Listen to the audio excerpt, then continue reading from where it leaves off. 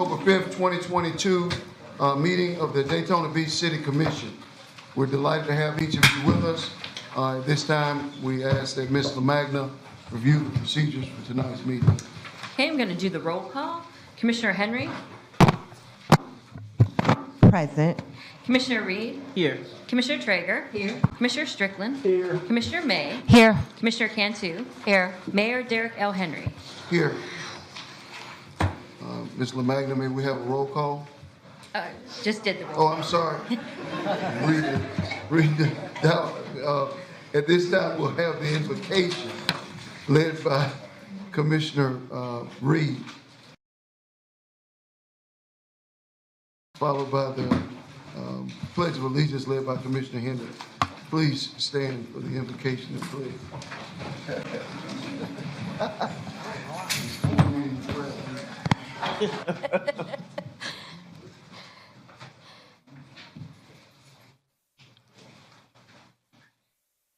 If we could just stop and be still for a moment and just reverence how good God is. Regardless of what you've gone through, what you're going through, God is still on the throne.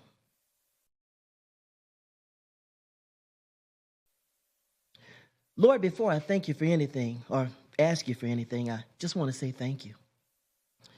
Thank you for life, for health, for strength, for a strong will and a strong mind.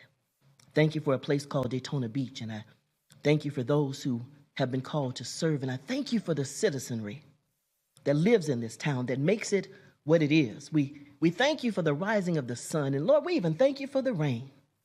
There's a song we used to sing in the church that said, you've got to have rain in your life in order to appreciate the sunshine, and this morning, the sun did shine. Lord, material things can be replaced, but life is a precious gift that shouldn't be squandered. You know, Lord, what we've been through. You know, Lord, what we're going through as a city. Lead us, guide us, oh great Jehovah, on how we can make it through together. Several of us have come together, different agencies and organizations, to try to serve those who've had great loss. Strengthen them, Lord, as they continue to serve one another. We've come together. This storm lasted over us for 6 hours, and it didn't matter whether you were black or white, red, yellow, or blue. Didn't matter if you were economically advantaged or economically struggling. It affected all of us, from the front door of this city to the back door of this city. It's touched every life in some mean or fashion. And if it didn't touch you, it touched somebody you know. And Lord, we say thank you for bringing us through. You didn't have to do it. The count for life is little. And every day has its chosen number. So whether it was the storm or the sunshine, if you called their name and they answered the role, they were leaving here. But I ask that you would comfort those who've had great loss. Be it the loss of a family member, the loss of material things, and loss of their home. Lord, comfort us. We need you, O great God. There is no name above your name, and there's no other name we can call upon but your name. Now, Lord, these 7 people that sit up here and make decisions on behalf of this city, lead us, guide us, show us which way to go. There's got to be a better way. There's got to be a better day. And let this commission be the one that guides this city to a better day.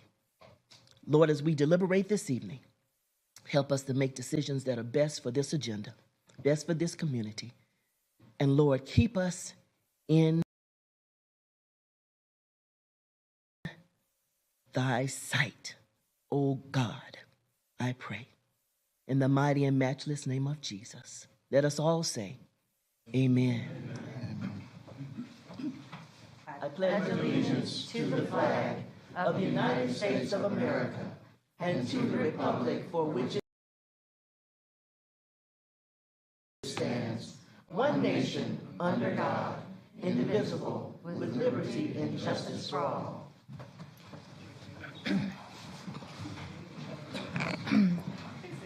We'll now move on to item number 4, which is approval of the minutes of the September 7th, 2022 City Commission meeting.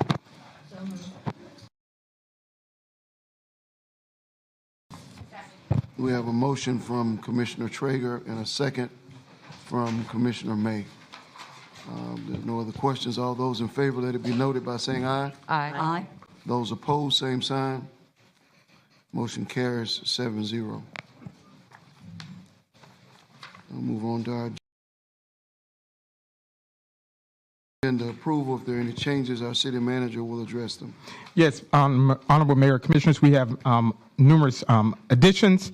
Excuse me. Item 8A, the City Manager's Office for the Coronavirus Local Fiscal Recovery Fund distribution, $50,000 FBH Community Inc. from Commissioner Traeger, $20,000 to New Birth Corporation Inc. from Commissioner Paula Reed, $30,000 to Newton Heritage Festival Inc. from Commissioner Juanita May. Item 8H, allocation of Bike Week sponsorship funds, adding $1,000 to Halifax Urban Ministry, $500 to Deliverance Church of God, and $500 to Morning Star Baptist Church. From the Bike Week sponsors funds, Commissioner May, $1,000. No, I believe that's The ones above are for Commissioner May. Commissioner May, I'm sorry. Yeah, I was like, so we have 1,000. Those were for Commissioner May. From the Bike Week sponsorship funds of Commissioner Henry, 1,000 to the Bethune-Cookman University football program. Item 8I, confirming and extending a local declared state of emergency to the consent agenda, and that is for the waiver of permit fees for hurricane repairs. Those will be waived if approved. Add item 8J, ratification for emergency contract extensions, disaster debris removal, reduction, and disposal services. Add item 8K, emergency purchase, high water rescue vehicle to the consent. Add item 10F, Biketoberfest 2022 temporary event parking to the administrative items for discussion. That concludes the additions for the agenda. Mr. Mayor, Yes, sir. it has been brought to my attention, yes, that Bethune-Cookman's football team is stuck in Tennessee, and they don't have a change of clothes. There's a great need there, and I see Commissioner Henry has taken $1,000 from her Bike Week funds, and I'd like to do the same. The coach is going to drive down and get these things. They need everything from bleach and soap powder and deodorant and things for these young men. They're displaced, and when they left, they had no idea this storm would be so devastating, and they haven't been able to return home. I know this is an addition to the agenda. However, it's already been approved under Commissioner Henry's request, so the information should be there so that this request can be made. I'd like to add that to the consent agenda. Would anyone like to join? I would. I'll support you in that. I'd like to provide 500, please. I'll do 1,000. I'll do 500.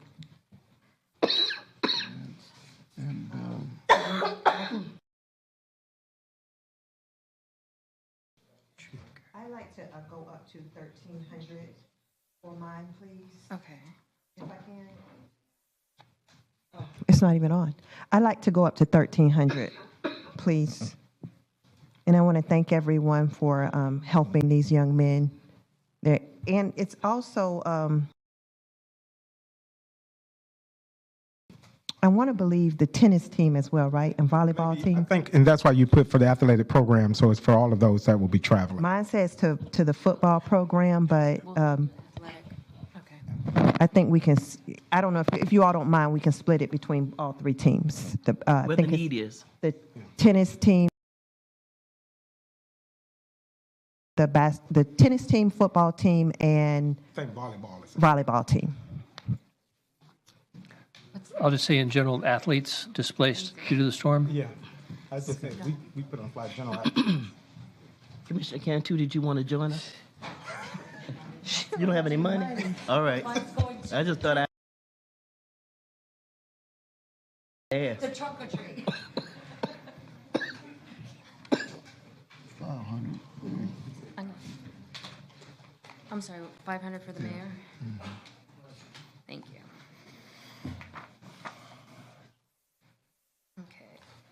so those are all the changes to the agenda. Do we have a motion in a second? So moved. Second. Okay.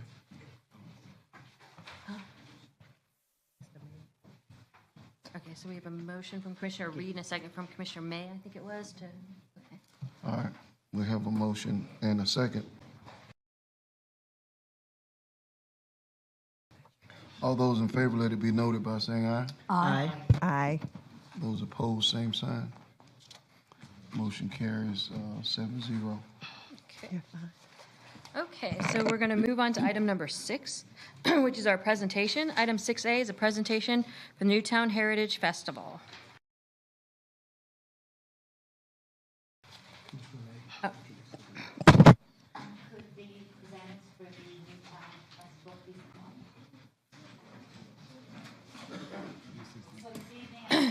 Each of you has, thank you, each of you has a list. It's a bit of an outline of leadership with the organization, and I'll turn it over to Mr. Percy Williams, who will do a fantastic job representing the organization. Thank you, Commissioner, Mr. City Manager, members of the City Commission. Good evening. Good evening. I'm as surprised as you are that I'm standing here tonight. But the Newtown Heritage Festival is something that I think that will be a tremendously received activity once we proceed. And so we have some members of the nonprofit 501c3 here tonight. Let me recognize Dr. Joanna Scholl, who is the chairman of the nonprofit board. Ms. Carmen Williamson, who is a member. And I believe we have one other board member. I don't want to leave him out. Where is he? Speaking on up. Charles Mrs. Thomas. Charles? Yes. Okay. Thank you so much. Before you start, so the Newtown Heritage Festival is a nonprofit board, right? I know you're gonna explain everything. Yes. Yes. It is a nonprofit 501c3, and we are presenting the Newtown Heritage Festival, which is a 3-day event in Daytona Beach, in the historic portion of the city called Newtown. And go ahead. Okay. All right. I'm going to try to get through this very quickly so that if there's any questions, I'll answer them. I know that there's a lot of important stuff on the agenda tonight. And so essentially, this is a Heritage Festival, which is going to take place in April 2023. There's been a lot of work that's been put into it. I just recently came on board about a week ago, but there's been a lot of work put into it by a lot of people. The Black Heritage Festival has heritage villages that's going to take place in the Newtown area, which geographically is, let's say, Orange Avenue. It's south of ISB, which is what is historically Newtown. Let me back up for just a second, because I'm getting a little ahead of myself. At one time, there are 5 African-American conclaves, communities, by which African-Americans lived. You had Midway, Newtown, Pine Island, Silver Hill, and Waycross. Newtown is the area which we're talking about to have this festival. The geographic boundaries are south of ISB, down MLK, pretty much to South Street, was historically known as Newtown. And so we have a number of activities that will take place 4 villages: the Gullah Geechee Village, which will be at the John H. Dickerson Center; the African Village, which will be at the Mount Zion AME Church; Black Daytonians Village, which would be at Shiloh Baptist Church; the Caribbean Village, which would be the Mount Bethel Baptist Church. Each of these villas will be providing various cultural activity and entertainment. As you can see the layout of the city, this is a festival that's being planned that would not be intrusive in our community. This would be in conjunction with it. It'll be within the community along the main thoroughfare, and it's pretty much a street festival. Martin Luther King would be closed from Orange Avenue to South Street. And those villages that I previously mentioned will be on the east and west side of MLK. Parking will be structured so that it would not interfere with any commercial business or activity. We're looking to partner with the city of Daytona Beach in locations where the city has parking. That would be 990 on Orange Avenue, the property that's behind the Campbell and Turreties Mall, which we will be talking with the school district about, and various lots up and down MLK. Schedule of events, subject to change. Many of you have heard of Bronze Kingdom. They're an outstanding outfit out of Orlando. They have agreed to bring their tremendous collection and sculpture designs here in Daytona Beach, and the Dickerson Center will house these unique pieces of memorabilia from the continent of Africa. We will have a unique, flashy car exhibit along MLK, a pop-up museum in the Bethel Baptist Church, and then Friday we will have a 6 p.m. VIP kickoff reception in the Peabody Auditorium, followed by the Morehouse Glee Club, who will perform in concert at Peabody Auditorium.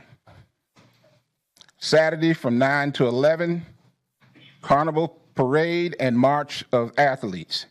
The parade route will take us from Orange Avenue and Nova Road down to MLK, and then down MLK, ending at South Street. We have a large number of participants, including several Olympians who have committed, as well as many of the former athletes here, including the Special Olympics. We're looking at having a speakers and local author book fair in Mount Zion AME that is still under design and had not been finalized yet, as some of these haven't been finalized, but those things will be coming in the coming days and weeks. We've also invited BCU Concert Chorale to perform, have not responded as of yet.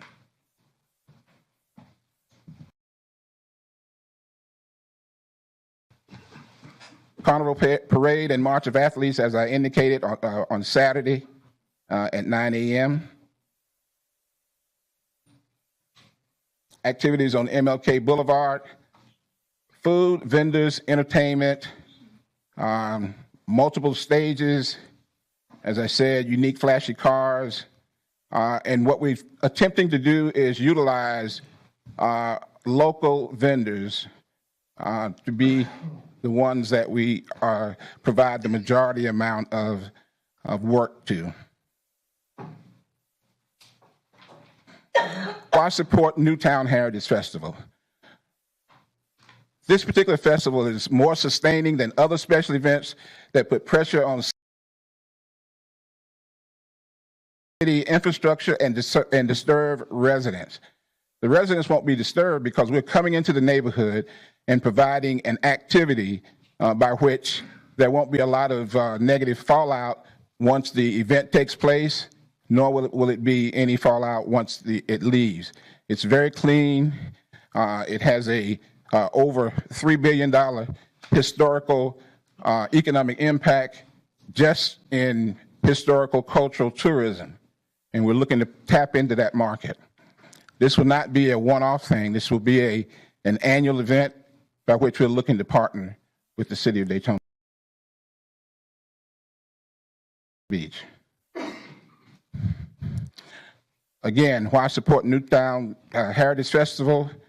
It lets the larger community, which will be invited, understand that the MLK area, of which I grew up, went to grade school and lived, will bring folks to that community to let them know that it's a thriving and earnest community. It is safe. It holds of the 18 Black Heritage Trail locations, 8 of them are in Newtown. We'd like to showcase the Newtown area as being ready for improvement and development. It also provides an emotional lift for the entire community, particularly children who will witness who witnessed and survived Hurricane Ian destruction in the Midtown area. So we recognize that I think this would be a tremendous uplift for those folks in that community. Again, the economic impact, there's been several studies that have been done on this type of activity. Describes full economic effect, starting with the initial purchase and ending.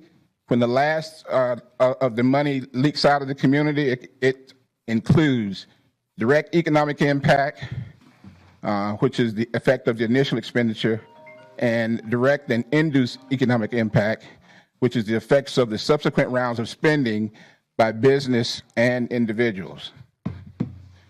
Volusia is one of the 341 participating regions nationally in the arts and economic prosperity and national statistic area to report. So not to belabor a lot of the economic stuff, I think that this is something that we can build upon. I think that it would be tremendous right out of the gate. And I'd like to thank the 2 co-chairs, proposed co-chairs, Commissioner Juanita May and Commissioner Paula Reed. We have a show of the leadership of the organization. As I indicated, Dr. Joanna Showell, professor at Bethune-Cookman University, is the chairman. Founders of the festival, Charles W. Cherry II and Sandra Sims Strong.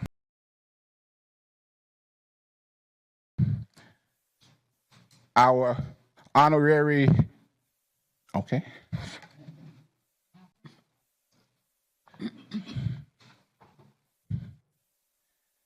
I think I provided an updated flyer to everyone so that you can see it. I'm not going to belabor the point in reading it. My name is Percy L. Williamson Sr. I am an employee of the nonprofit, and I will be handling their sponsorships and fundraising.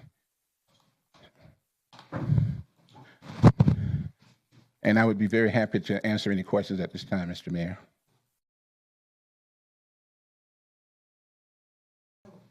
I have a couple of questions just to let people know a little bit more about why I thought this was exciting. I like the economic impact that it could potentially produce, and I thought that it would be tying in really nicely with some of our other Black history heritage events that might be coming up, but starting off with something and then using this as a platform to let people know about the other historic areas that we have. That was kind of the intent going into it. I like the idea of the new town, and I myself have been to the Bronze Kingdom, and when you see they have thrones, masculine and feminine thrones. These things are so heavy and so big. They are so impressive that you will not believe them. I'm anticipating music, dancing, cultural food throughout the various villages as well. Is that correct? That is correct. There is a website that should be up within the next 24 hours that will get into a lot of what I'm saying without me having to go through it. Sure. And then the other thing, too, is that once they go to the website, I'm assuming, from what I've heard, what I've been told, is that the $30,000 is seed money, and you hope to grow that how? Well, it gives us an opportunity to get a running start and be able to go out to some of our major corporate citizens to bring them into the fold, to give them an opportunity to take a look at a portion of our community that has been overlooked and overlooked and overlooked. As I indicated, 8 of the 18 locations of the Black Heritage Trail is in Newtown, and it's starved for development, it's starved for increased economic activity, and seed money gives us an opportunity to have a baseline from which us to actually start.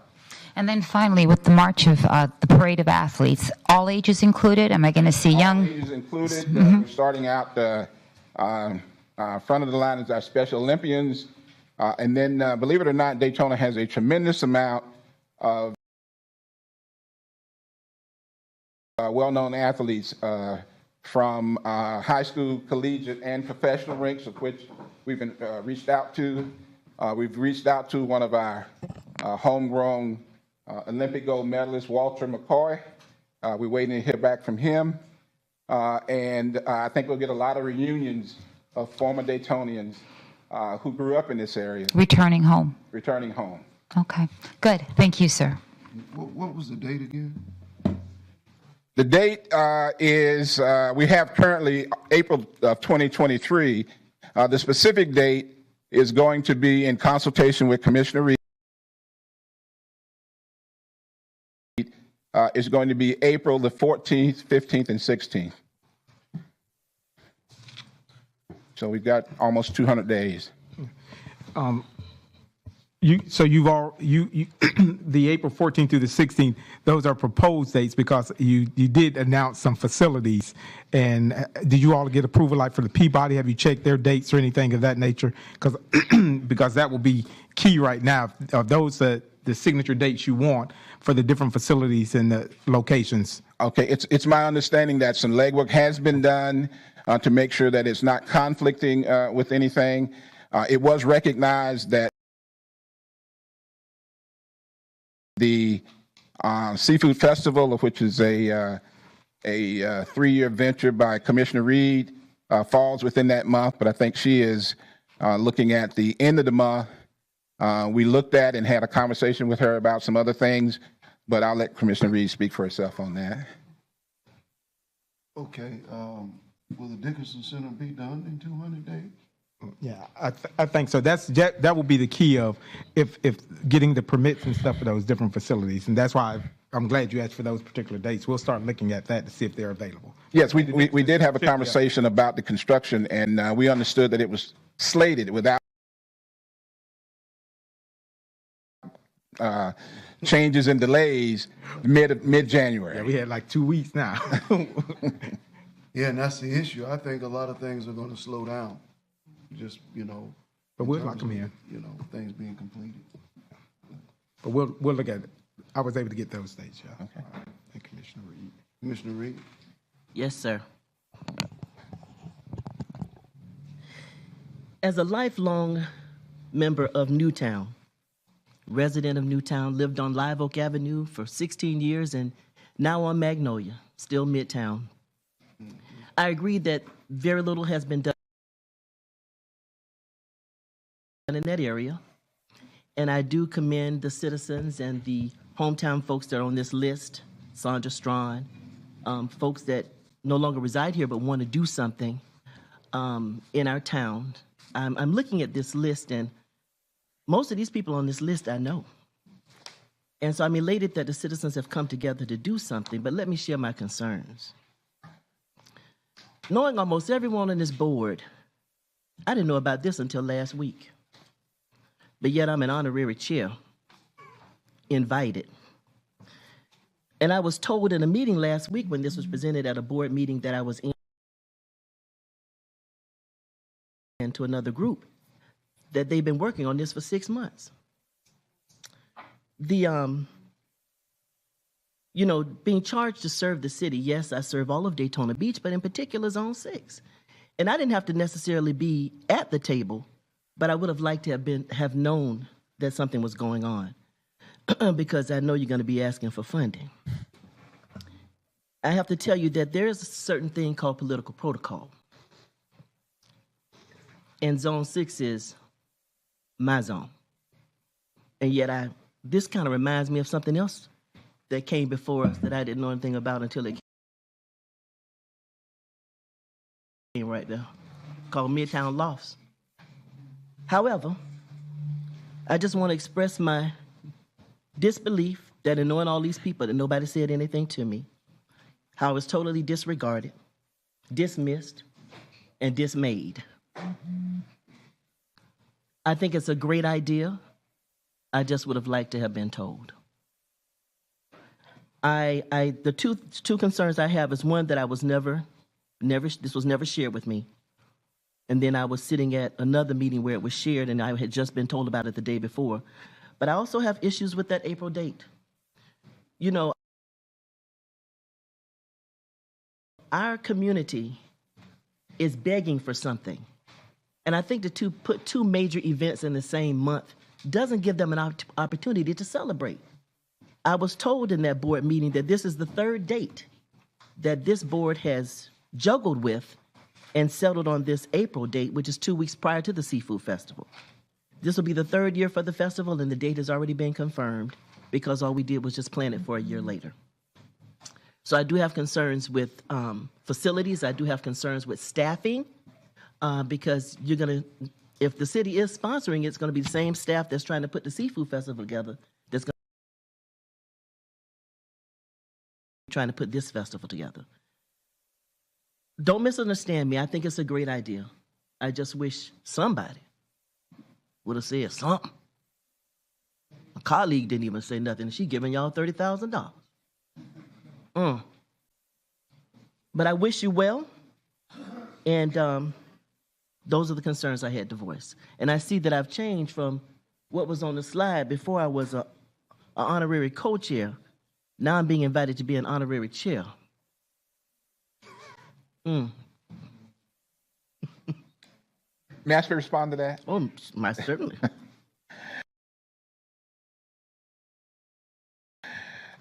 There's been a number of iterations of this and a number of changes. And in light of full disclosure, I had a conversation with the commissioner, and I did say that you were a co-chair, and you are a co-chair. And unfortunately, the iteration that came on this slide was incorrect. And so that's why I brought the corrected one tonight.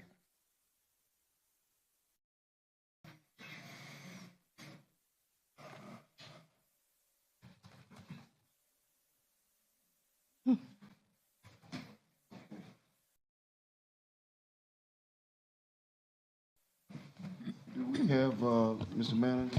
Yeah. So I just want to say that the item is on, excuse me, the consent agenda for funding standpoint.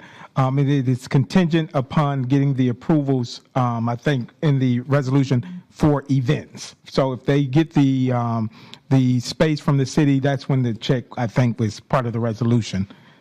If the dates are approved, then the money is there. So it's approved for tonight. But if we don't, until the dates are done, I don't think that the resolution allows for a check to be written to the nonprofit. Okay, that makes sense. Mayor, could I speak to the process a little bit. Yes. Just to follow up on the city manager. So, yes, on consent is Commissioner May's funding of the event contingent upon Newtown obtaining all the appropriate permitting. But in terms of what permitting is required, and Percy, I know you'll be familiar with this, having Yes. worked for the city in this role. But I think it's likely that this would be an outdoor event permit or maybe some form of an outdoor event associated with the festival. Yes. But depending on the type of permit, it would either be administratively approved or approved by the commission. Of course, any event like this, and considering the size of it, my recommendation would be that it come back to the commission in the form of an agreement, which would include an outdoor event permit. And that would be the agreement, the resolution of the city commission would essentially be the permit. So that would bring it back to you. It would delay the funding until it all comes back to the commission, so the commission approves the overall festival. And so that would be how I see this moving forward. I believe Percy will probably be contacting the Parks and Rec Department to get the appropriate stuff, so I can see that coming back in probably too quick, but that's Percy. Is that all right with you, Percy? You understand what I'm saying? I know. No, I understand what you're saying, and I think one of the excitement was that the seed money was going to allow us to jump into hyperspace as far as the speed that we can operate and get some of these things done. We are anticipating a beer garden or some other things which would require some permitting outside of what you're saying. I don't think hard liquor is on the table, but we'll go back and take a look at all the necessary iterations that need to be done and basically time them out. Yeah. And then hopefully we can be within the time. All right. So again, my recommendation that we would come back for an outdoor event permit be approved by the commission. And frankly, my concern with the $30,000 seed money is that we wouldn't want the money to go out from a public purpose standpoint without some commitment or confirmation that the event is going forward. And we chose the permitting as being that point where there'd be some reasonable certainty that the event would be moving forward and would actually occur, which is, so hopefully that explains why there was some set off in terms of the payment. The last thing I want to say with regard to process, you've mentioned that you may have 2 chairs. That would create sunshine issues potentially. No meeting, Bob. Pardon? They're not going to any meeting. Well, I don't know what that means to be a chair, honestly, and maybe it's an honorary position, or maybe it's someone who's at the meetings and making a vote. It is an honorary. It's specifically laid out as honorary. Okay, I understand then. Under our city code then, or perhaps in the charter, I don't remember offhand, but the mayor is designated as the honorary spokesperson on behalf of the commission. And so it might be best to have a vote for approval. I'm not. Uh, I approve exactly what they want. You're okay. Okay. All right. I just wanted to point that out then. As long as you all don't meet or discuss matters which come before the commission on this, I'd be okay with that.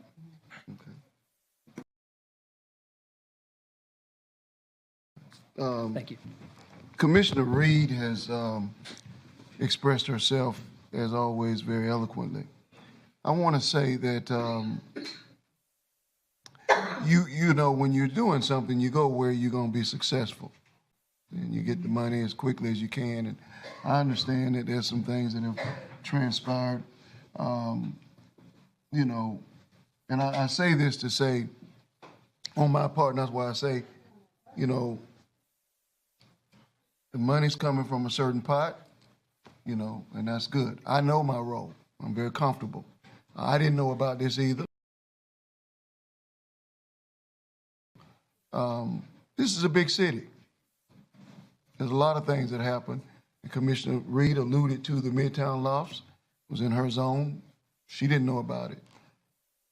Most things that come before the commission, when it, you know, I do know a lot of times before the other commissioners, but I don't, that's not any obligation. I got one vote like everybody else. We all got one vote. I believe that this is exactly what coronavirus funds are intended for.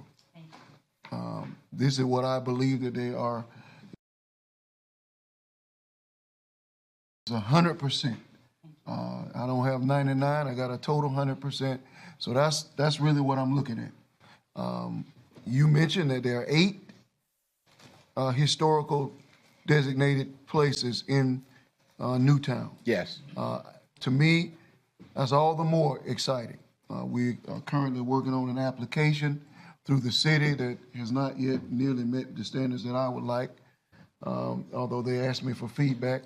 But I hope that we're closer to being done with that so that you can include that as a part of your way of highlighting Newtown, because the ultimate objective is that each of these designated places would be a place that you could visit using an app, and you will be able to access the app, go there and learn something about each space. So I'm very excited about that and hoping that that will be a part of your partnership. Since we all do have to vote on this, I do believe that you should be considerate of Commissioner Reed's request as it relates to April. It's not going to withhold my vote, but I believe that that's only fair. He has worked diligently, and we are trying. And we said this when we did this before. We want more things in Newtown, in Midtown, in the core of the city. That we are, I don't care what anybody says, I think this commission has proven itself, I know over the last 10 years, and I would argue 15, to be supportive of those areas. But I think if you don't take $30,000 of city-sponsored funds, it should be, you should give some deference to the protocols and procedures of what we've done in the past. So I would respectfully ask that you guys go back and kind of reconsider the date completely. There was one other thing I wanted to say. It was this. I think it has the potential to be great. And I hope that this seed money will enable you to raise the type of money and funds that you are after in order to make it what you desire for it to be. Congratulations, and I'm excited to support in my role. Okay. We are not limiting the seed money to Commissioner May. Well, I think that's a tremendous amount of seed money, because you got to remember that what's the event on Juneteenth? We only give Juneteenth, did we give them that amount? $15,000. So for me, I won't describe my opinion of it, but it's a lot of money. And so I just hope that you guys can get more money and be more successful from the corporate community, in the corporate climate. Okay.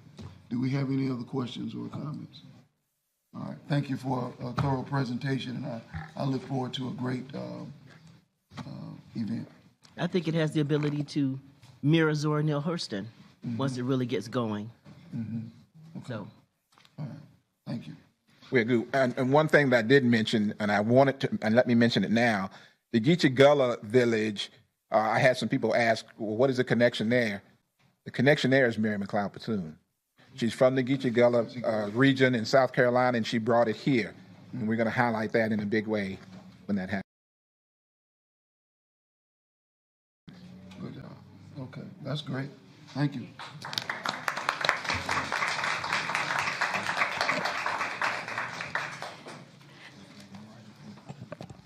Okay, we're going to move on to item number 7 now, which is our citizen comments. During this time, citizens have the opportunity to address the City Commission on any item on the consent agenda.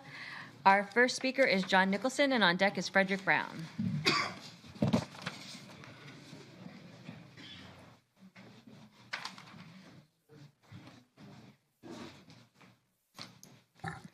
John Nicholson, 413 North Grandview Avenue, 8C. The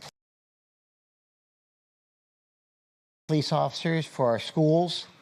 They're going to reduce it from 11 to 9. What 2 schools are going to be dropped?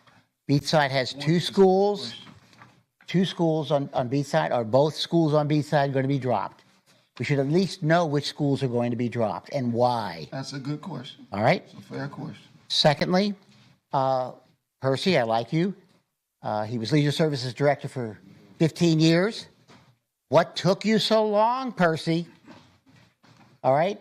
We have 11 events over on Beachside. All right? How many events, I mean, besides MLK, Martin Luther King Day and the gala and the buffet or whatever it is, and then Juneteenth. None of those are serial days, 3 and 4 days in a row. We have them on the Beachside. You have Bike Week, which is a lot smaller on MMB than it is on Main Street.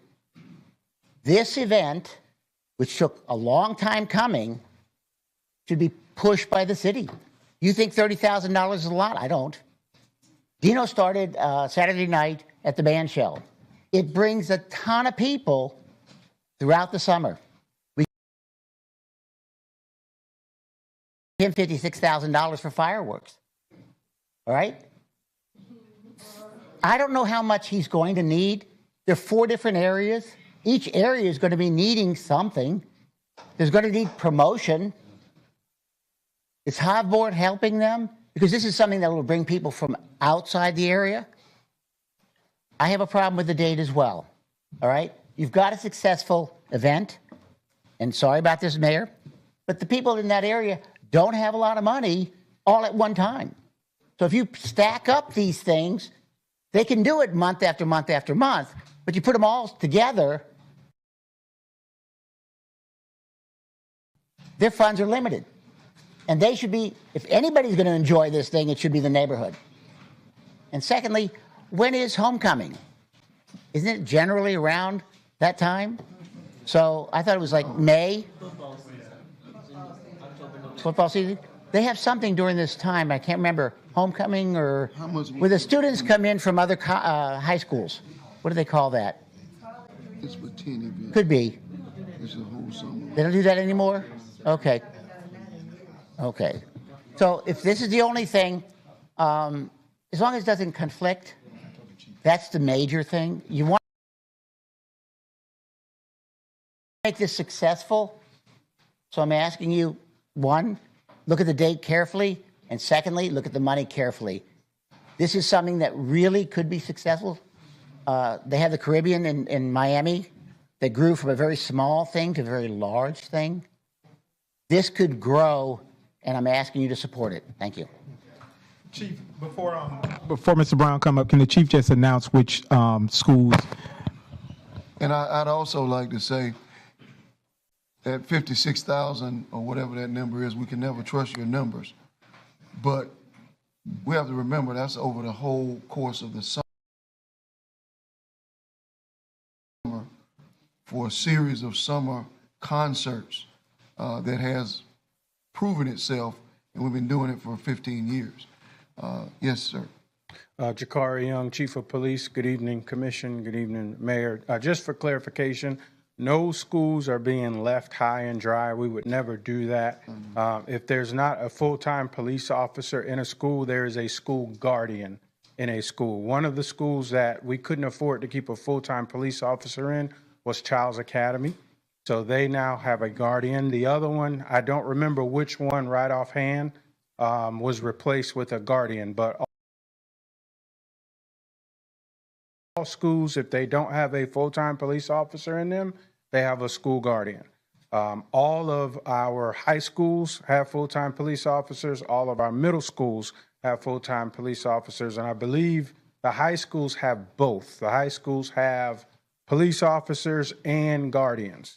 So the decision was made only because of the staffing shortages that we were experiencing, that we couldn't afford to cover every elementary school with a full-time police officer. So it was worked out with the school board that if we don't have a full-time police officer in an elementary school, we would put a guardian in the school.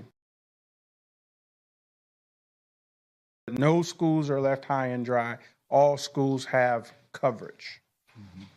And as the chief continues to recruit people to our area, he will continue to evaluate putting the officers back into those areas. Right. So the goal would be once staffing is full, we can reevaluate, because for us it's bigger than just the safety. It's also the relationship building. It's also community policing. We want to have police officers in the schools because we want to know the kids at a young age and then follow them as they grow into young adults. So that was the vision even prior to having all the recent issues with school shootings. We already had police officers in schools for that reason, because it goes a long way as far as building relationships. Absolutely. And currently, the beachside students are attending school in Ormond Beach. Right. So we don't have a guardian there from Daytona Beach anyway. Yeah, but I think we still have Long Street covered. Long Street. Right. But beachside students are attending school in Ormond Beach. And we have to remember, to my knowledge, we're the only municipality in Volusia County that funds and has officers in almost all of our schools, with the exception of that one. When it returns to Daytona Beach after they finish construction, that's probably the one that is left. Right, that's Ortona, correct. Yeah, current Ortona, yeah, Okay, thank you. Here, our next speaker is Mr. Frederick Brown. Frederick Brown, 1508 Crescent Ridge, Daytona Beach. I want to talk to you briefly about item 8G. That's a considerable sum of money for Hazen and Sawyer for doing the engineering consulting. It's needed, especially with all the growth. We've had numerous projects pushed through this commission, and a lot of this should have been done a while back, and it would be nice to see some of this development pay for some of that. But what I'm a little concerned about is, and I've spoken to you many times about this, again, even if you don't care about the environment, you should at least care about the budget. This is an excellent opportunity to expand the project to include solar. The West Side plant is an excellent opportunity for adding solar for all this pumping equipment. And if any of you know anything about pumping equipment, it uses a lot of electricity. So again, I'm a little disappointed that this project isn't expanded. And again, we seem to be putting Band-Aids on problems instead of addressing for the future.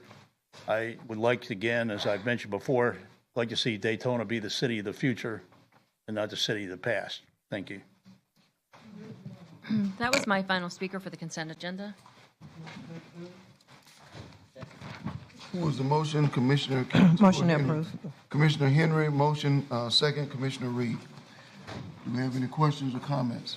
I'd like to make a comment, Mr. Mayor. Yes, ma'am. I'd like to share with you all why I gave Habitat for Humanity of Greater Volusia County $30,000.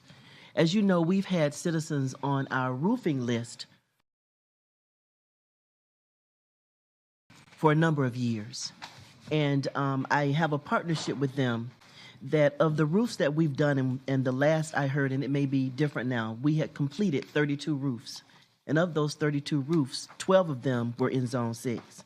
So my partnership with them is any roof that was on that list that has been changed by the city, that they're going to go and paint those homes for me, and they're going to provide landscaping.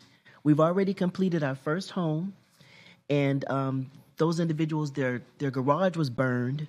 This house in particular was aluminum siding, so it didn't require painting. It required, what is it when you spray wash real hard? Pressure washing. We've painted their front, we painted their stairs, we added some landscaping. So I'm very excited about this because some of these people have been on our roofing list, and you know, we allocated roofing money.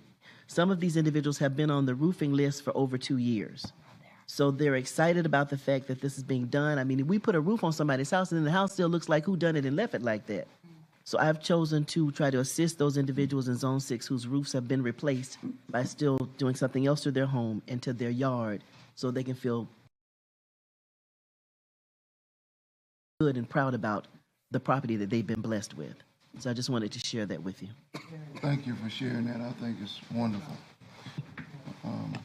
Okay. So, did we vote? Oh, I'm sorry. We had a motion and a second.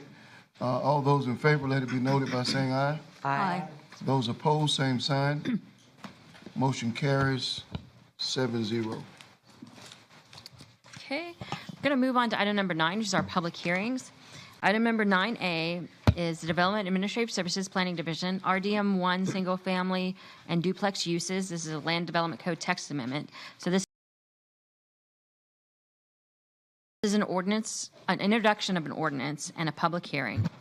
An ordinance amending the Land Development Code, LDC, Article 4, Section 4.7, redevelopment-based zoning districts, and Article 5, Section 5.2, principal uses, to add duplex and single-family detached dwellings as permitted principal uses for properties within the redevelopment Midtown Center, RDM1 zoning district, and provide applicable intensity and dimensional standards, repealing all ordinances or parts of ordinances in conflict herewith, and providing an effective date.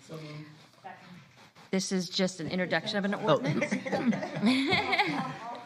I forgot we I've did had that no thing. one sign up to speak on this item. Are there other questions or comments from the commission So on this we item? do need a vote on this when it's an LDC amendment requiring approval to transmit documents to the state. So we'll need a motion and a vote on this. See, I knew that. Wait, for the land development? Land was designated for duplexes. Then we went to single family, and now we're saying that if you could do a duplex before, you can go back to doing a duplex now, which would help many people in terms of housing. Is that what we're saying? I'm sorry. That's okay. That's okay. I'm sorry. Oh, thank you. Mayor, Commission, Jim Morris, Deputy City Manager. This is an amendment where some duplexes and single families were made non-conforming from an idea that there would be a town center sort of thing there, kind of behind Hardee's, the little hamburger restaurant and so on, off of MLK. And there's people there that wanted to homestead, wanted to do some things with their property, also make some improvements. They weren't able to do it in the form of that amendment. So it is giving them some uses that were taken away that historically existed there, and in my opinion, I wrote the amendment, disenfranchise people in that neighborhood. So that's the object of it. So yes, it lets those things occur. Yes, ma'am.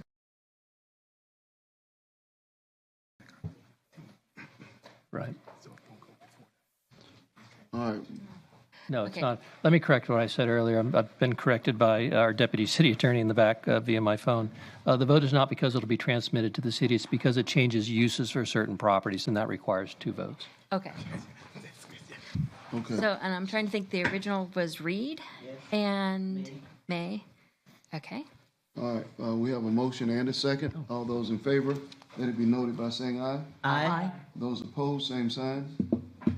Motion carries 7-0. Okay, the public hearing and final action is October 19th. Okay,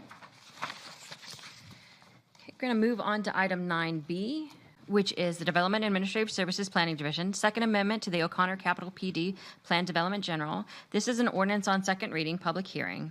An ordinance approving the Second Amendment to the O'Connor Capital Plan District Agreement to modify the approved lot development criteria for residential uses to allow for the development of cottage-style multifamily uses anywhere on the property, authorizing the mayor and the city clerk to execute the Second Amendment to the PD agreement, repealing all ordinances or parts of ordinances in conflict herewith, and providing an effective date. So move. We have a motion from Commissioner Cantu and a second from Commissioner Henry. Okay, and I do have Jessica Gow here for any questions on behalf of the applicant, and no other speakers. No questions? Okay, I have a motion and a second. All those in favor, let it be noted by saying aye. Aye. Those opposed, same sign. Motion carries 7-0. Okay, we're going to move on to item 9C. It's the Development Administrative Services Planning Division. I Love Daytona sign public use permit. This is a resolution public hearing. A resolution approving a public use permit for the Daytona Beach City Hall property located at 301 South Ridgewood Avenue for the installation of an 82 square foot I Love Daytona sign, repealing all resolutions in conflict herewith and providing an effective date. So moved. Second. We have a motion from Commissioner Traeger, and we'll take a second from Commissioner Reed. And I do have a speaker on this item, Mr. Mayor, Mr. John Nicholson. I know you said that.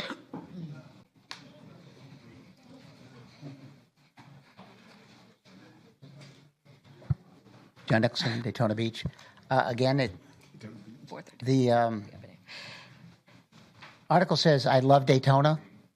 If Bud Asher was alive, he'd have a heart attack. He would often say, this is not the city of Daytona. We're the city of Daytona Beach.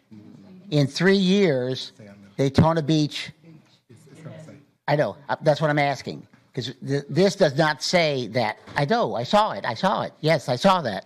I saw the one that's up there. Beach. It will say Daytona It Beach. will. So the one that's up there is the one we're getting?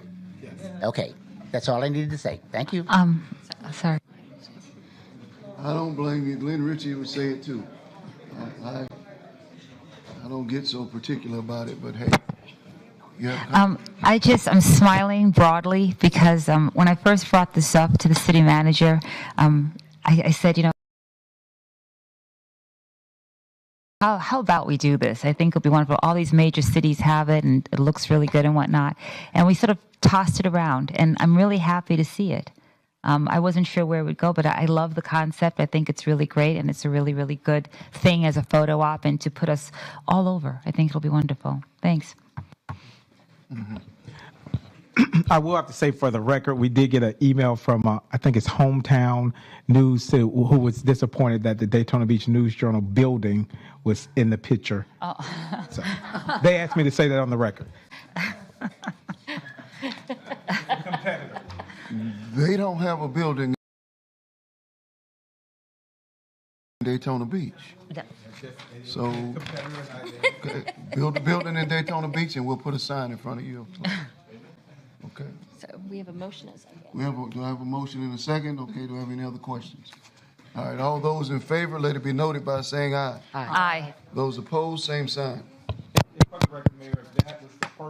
Go actually here in City Hall, but we have partnered with different groups that we're trying to talk to on Beachside, on the International Speedway, some of our colleges and universities. We think it'd be great for people to be able to go around the community, similar to what you want them to do with the historic Midtown area, that they can be able to go in different areas of our community and take pictures and share. Yep. All right, motion carries 7-0. Good job. Okay, we're going to move on to 9D, which is the Public Works Technical Services Final Plat for Latitudes at Daytona Beach Chlor. This is a resolution public hearing. A resolution approving the final plat for Latitude at Daytona Beach, a single-family subdivision on 261.5 plus or minus acres of land located north of LPGA Boulevard, west of Interstate 95, and along the eastern boundary of Latitude's development, authorizing the city manager to sign the final plat and permit recordation thereupon meeting certain conditions precedent and providing an effective date. So move. We have a motion from Commissioner Cantu and a second from Commissioner May. I have no speakers for this item, Mr. Mayor. All right, I have a motion and a second. If there are no questions, all those in favor, let it be noted by saying aye. Aye. Those who are opposed, same sign. Motion carries 7-0. Okay. We'll move on to item 10A.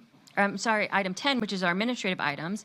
Item number 10A is Development and Administrative Services Planning Division, 110 East Orange Avenue Historic Overlay Zoning District. This is an introduction of an ordinance on first reading. An ordinance amending the zoning map of the Land Development Code, applying the HO Historic Overlay classification to the site of the City Island Recreation Center Annex, located at 110 East Orange Avenue, which is owned by the City of Daytona Beach, adopting design guidelines for the site, directing that the local register of historic places be updated to include the site, repealing all ordinances or parts of ordinances in conflict herewith, and providing an effective date. Are there any questions or comments from the commission on this I just ordinance? want to say this is long overdue. Yeah. I thought you were going to make a motion. I was wanting to. No. Okay. All right. Okay. So the public hearing and final action is October 19th. Moving on to 10B, it's Development Administrative Services Planning Division, Chick-fil-A, Plan Development General. This is an introduction of an ordinance on first reading. An ordinance amending the zoning map of the Land Development Code to rezone 1.2 plus or minus acres of property located at 100 North Williamson Boulevard in the southwest corner of West International Speedway Boulevard and North Williamson Boulevard intersection from T5 Tourist Highway Interchange to PDG Plan Development General, approving the Chick-fil-A Planned District Agreement to allow redevelopment and use of the property as an expanded Chick-fil-A restaurant, subject to certain conditions, authorizing the mayor and the city clerk to execute the agreement, repealing all ordinances or parts of ordinances in conflict herewith, and providing an effective date. Are there any questions or comments from the commission on this ordinance? The public hearing and final action is October 19th. Moving on to item 10C is the Development Administrative Services Planning Division, Fencing Use Specific Standards, Land Development Code Text Amendment. This is an introduction of an ordinance on first reading. An ordinance amending the Land Development Code, Article 6, Section 6.8, Fences, Walls, and Hedges, and 6.14, Redevelopment Area Standards, to modify and clarify development standards for repair, replacement, and maintenance of fences and walls, repealing all ordinances or parts of ordinances in conflict herewith, and providing an effective date. And are there any questions or comments on this ordinance from the commission? And the public hearing and final action is October 19th.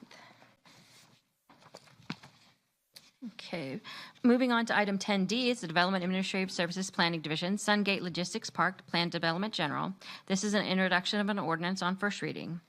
An ordinance amending the zoning map of the Land Development Code to rezone 9.4 plus or minus acres of property generally located north and northeast of the intersection of West International Speedway Boulevard and Fire Tower Road from Volusia County VC R25A, Urban Single Family Residential Agricultural,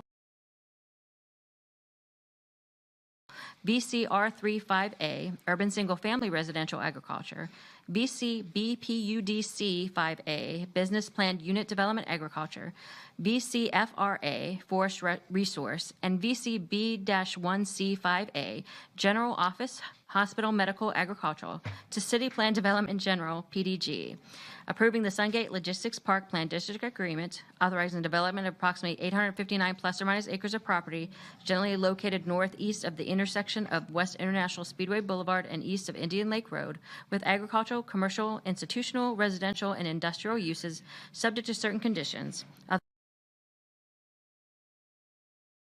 the mayor and the city clerk to execute the agreement, repealing all ordinances or parts of ordinances in conflict herewith, and providing an effective date.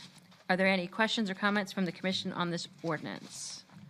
I asked Mr. Merrill if this would impact our recharge area, and he told me it would not. That was my concern. And I do have Mr. Merrill here if there are any further questions or comments. Okay. The public hearing and final action is October 19th. Okay, moving on to 10E is the Development Administrative Services Planning Division, Sungate Community Development District. This is an introduction of an ordinance on first reading. An ordinance granting the petition of TLO 12 Sungate LLC for establishment of a community development district, creating and establishing the Sungate Community Development District, providing for name, powers, and duties, providing description and boundaries, providing initial members of the Board of Supervisors, providing severability, and an effective date. And are there any questions or comments from the City Commission on this ordinance? The public hearing and final action is October 19th.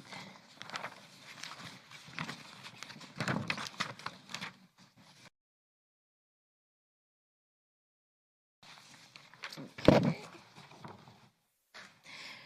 Moving on to item 10F. This was added to our agenda this evening.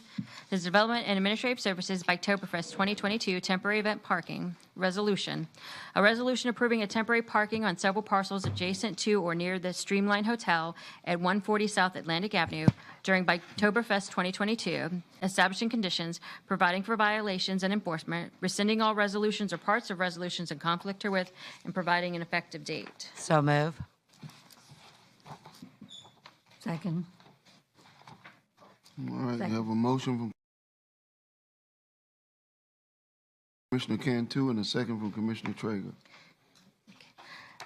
I do have Mr. Rob Merrill here and Mr. Eddie Hennessy on behalf of the applicant, but I do also have one additional speaker. Did you want to take the applicant first?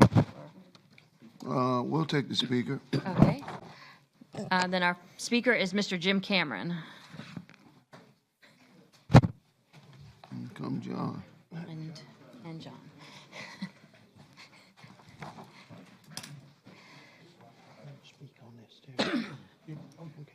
All right, folks, just had to get organized. I'm Jim Cameron, Jim Cameron Consulting, and just wanted to come before you tonight, though, on this matter. I've heard some of these, some of the discussion surrounding this in the last several meetings, but I also want to reflect back, though, I mean, just in working with Eddie Hennessy at Streamline. Thank you. And this goes back a couple of years ago in a previous life myself at work. And I'd like to reflect back, though, on what we called Main Street walks. Mayor, you were on several of them, though. I mean, and this is where we got, like I say, Commissioner, like I say, Quinita, you were on them. Ken, you were there as a civilian, so to speak. I mean, and I thought these things were very, very productive. And I wanted to say, I mean, just the thing, we got the residents and business people there together and may not have seen eye to eye, though, but they were talking. They were talking. And that's one of the things I liked the most when I saw pictures, you know, from Dave Tucker at the News Journal. And we had even some good recommendations. We had the debriefing sessions. They were held at Streamline per se. And that's where we launched from, and that's where we finished from. And I want to say, I think Eddie his heart's in the right place. We all want to see this area progress, though. And so I'm here in support of it tonight, though. Thank you. Our next speaker is John Nicholson, and on deck is Ann Ruby.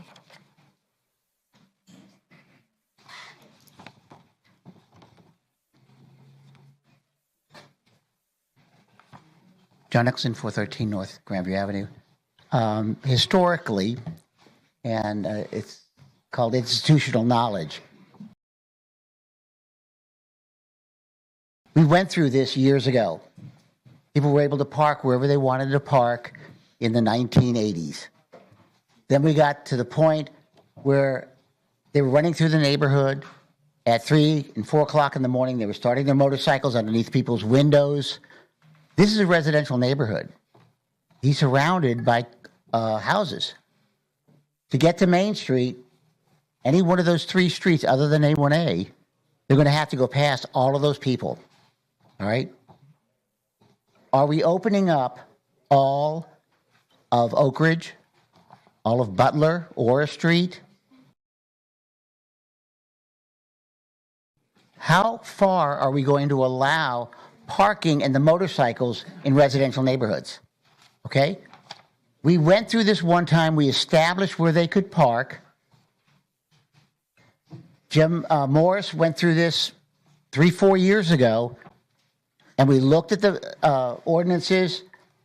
We looked at where they could park cars and whatnot. It was established. Now we're going to change it again for one person.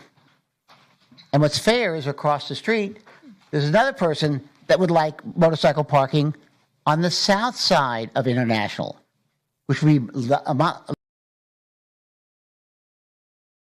less offensive in terms of where it's located. However, they would have to walk through the neighborhood and drive their motorcycles from Main Street through the neighborhood to get to this parking. So I'm asking you not to keep changing the rules. We've established them 35 years ago. We reestablished them 4 or 5 years ago. Don't change them this time. Consider the neighborhood. Thank you. Okay. Our next speaker is Ann Ruby.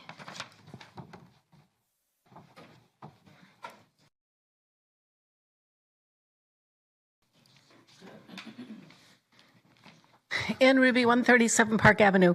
Last meeting, Mr. Hennessy expressed with a little bitterness that he used to be a hero and now he was a zero in terms of renovating his hotel.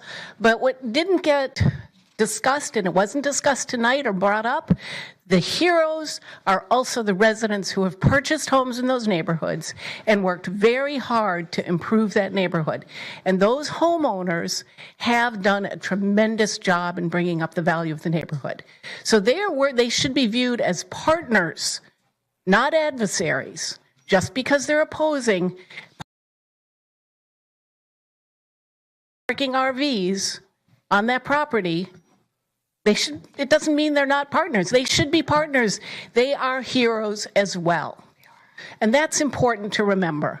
So when you talk about wanting to let parking be here, our parking situation in our CRAs and for bike events is not clear.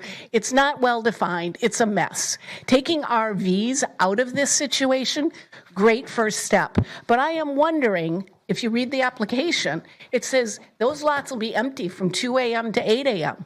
Well, if you're going to have trailer parking, are you going to have guys loading up their trailers and hauling them away at 2 o'clock in the morning, only to bring them back at 8 o'clock in the morning? Like, I am a little bit puzzled as to how I can see cars, I can see motorcycles, but how are you going to get the trailers and ensure that the trailers are off the lots? What are you going to do about those violations? So I can see this passing tonight, but I think we really do need to be aware that this cannot be a precedent going forward, because it's just not right. We earn on property taxes a nickel a square foot off of these 5 parcels, a nickel. The Proto Group on the land per square foot is going to earn $4.51 a square foot. 77 Main Street is going to earn 35 cents a square foot. So developing properties clearly makes a big difference. People can do whatever they want with their properties. If they want to let them sit empty, fine. But we don't have to incentivize that by allowing them to make a profit parking during events. Like I said, tonight, in this situation, where we stand right now, might make sense to pass this. But the reality is this needs real deep dive and real serious consideration, because the heroes in the neighborhood, the residents of the neighborhood, need to have their wishes honored too. Thank you. Mr. Mayor, I did have one additional speaker sign up, Mr. William Bitteroff.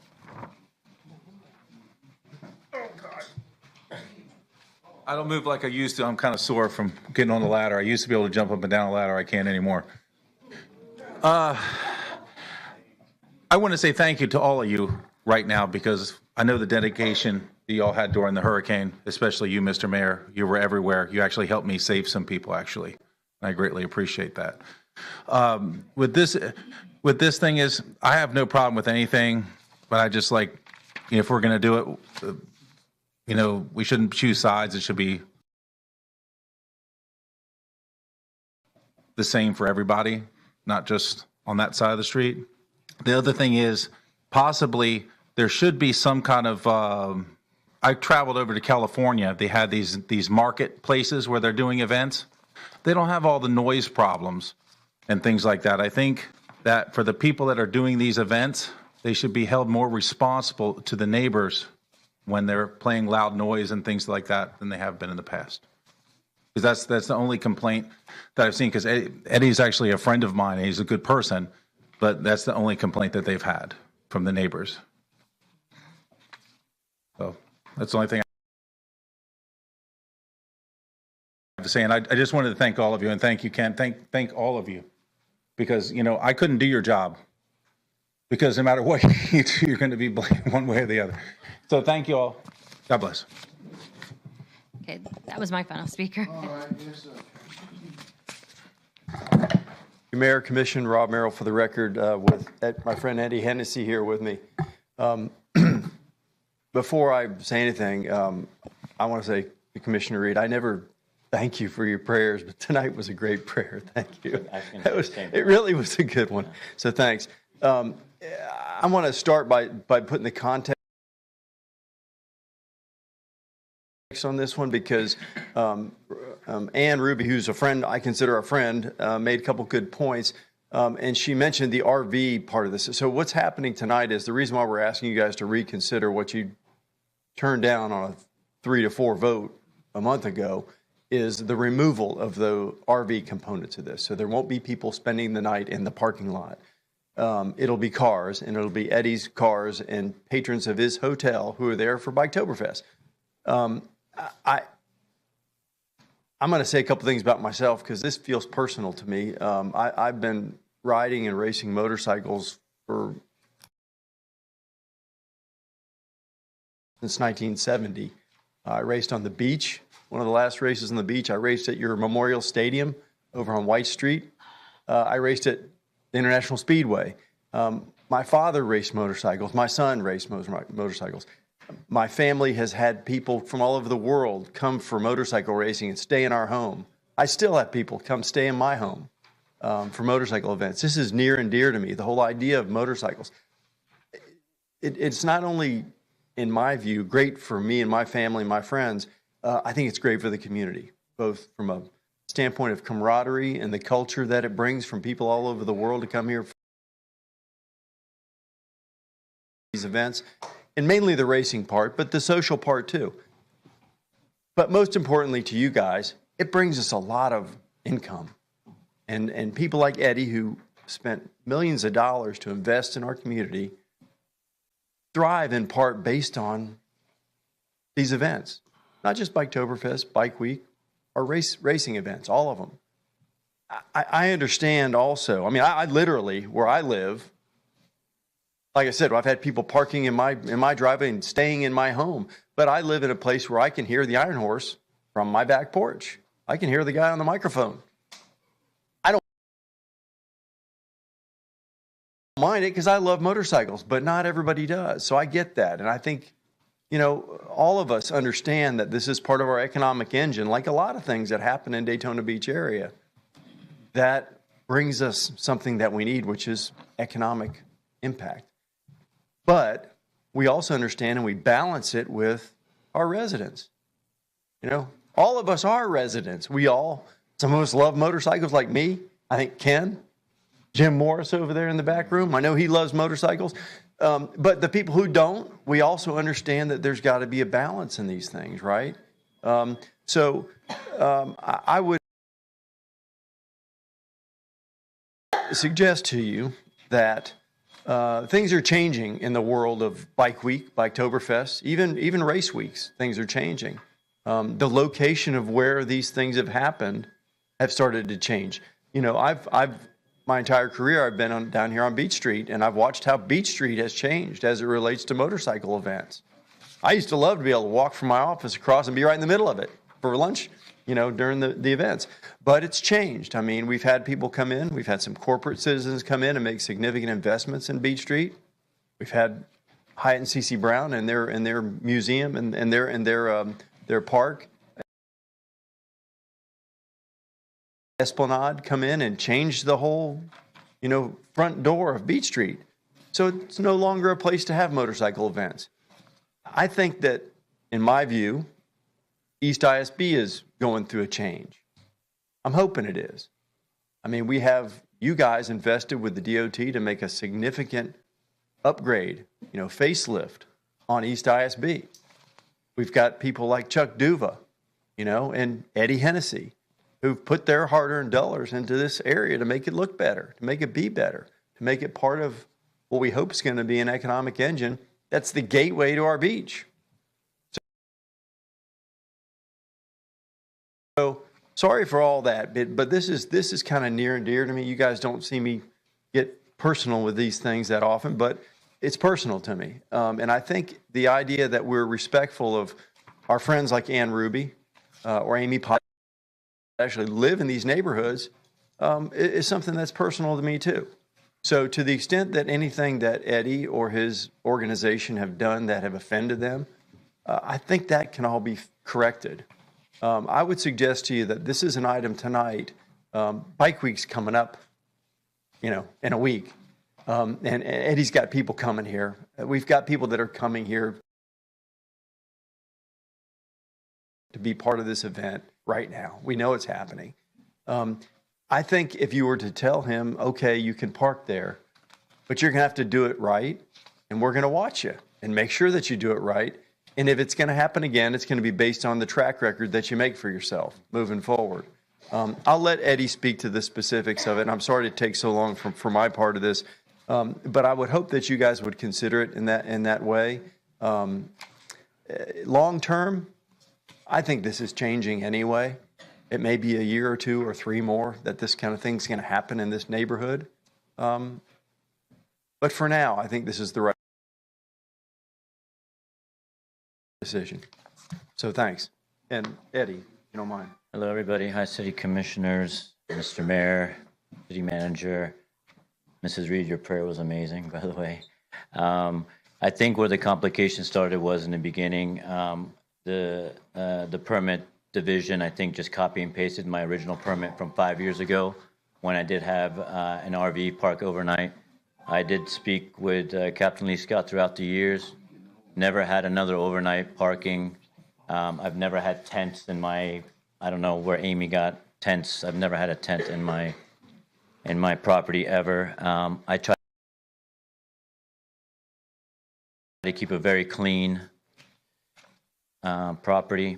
It's always clean. I try to get rid of, there's no drugs, there's no prostitution, there's nothing.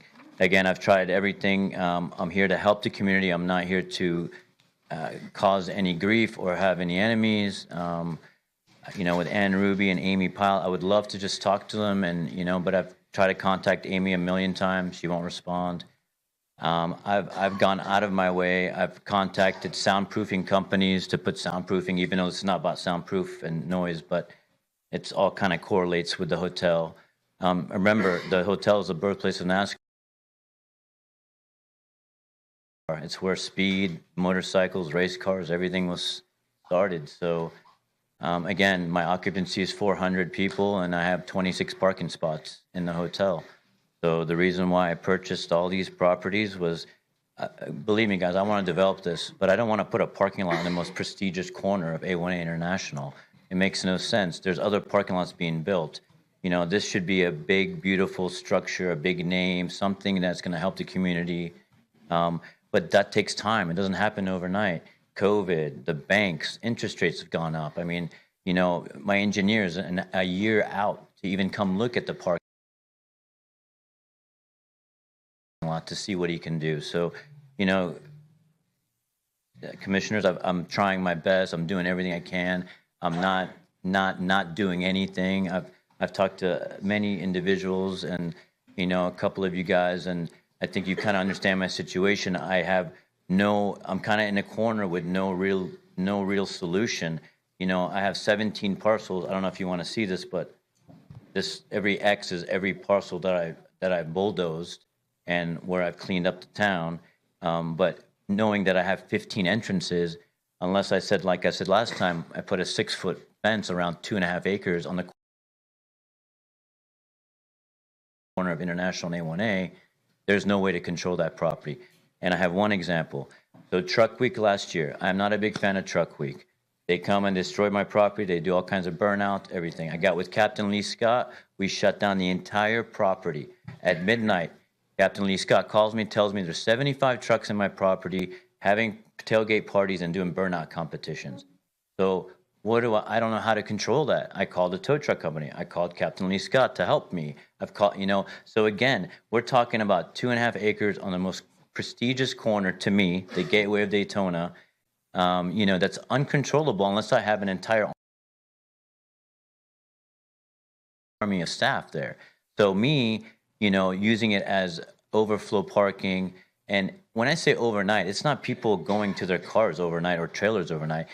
For every guy, there's a motorcycle, a trailer, and a truck. So when you're talking about 50 rooms, you're talking about 2 beds in every room. You're talking, 2 motorcycles at the minimum, a truck, a trailer, but they're not going at 2 a.m. to park their bikes in a trailer. They're all parking in my parking lot for the weekend till they leave. So that about overnight RV, there's no such thing as that. That happened one time. I addressed it with Mr. Captain Scott Lee. We took care of it. And the only why there was an overnight parking RV was it was a band that was playing on my rooftop, and they had brought the RV with them. So I ex-nayed that 2 years ago. Never had a tent on my property ever. I would never allow that personally, ever. Again, after everything you've seen I've done in the past 7 years, you would think I wouldn't. I'm not for tents or bums or any type of disarray. I want something clean, and I want to run a proper business, and I want to make the community happy. This is not why I'm here. I don't want to make everybody upset. This is not what I'm doing. I'm not spending all my hard-earned money to make everybody upset. This is, I really. It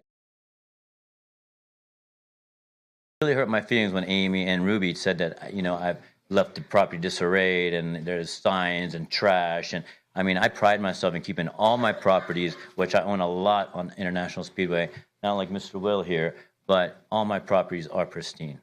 I can tell you that much. Okay. Do y'all have any questions? Oh, I have one more thing to say also.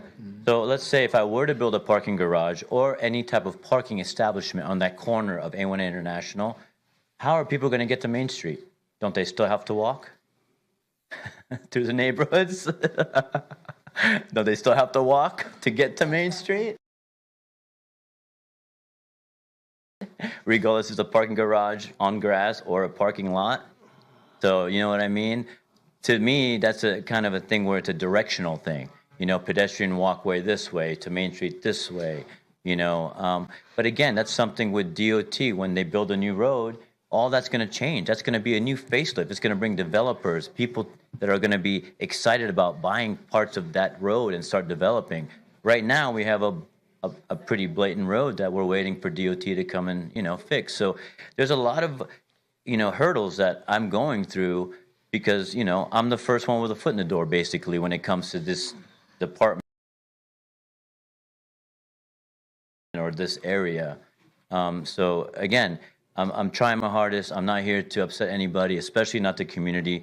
I was very good friends with Amy Powell and Ann Ruby when I started this project. They were actually my cheerleaders. They would come there with their little metal detectors and do all their things, and they were so happy. But the second a day the hotel opened, that's when, unfortunately, everybody got upset. So, and I'm only asking for special event parking. I'm not asking for year-round, and these are people that have already booked rooms and, we are the birthplace of NASCAR. We are the birthplace of motorcycles. I resurrected where this town, it's NASCAR. So that's again, I'm not here to cause any grief. I'm just here to, maybe conduct a little business and make the town, people like me and Will and we're the catalyst that's going to help this town eventually once the road comes in, so I feel that I am. So, and I know that I will develop these lands. That's what I do for a living. I'm not going to buy property to sit on like Amy says, but unfortunately right now is not the time to develop, Okay. All right, can everyone make sure your cell phones are disarmed, including myself? But please do so. Okay. Any questions for us, Mayor? Do we have any questions? I don't have any questions, but Bike Week and Oktoberfest, it only happens once a year. There's a lot of revenue that's brought into this town when we have it, and we are short on parking spaces. And then I hear people saying about the noises. Okay, where I live next to the Speedway.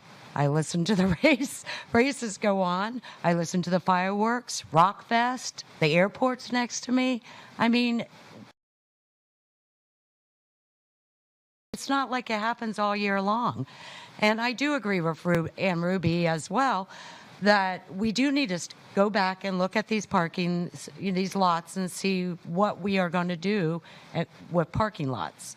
Some of you guys talked about upgrading, and so that's something we need to do. But all we do is talk about it, and we actually need to have it done before Bike Week comes up. So we don't have this problem every time. But I don't think right now we should be picking and choosing who can have a parking lot and who can't. That's my personal opinion. and I hope my colleagues will agree with me. I think most of us, well, some of us have been here since Bike Week started, since Biketoberfest started. Maybe not quite, but okay. But we are known for Bike Week. We are known for Biketoberfest. We're known for Speed Weeks. Lately, we have lost some of that business to Ormond, to the places up north. If you moved down here recently, you know that the Bike Week is going to come. You know that there's going to be Biketoberfest. You know there's going to be Speed Weeks. And we definitely need places to park the people. You can't park them way up yonder and then bus them in. I agree that I don't see any reason why it shouldn't be on both sides of the street, because we need parking. We need parking. And this is not all year round. This is just a short time. I live right off Atlantic Avenue. Yeah, I get a lot of noise. I stand it. I know it's only going to be for a short time. So does most of the people. But I think as a hospitable, bike-loving, speed-loving town, we need to approve this. And also, I want to add, they're saying the walking through the neighborhood. Main Street, you have to walk through all the neighborhoods wherever you park to get to Main Street. I mean, that's nothing new. There's nothing wrong with that. Kent, Commissioner Strickland? Are you sure it's my yes, turn? Yes, it's your turn. Sweet Jesus. I'm sorry.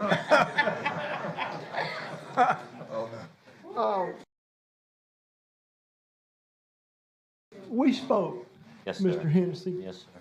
by phone, Yes, sir. Zoom or whatever it was. You told me that you have a large piece of property there that has many entrances on it, and it's difficult to monitor and to police with your people. The property we're talking about, yes, sir. Do you have a way to do that if we approve this? I have my staff that's always on the property. And we have your assurance that you will do that to the best of your ability. I always do the best. How, you're going to have guests staying there. Yes, sir. They're going to have trailers like you said, Yes, trucks, cars, whatever. Those will be parked on that property all night.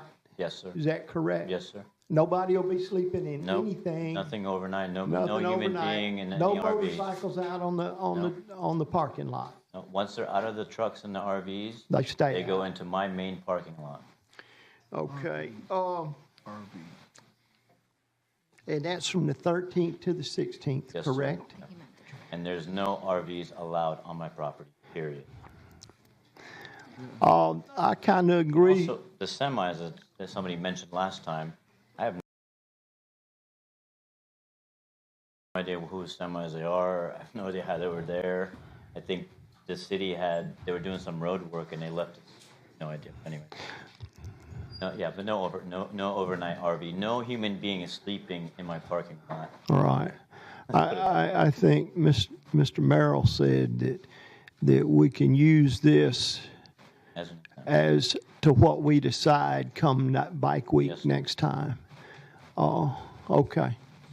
My other thing I would like to say between now and bike week, and I hardly ever agree with Ms. Cantu, we need to have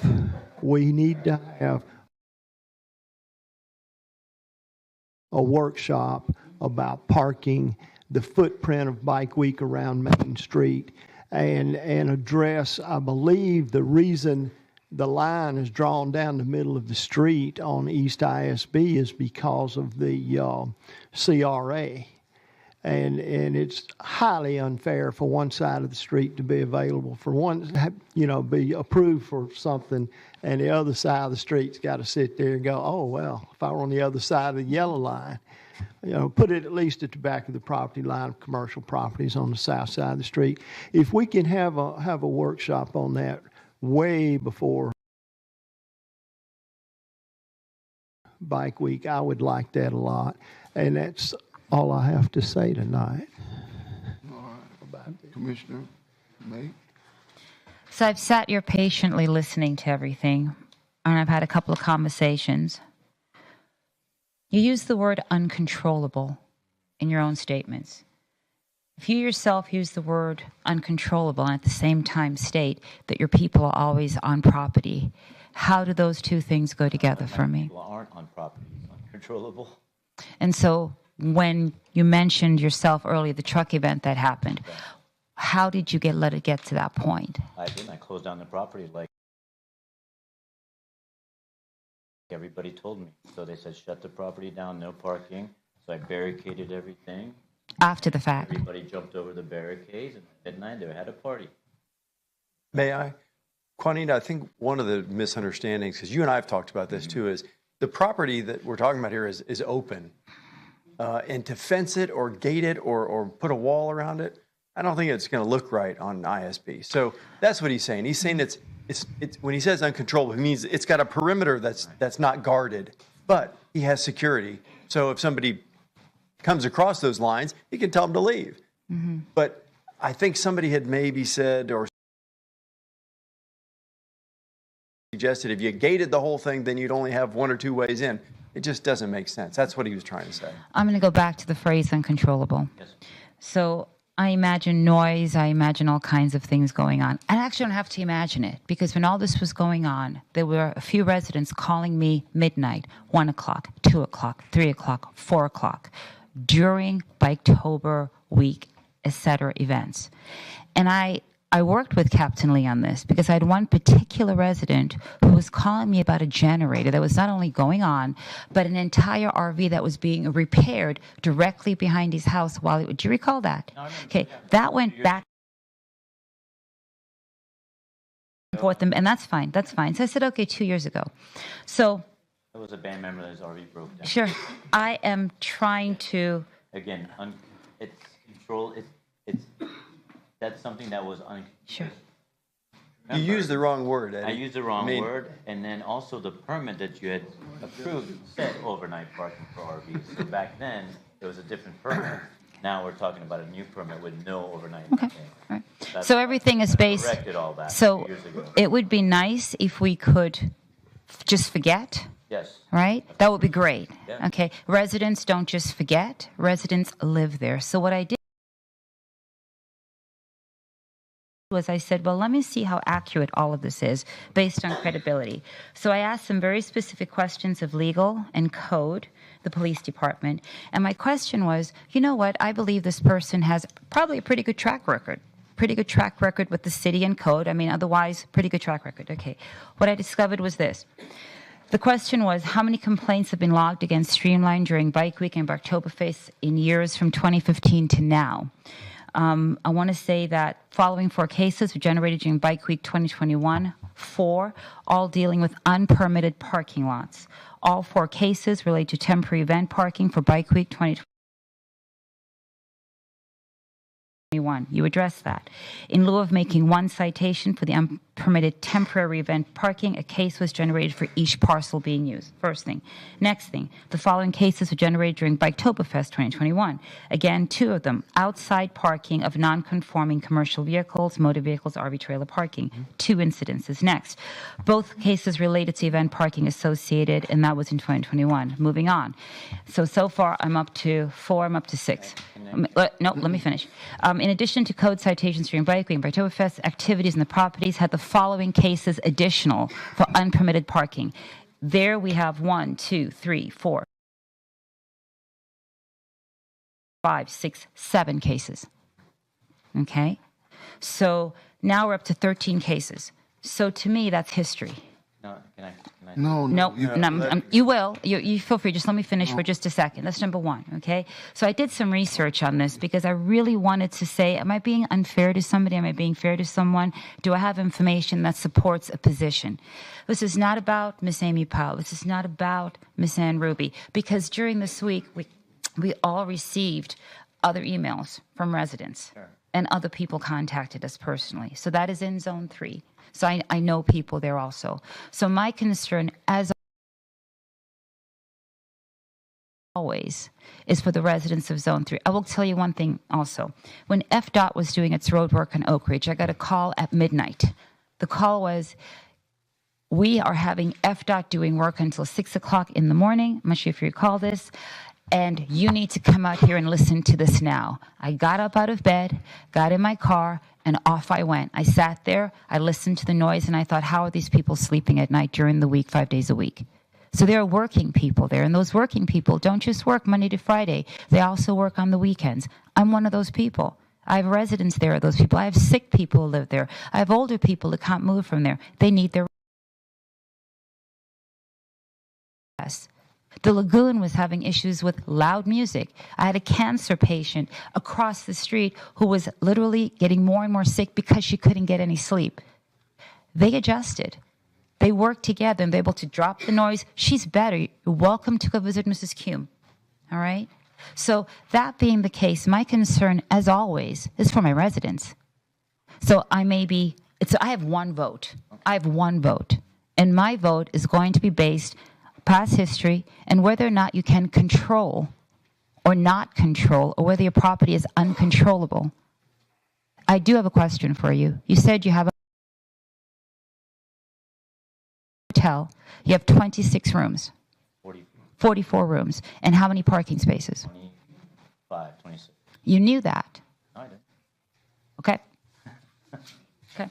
That's why I bought all the property. Okay. Can I say something about the violations? It's up to the mayor. Mr. Mayor, can I say? Make it quick, Eddie. Okay.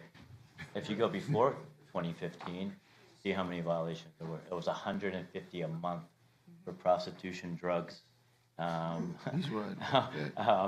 transvestites. Enough said. That's good. Okay, that's good. I mean, Okay. so I think that's all I have to say. we're going to leave it in your Yes, sir. hands, folks, I mean, unless you have other 15 questions. violations versus 100. Sorry to take so long. You give yourself a chance. Sit down. Okay. Does the application state that there will be, I think I got an email or something that said that the parking lot would be empty from at 2 o'clock? I think that's disingenuous. We need to. Yeah, so disingenuous is a harsh word, Ken. Not disingenuous. It's just not right. And I wanted to It's help not you gonna answer be that. empty.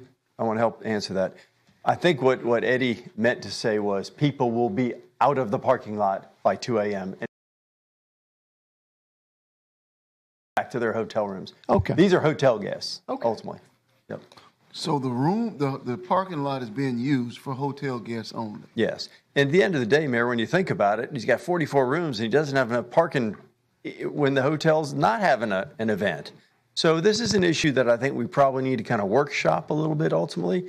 I think Eddie someday may build a parking structure. Who knows? I'm sorry about that, Tish. I didn't mean workshop like, anyway. I thought she was shaking her head because I said workshop. Sometimes that means more work. But anyway, that's the answer. This is hotel guests coming for Biketoberfest, and they have trailers. A clarity statement. So there will be no, if I pull up and want to pay $25 to park, that's not gonna be possible. So there is a charge that comes with the room rate for parking, like in a lot of big cities, et cetera. That's the charge that will happen. So you come in with 2 trailers because you're got 2 big motorcycles or whatever it is, pay whatever it is, twice the rate. You have 1, you pay the normal rate. So, Mr. Merrill and Mr. Jagger, I have 2 questions for each of you. First question is this. So if we were to drive up there at midnight, correction, let's say we drive there at 3 o'clock in the morning, we would see property trailers, okay? They would have a sticker of some sort. You go to a hotel, you get a tag. It says you're staying at the hotel, correct? And if You'll have a tag. And if that item is not tagged, it means what? You're not supposed to be there? I'd say that's fair, yeah. Okay, that's number 1. Number 2, Mr. Jagger, what is the penalty if somebody is found in violation and is considered to be irreparable? What is the penalty? Well, if there's a violation, let's say there's an RV parked there, you'd be subject to code enforcement. Code would issue a citation. I would certainly expect the code enforcement officer and our police legal advisor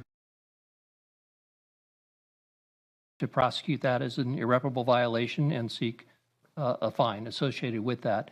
Now, in addition, once there's a finding of a violation, the owner would be prohibited from getting this type of a permit in the future for 3 years. Right. That's the big point. Rob, I do have clarification as well for that purpose, for enforcement, because what you're stating here at the podium is a little different from what's stated in the application. I agree. So we'll need to fix It needs to be clear for the record that the occupancy of those vehicles after the time that's stated in the application, which is an application that's been used over and over again,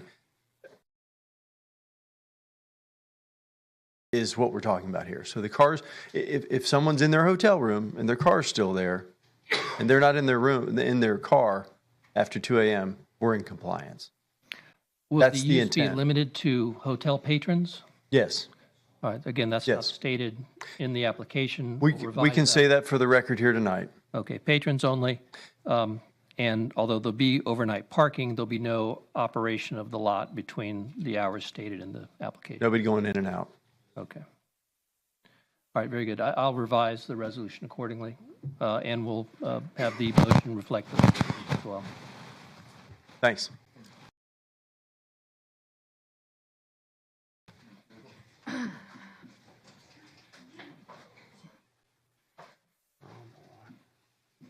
Mayor Commissioner, with the manager's permission, I'm up on this item. The application has been modified considerably just now from what we looked at and reported to you on. I don't have any objection to that, but I think there's a way really to make this thing work if it's going to work and you decide to vote. And I'm not advocating a position, but if you use parking stickers, and we use the same sort of process for vending in terms of permits to identify.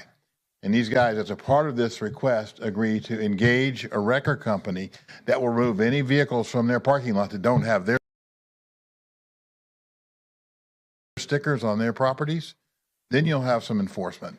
The code action has not been something effective because it's a correction and you don't have a fine. The event occurs, things happen on the property, and the people that are there deal with that. But if this is truly for the hotel, and that isn't how it was presented, not how we looked at it as staff, which is why you hear questions here tonight or wondering about it. So had it been presented as been presented to you this evening, I think the reasonable approach is you can engage a record company, you can sign the property for towaway if you don't have the appropriate sticker, and you can define that and post that property, and then you will have some enforcement by removing those vehicles that aren't supposed to be there with a wrecker, taking them to a wrecker yard, and then you get to a position where you probably get what you're being asked to approve. Any other form, I think you don't have that because the property is large. There's a number of ways to get into it. Depending on what you're driving, you can drive through almost anything to get there. So that was not mentioned to me at any time. I would have referenced that in my questions that I answered in respect to Commissioner May's questions. But if you're going to do it, what I'm suggesting is a way to make it work where it actually functions like you think it should. I'm going to get to the microphone. Jim, Thank you, Mayor. I am. Great job as always, Jim, and my fault not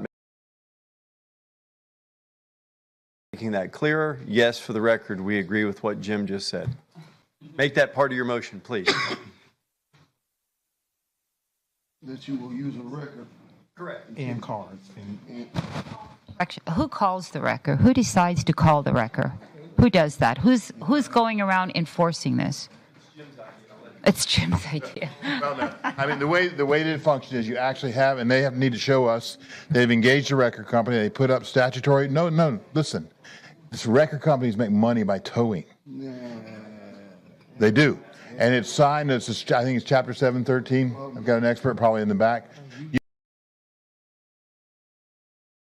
can sign the property and have the stickers. It can be done that way.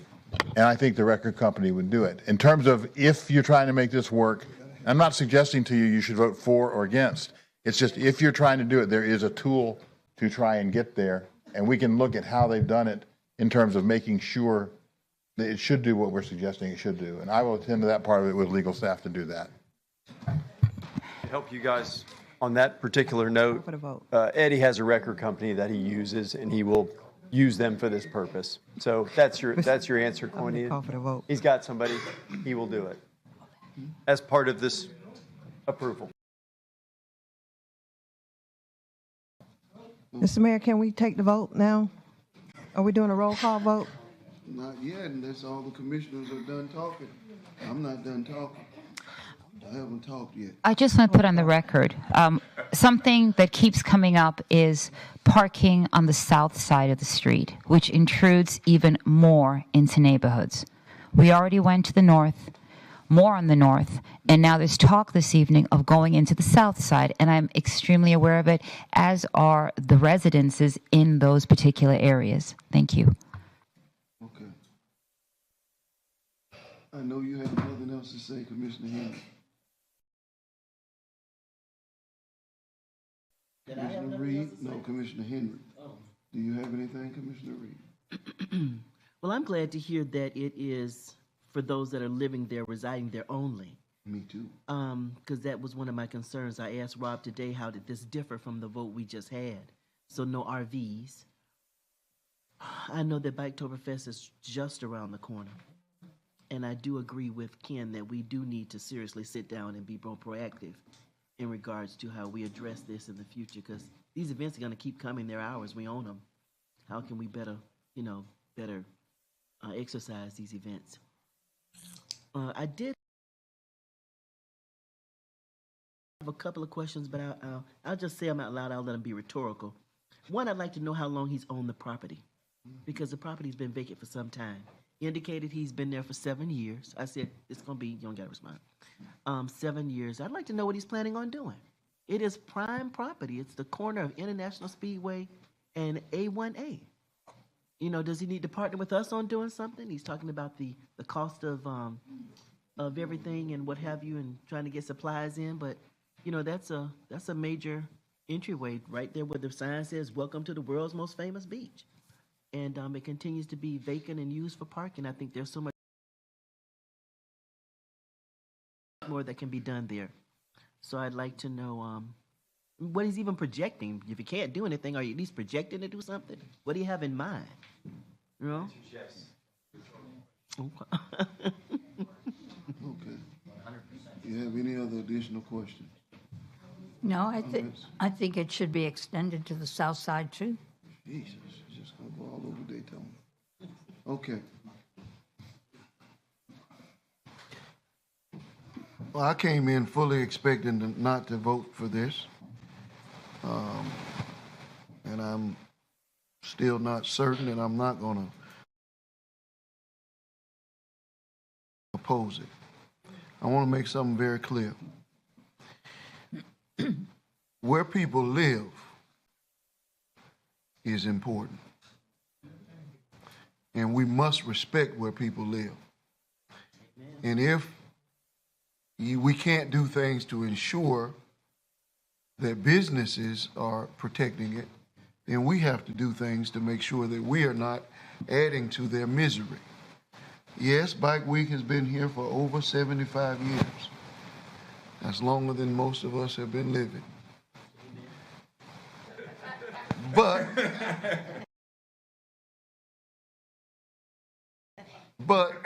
they didn't always have the right to do this on that street. And those people live there, and they have invested, as Ms. Ruby indicated, they have invested substantially in making the community better. That's not the same community. The residential area has improved probably tenfold in the last 12, 15 years. And that's because the people who live there have invested, just like Mr. Hennessy, who we all have lauded over the years for his substantial and sizable investment in the property. I am delighted to hear that it is only for the people who are inhabiting or renting at your place of business. I wasn't of that impression from what I read and understood. I came in under the assumption that they were not only your customers. I thought I could pull up and park there for the evening, and I'm glad to hear that. There's always going to be a line of demarcation for these events. We have to remember that. There's always going to be a point where they stop. So we keep saying you can do it on one side of the street, you can't do it on the other side.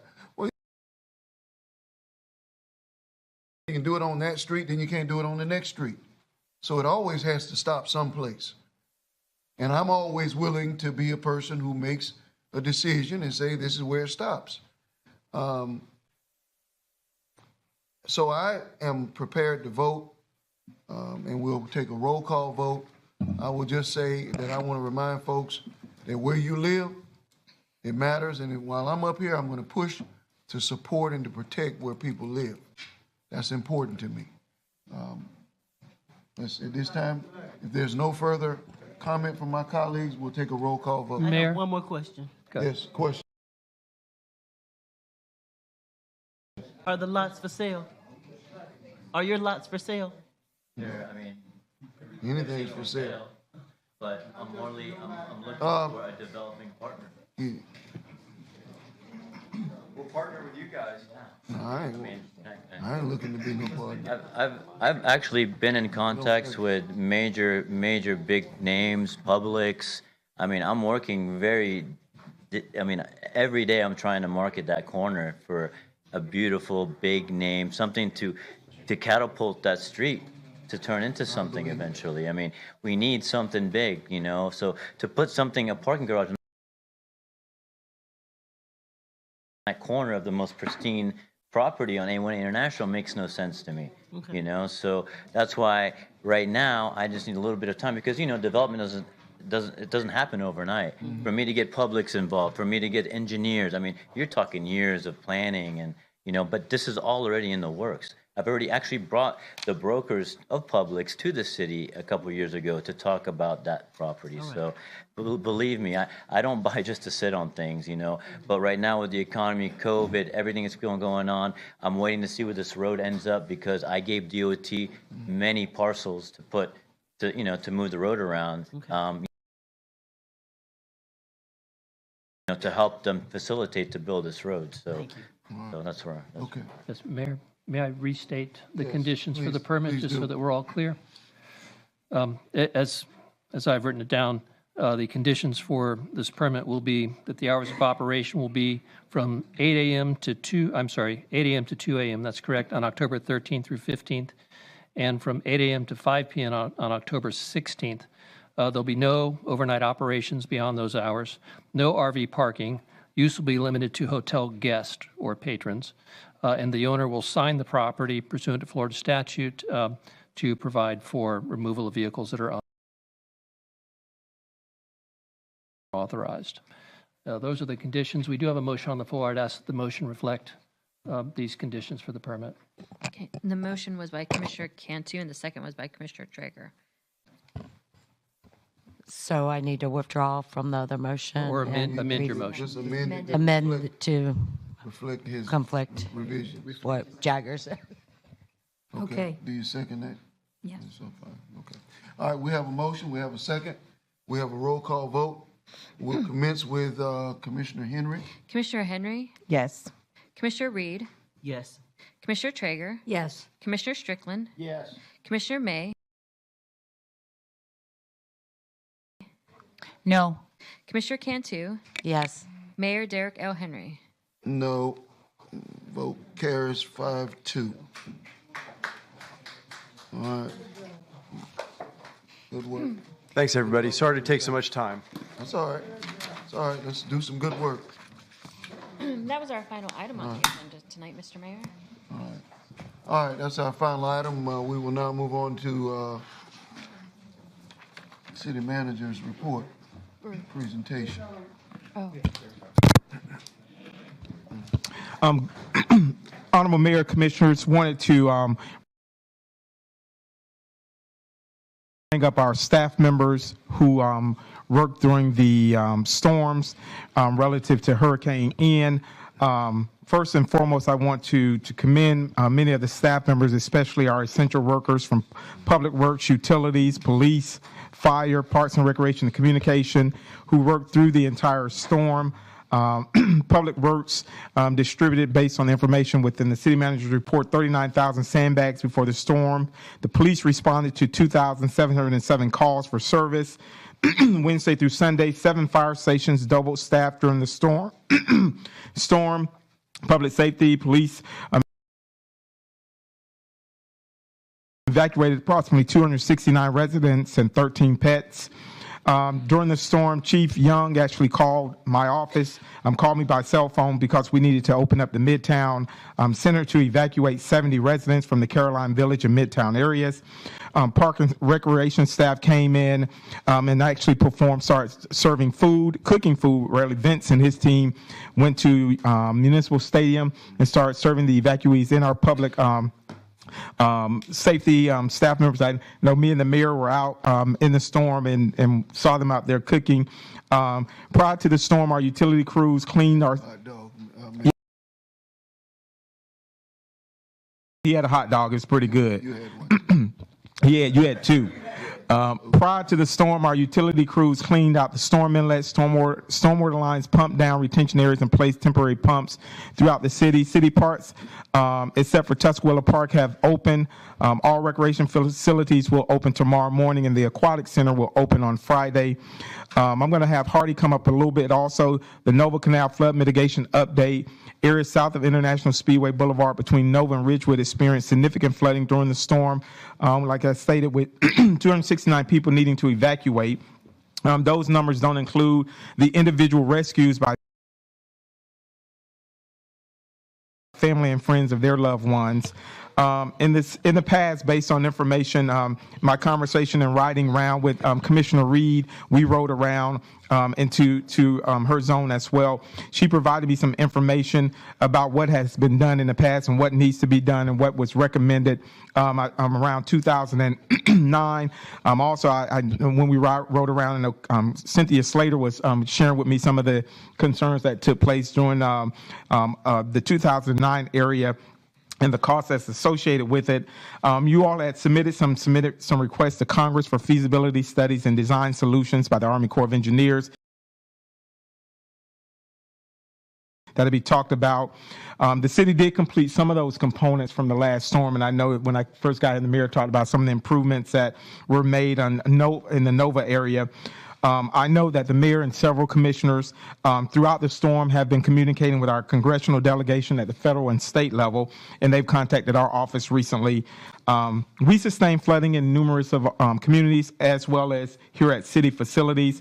Our golf course was used as a pumping station for rainwater, and it wasn't moving as fast, but I did find out it was for the Fairwood Estate subdivision to pump water in that area, but it just could not keep up with. And so I want to call up our public works team, our police, our fire, and also our Parks and Rec, and then Hardy to come up. So in that order, if Andy and his team will come on up and just give an update, and then we'll bring in the chief of police and the fire chief and Parks and Rec, and then Hardy.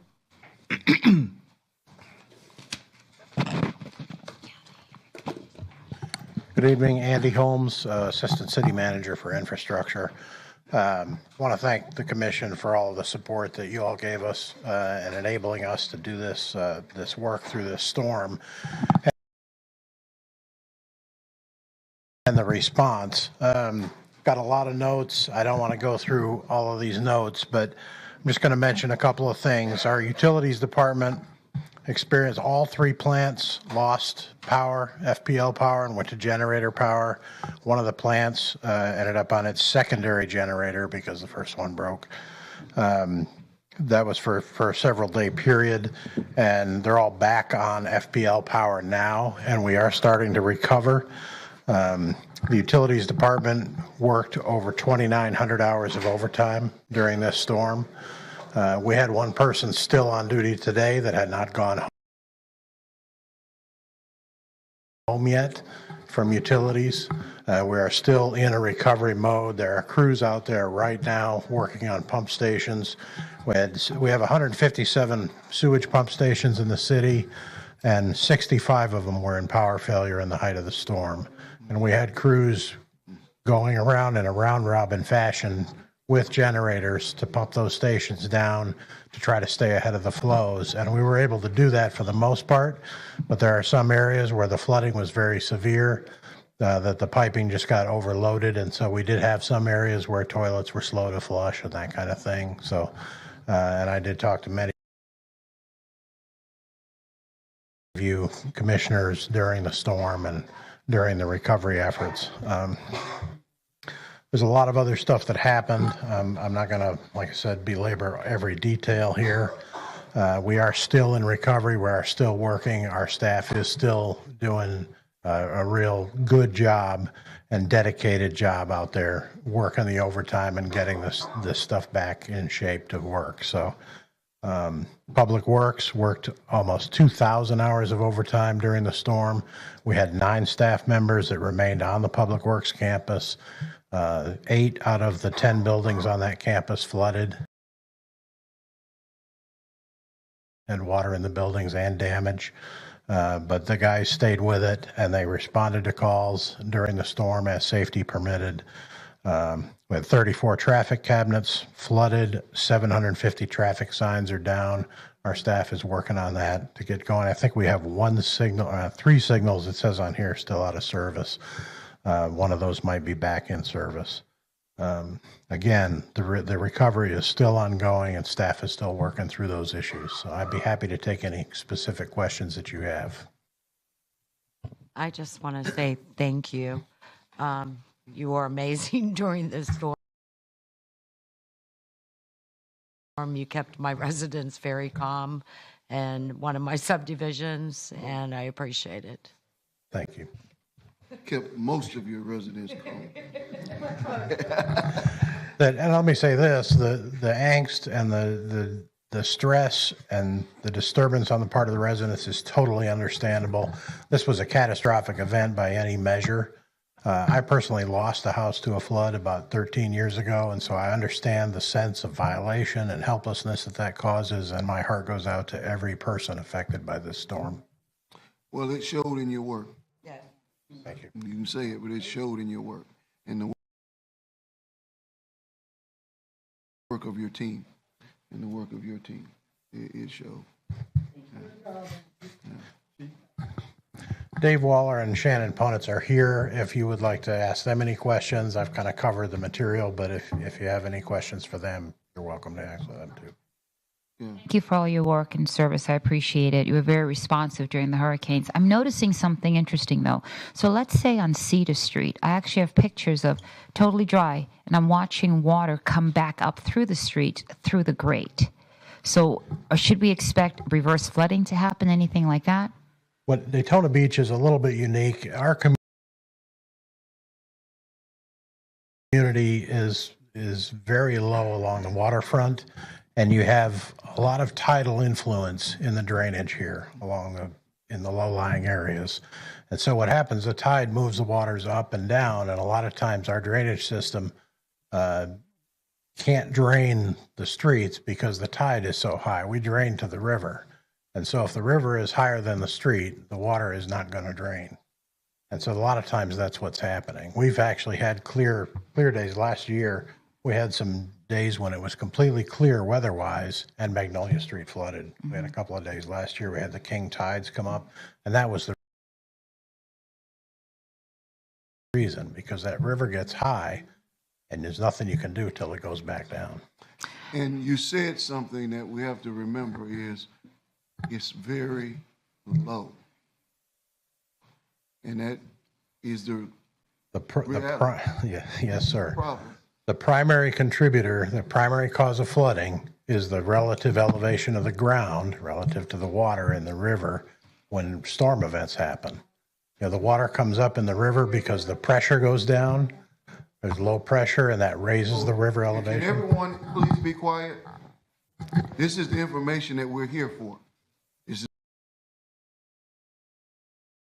the most important part of the meeting for most of us. So we would like to hear. Yeah, so what I said is the flooding in Daytona Beach along the water in the low-lying areas is primarily influenced by the level of the river, the elevation of the river. And once that river dropped back down after the storm, then the water receded. And as it comes back up, as you pointed out, Commissioner, as that tide comes back up, you may see some backflow coming back into our streets. But then it'll go back down when the tide goes back down. And high tide, low tide is, as you said, it's cyclical, happens twice a day. And then also, there are some areas that had a seawall, and the water came over the seawall. I'm speaking in Zone 3. So who is responsible for that? Is that the resident?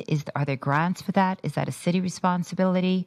Because the Lexington area, the river came up over and then flooded that entire area. Yeah, that's just the nature of the storm, the intensity of the storm. The seawalls are typically designed to be higher than a certain level of storm. And if that storm is exceeded, then they're going to be exceeded. There's damage. Is city responsibility, state responsibility, county? Who pays for that? The resident? Generally a property owner responsibility. Okay, thank you. That's what I wanted to know. Generally through an insurance company, but yes, a property owner responsibility for damages. All right. Do we have any other questions for Andy? One more. Yes, ma'am. 5 lift stations in Pelican Bay, are they all proper? They're all functioning today. Okay, Yep. and we were having a backup, is that totally? Yeah, as what happens with our sewer system is as streets flood and areas flood, a lot of stormwater makes its way into the sewer system because it's not 100% watertight. You just can't achieve that.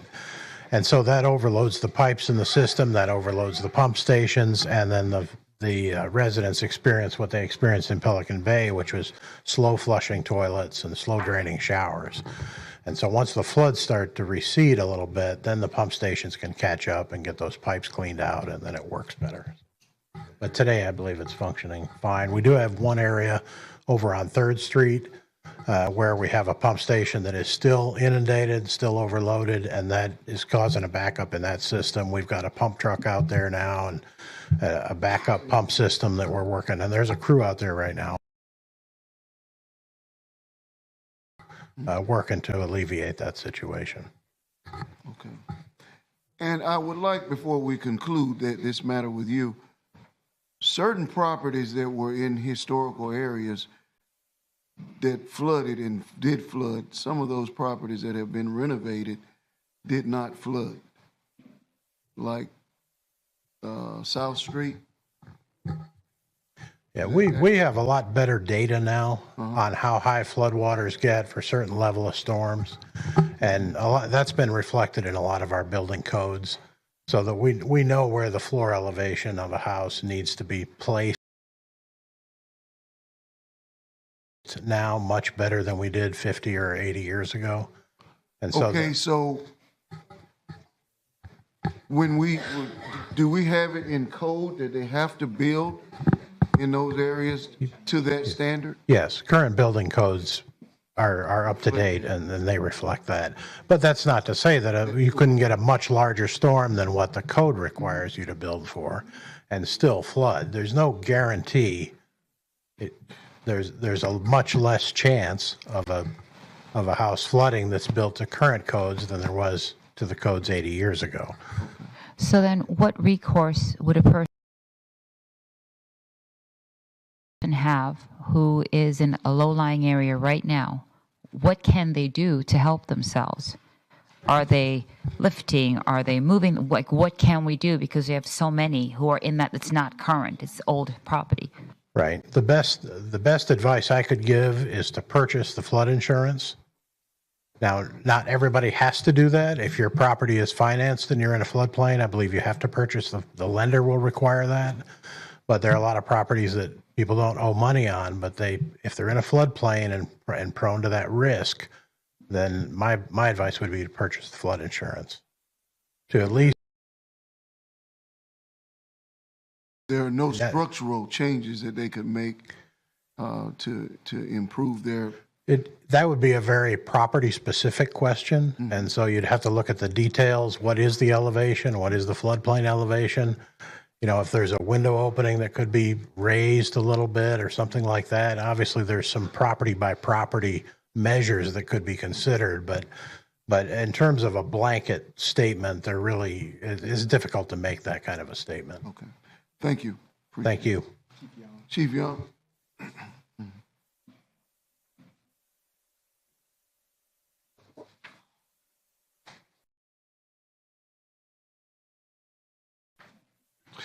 Good evening, Mr. Mayor and Commissioners.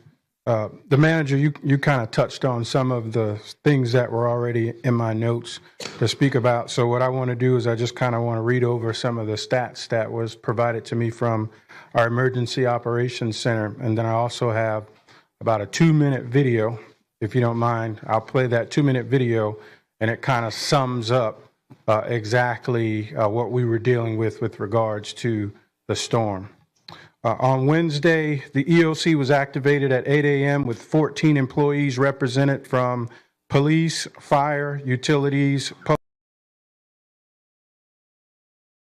works, and leisure services.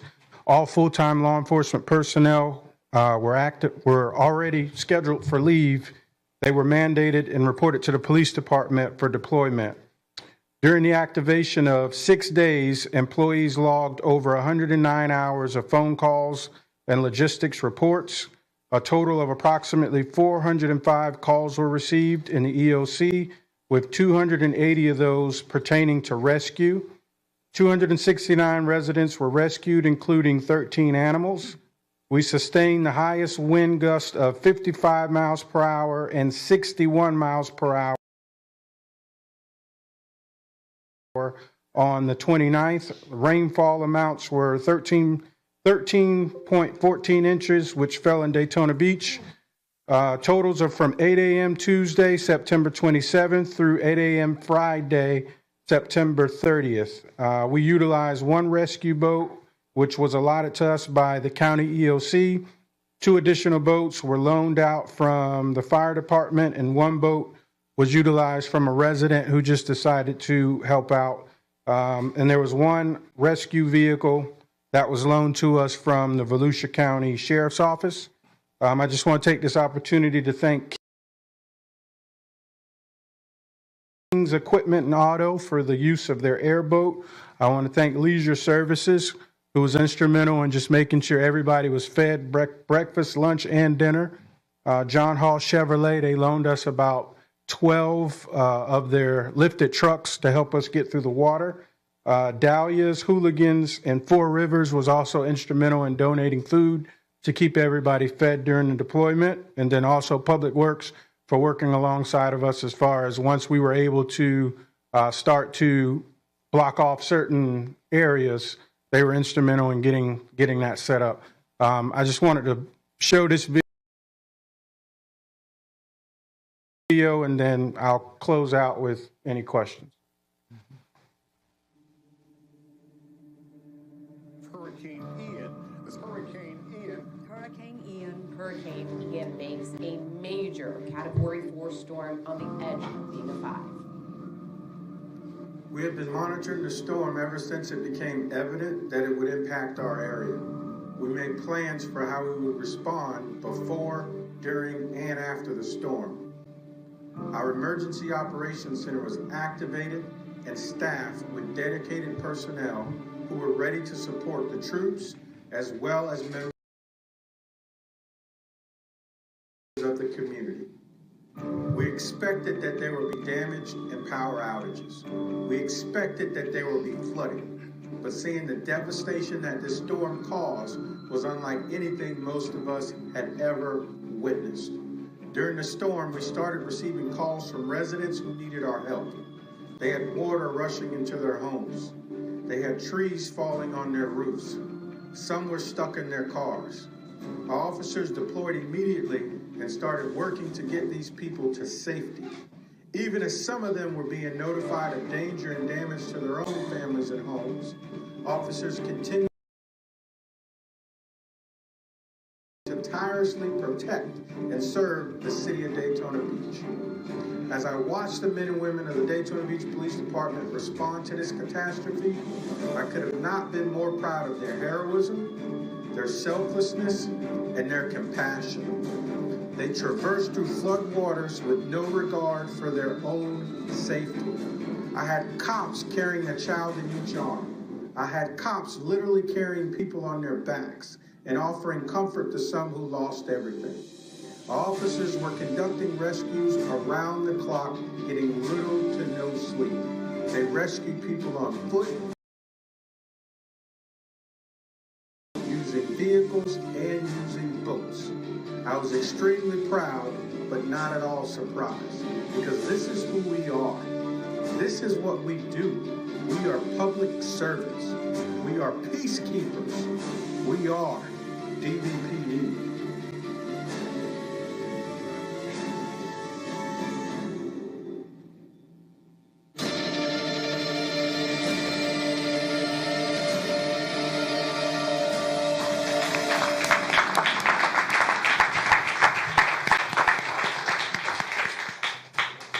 So it was important to share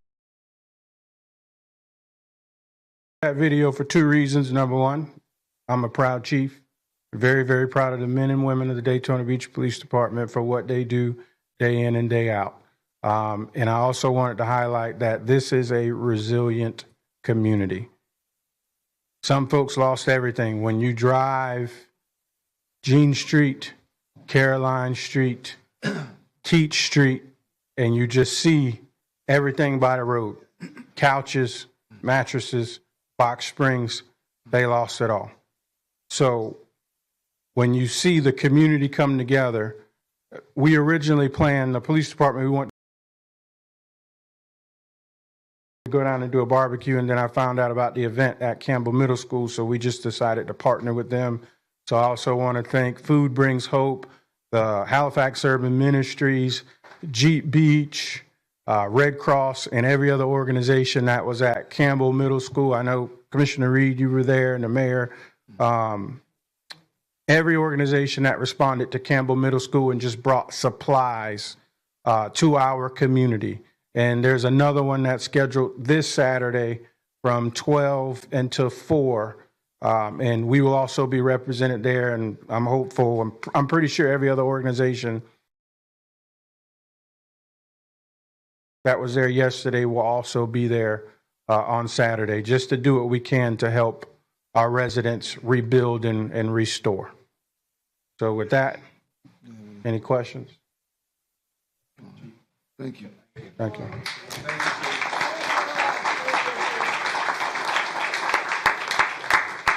Chief, I would just like to say thank you, and also to Captain Williams for all the updates we received every day. Thank you. Drew Driscoll, Deputy City Manager and Fire Chief. It's horrible that tragic events really let the unity of the community shine. I think from this event, you really see that we are mere pieces of an overall community puzzle, whether it's IT, keeping the infrastructure going, of course, law enforcement, public works, and utilities, and everyone else I failed to name. But it's really impressive to see what a hardworking group of citizens and city employees come together, what they could accomplish. As a briefing on the fire department, we only had one vehicle go down, thankfully, because we're on a 2-year wait list right now, but it's back up and operational. As far as our stations are concerned, mostly minor damage. Station 1, unfortunately, has seen greater days. The generator blew up. We lost power. We had to evacuate to City Hall temporarily when the floodwaters came up again.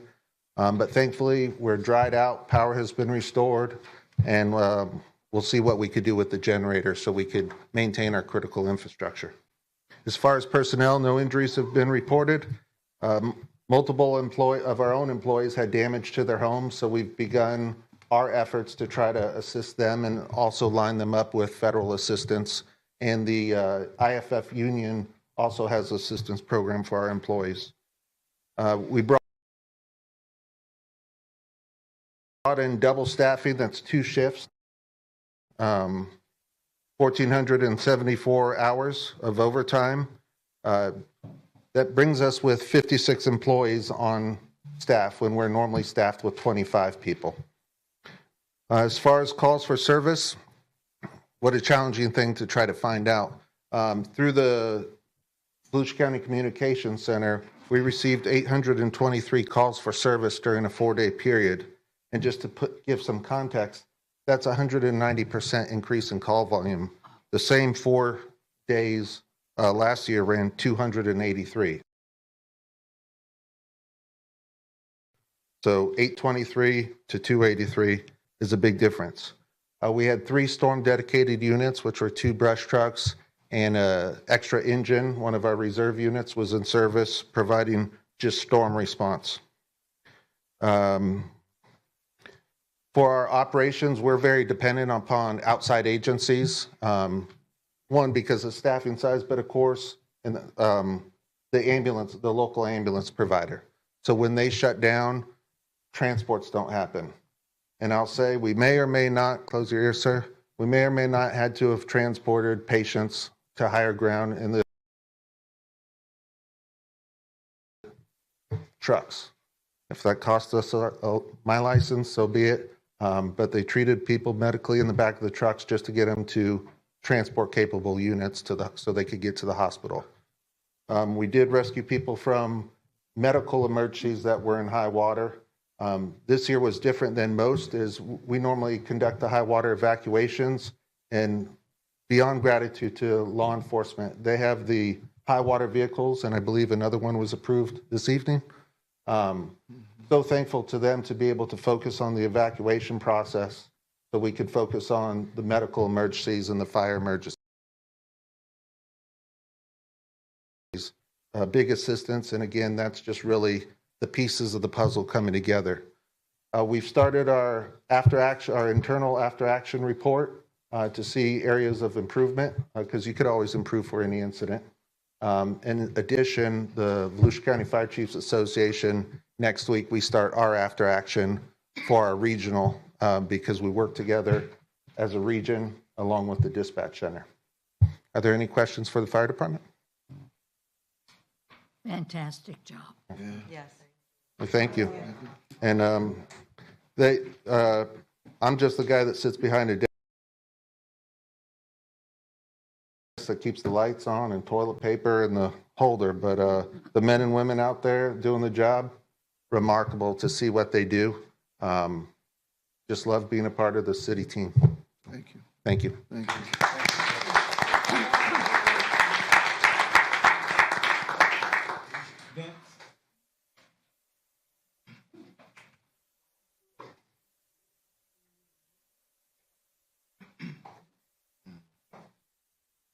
Good evening, Vincent Terry from Parks and Recreation Manager. For this type of event, I believe our job is probably the easiest job that we have. And that is just to make sure that everyone eats. Excuse me. So we are appreciative of everyone that went out, risked their lives, did everything they could to try and help the citizens, and our small part of making sure that they were fed and healthy enough to do that, that's the least we could do. The one thing that I would like to do is give a big thanks to the Parks and Recreation staff, because we've had people who lost everything, but they were still out at the stadium helping us prepare food. And I had people who could not get out of their areas, but they said, if you can send a truck, I'll come to work. So I would like to thank all of the staff for that. It was, again, it was a team effort, and they were willing and able to do everything that we asked. So. Yeah. I just really want to say, when we were out and we called you to open up Midtown to get those individuals, evacuees, and you didn't even blink. And then when we got there and the staff was there that, got out with that truck to go pick up the staff members to bring in all of those people, I knew right then we had good teammates, because you're in the middle of a storm. And then when I found out that the staff members' homes were flooded, that came to Midtown to make sure those students, that showed me that the teammates that you all have in Parks and Rec really were concerned, and to go out there and try to turn on generators and power lights to get power to that. So thank you. And I do want to say to Daisy Grimes, who in the Bethune-Cookman University dining group, that for taking food to the Ocean Center, when they contacted Bethune-Cookman, they loaded up their trucks and said the students are out, and brought food for those evacuees at the Ocean Center. and that's thanks to Bethune-Cookman University's dining service.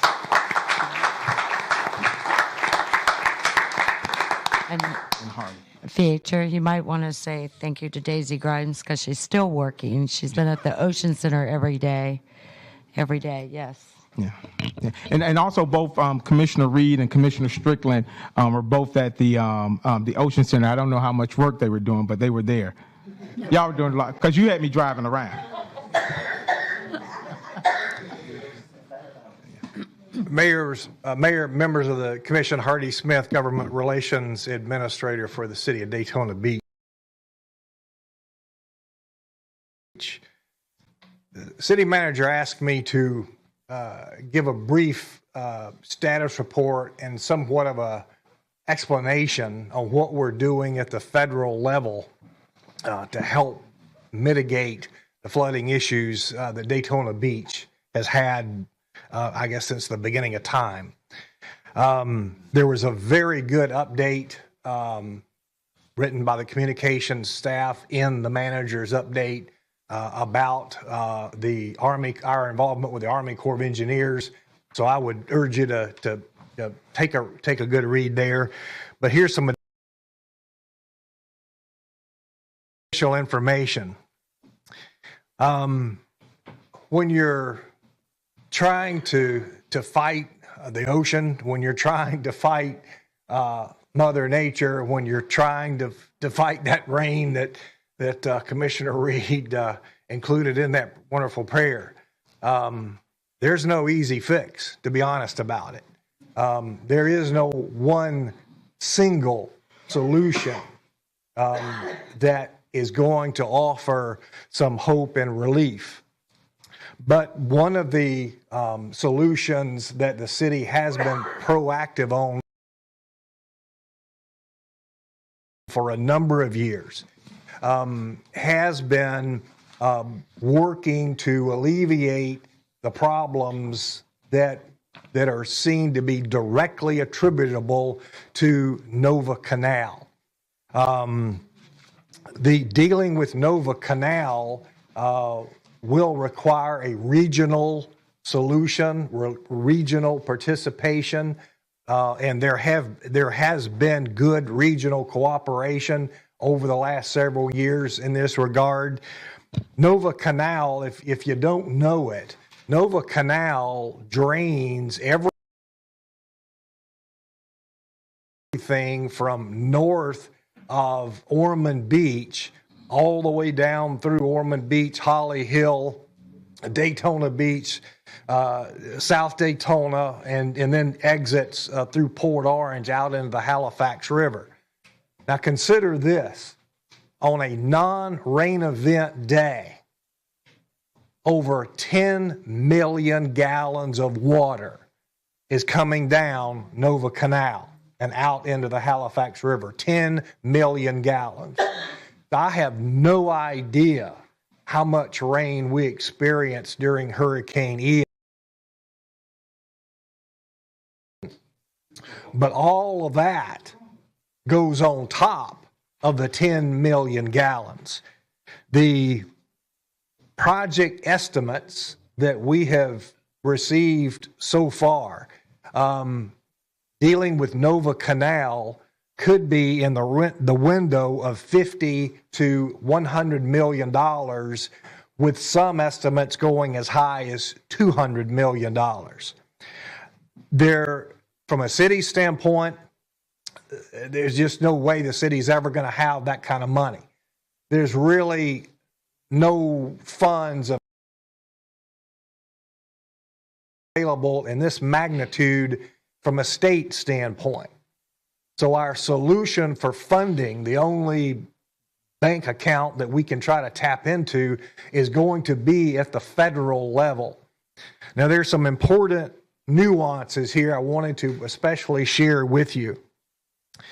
The congressional action that, thanks to Congressman John Mica, thanks to then Congressman DeSantis, and now Congressman Waltz is picking up with the baton and moving it forward, thanks to our senatorial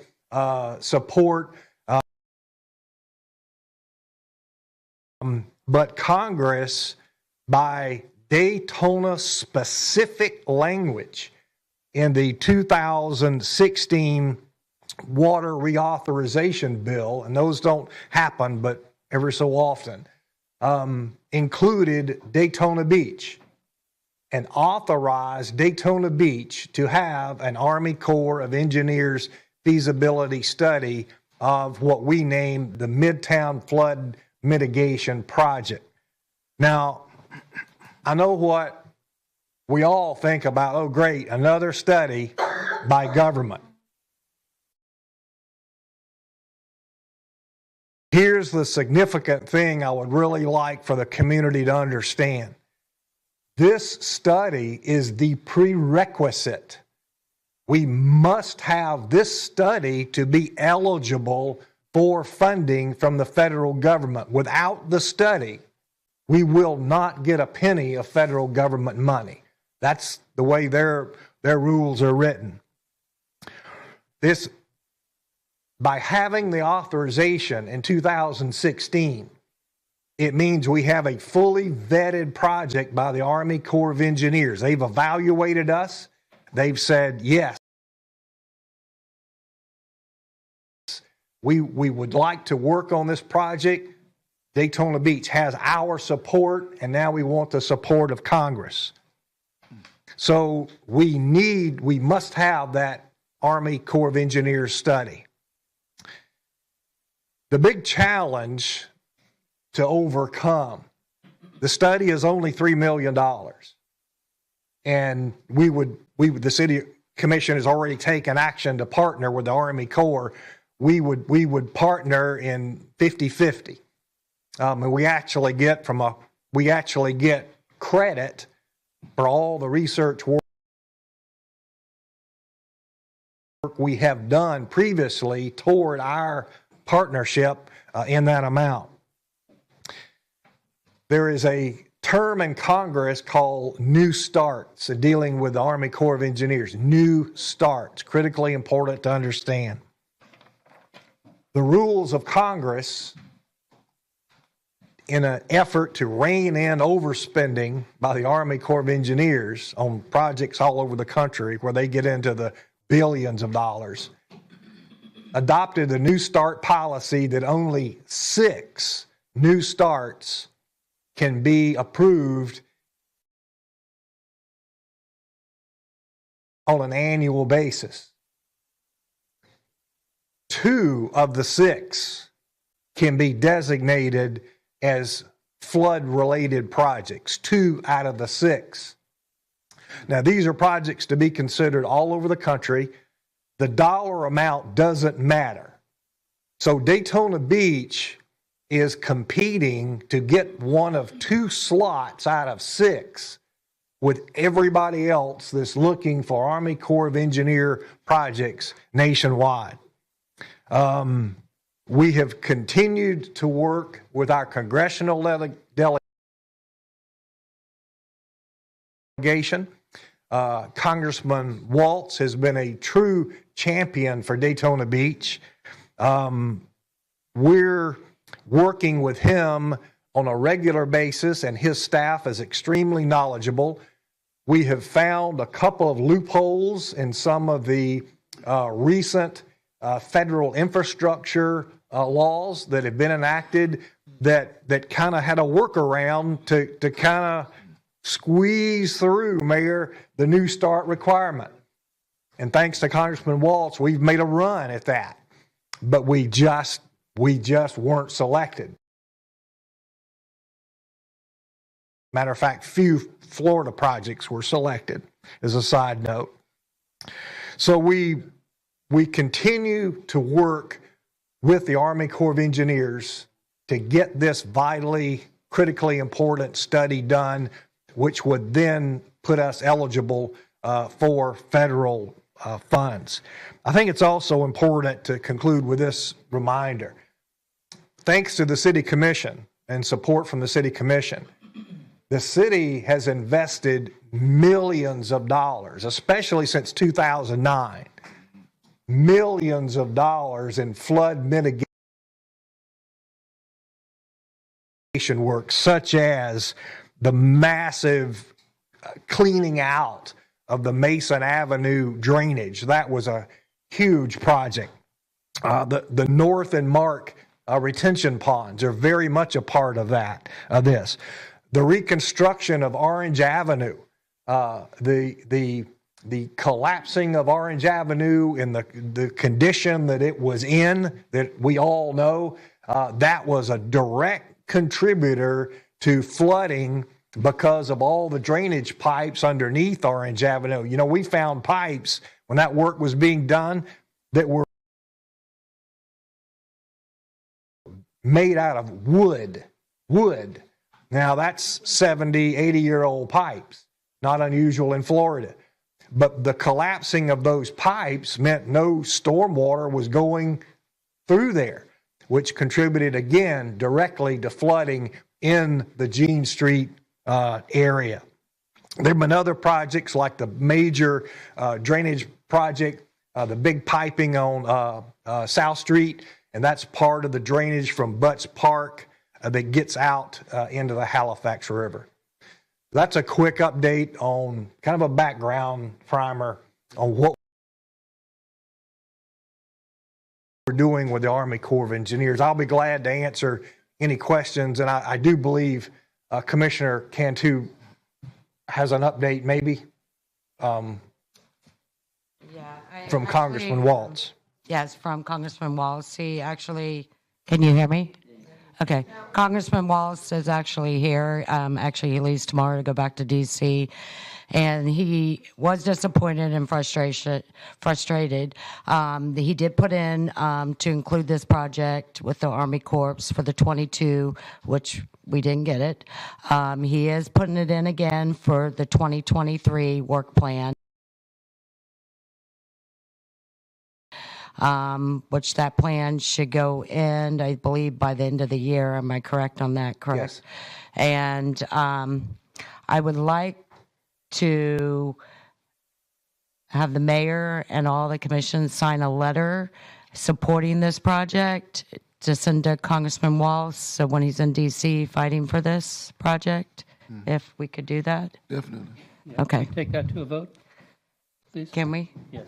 Okay. Motion, vote, I'll make the motion. authorizing everyone to sign a letter in support. Yes. And- We have Yes. a motion, we have a Public second. comment? All those in favor, let it be noted by saying aye. Aye. Aye. All right, do we have public comment? I have a question. Would it be beneficial to encourage our residents to send letters to these people, Congressman Waltz and all, to Yes. emphasize our need? Yes. And so everybody out there that's listening, we need to get on the stick with that. Emails, letters. Hearing from real people, residents, right? That makes a huge difference. It does help. So on a state level, what is our plan moving forward in January, February, March? I know we'll have strategic planning conversations. These types of projects typically come up. There could be some, we've taken a look, Commissioner, it's a great question. We've taken a look at, could we segment? Could we take incremental steps at this? And maybe, okay, can we do some now that has some effect and then eventually has the accumulative effect that we're looking for? So yes, we will definitely have this in the discussions with the city manager about that. Thank you. And for the minutes, there was no indication of public comment. No, it was not. So the motion carried 7-0. All right, thank you.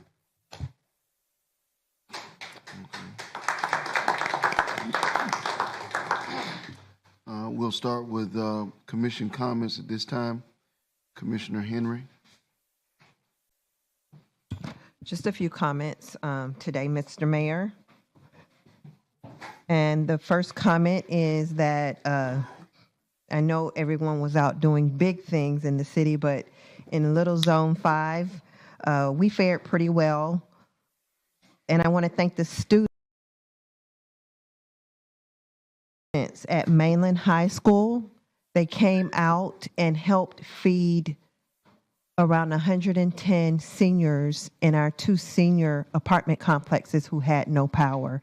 And so for the students to come out and just help with that, you don't get very many teenagers that will spend their days off doing that. And they came out and they interacted with the residents, and the residents were very thankful. And thank you to Mr. Mayor for coming and speaking to both of those communities. They were so happy to hear from you and lift their spirits just a little bit. Movie night has been canceled for the second time. We will let you know when the new date is upon us. My next question is, how far are we on the signage for Cedar Highlands? What are we looking at this point? Can someone come up and speak on that? Who's here? If we could, Drew Driscoll again, Deputy City Manager and Fire Chief. If we could provide you a written update from that. I haven't spoke to Public Works since the storm. If there's been any progress on that. Okay, thank you. Okay, thank you. And I know the next question is not storm related, but speed bumps. Since the roads have been replaced, we've been asking for a few months now, are those speed bumps, do we plan to replace those speed bumps that were taken up when we did the repaving?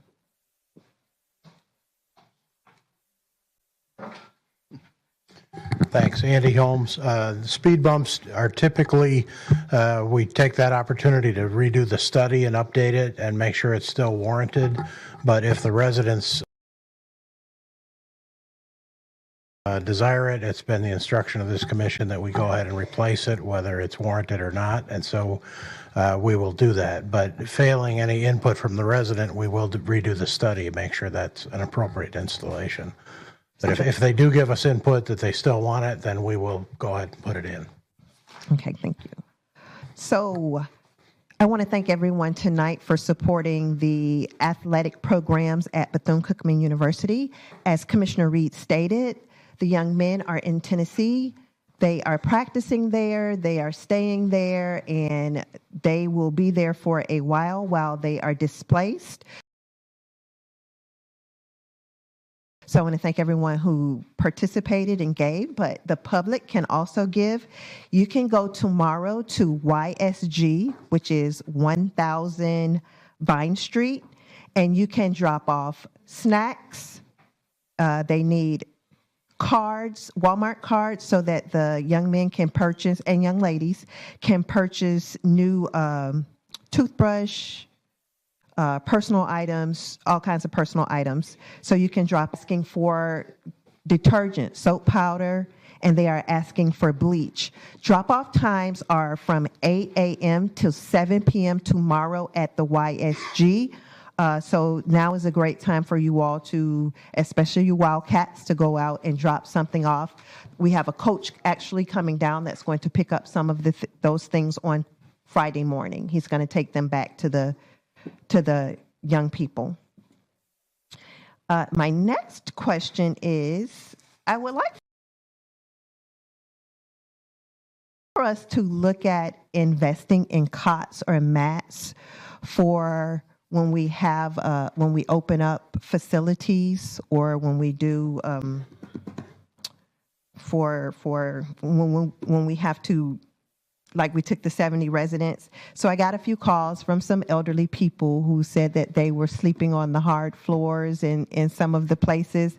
And I just think that we could do better for our elderly. And if we could just, as a city, I believe we can invest in a few cots for them when we have to relocate them. And let's see. It's unusual. We're not doing. I didn't hear you, Mr. Mayor.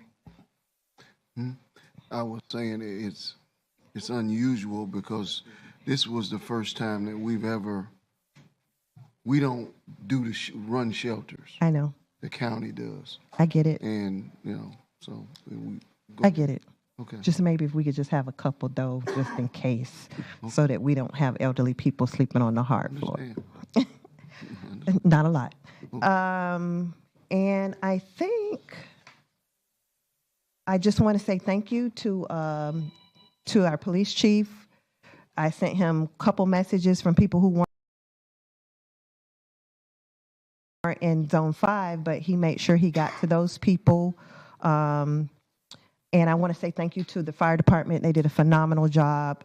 City staff did a great job of keeping the commissioners abreast of what was going on during the storms, and I appreciated that because I was able to relay those messages to my constituents. And last thing is I would like to give $500 of my Bike Week funds to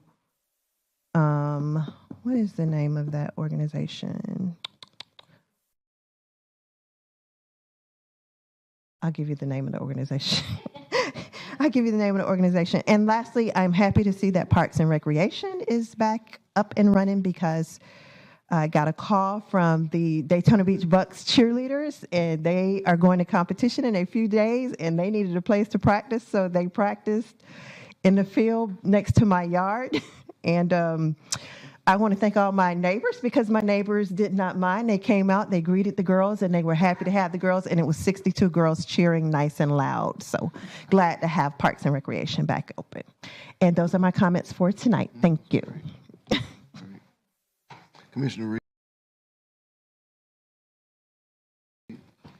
Yes, sir. I'd like to begin by thanking the police, fire, and Parks and Recs for all that they did in the midst of having to actually leave their families to try to help secure our city. Can you hear me? It's my red light is on. Testing 1, 2, 3. That's close enough. They ought to hear that. Go ahead. Closer. Come on, Joseph. Y'all turn me up. Yeah, I want them to turn the volume up so I don't have to kiss the mic. Is that better? Okay. So thank you to staff, the police and the fire department and Parks and Recs for all that they did, because recognizing that they left their families to come and try to secure our city and our citizens, it's just commendable, the service that they provided. I'd like to thank the manager for driving me around my zone. You have not been here to see what this looks like. You got a real good close-up look on what flooding in Daytona Beach looks like. I was at the Ocean Center when Daisy and I were coordinating with Bethune-Cookman. It was wonderful for them, for Sodexo, to bring over those supplies. We were also able to share some of those with the Housing Authority in New Smyrna. We had Mrs. Bethune, who was coordinating over there. She was at PPU, and now she's in New Smyrna. She had 30 people that were trapped, and she needed food, so we gave them the perishable foods because they had gas stoves. They could actually cook. On the flyer that Chief spoke about, Food Brings Hope, and what all we did at Campbell yesterday, it was the Jeep Beach, Second Harvest, HUM, and the African American Leadership Council was there, and a lot of the Divine Nine were there to help. And the mayor and I exchanged. I was coming, I was going, you were coming, and it was just beautiful to see the community come together and to just serve. So I'd like to really thank Food Brings Hope for pulling that all together. There's some things that I think we could consider. I wrote this note down, and I kind of threw this at the manager, but with the Housing Authority, they're going to rebuild Caroline Village anyway. So why can't we just get Caroline Village and make it a big reservoir and give them some land somewhere else and they rebuild? Because we have a heavy concentration of low-income housing in my zone anyway. I don't think any other city has that much of a concentration of low-income housing. When you talk about wanting to help people to grow and pull themselves up by their bootstraps, if everybody is in the same situation and living in the same situation, how can you think beyond that? You know, and that's where the water flows. If we could make that, you could put a walking track around it to encourage exercise. You could make it aesthetically pleasing with some plants, because Jeannie's going to tell you how plants will make a difference and how trees will make a difference. But, you know, that's something that we need to consider, because this canal does not like us. And, you know, when I was growing up, the canal was in the middle of the street. You know, we rode on both sides, north and south, and the canal ran in the middle. So I don't know what they did underneath, you know, to make it where it comes to us. And I know we've invested, but something is still not enough. You know, I also thought about the fact that when we tried to do the half-cent tax, Volusia County, we voted for Daytona. We voted for the half-cent tax. Do we have to do the half-cent tax with the rest of the county? Could we not implement our own half-cent tax to try to help with our infrastructure? It's just something to think about. A brilliant idea. You know? Bob, is it possible? I could look into it. We generally don't have that kind of taxing authority. No, that's what happened. That's what I thought. Okay. I thought of it before with roads when they did it before. Yes. Saying the same, but you can look it up, because I would be. I'll be glad to look at it. I would ask us to pay it, even if we had to tax ourselves over a period of years to get to that amount. It's worth it for Midtown. Indeed. Suburbia, all the areas off Nova Road. Yeah, okay. All right. Please look it up. Will do.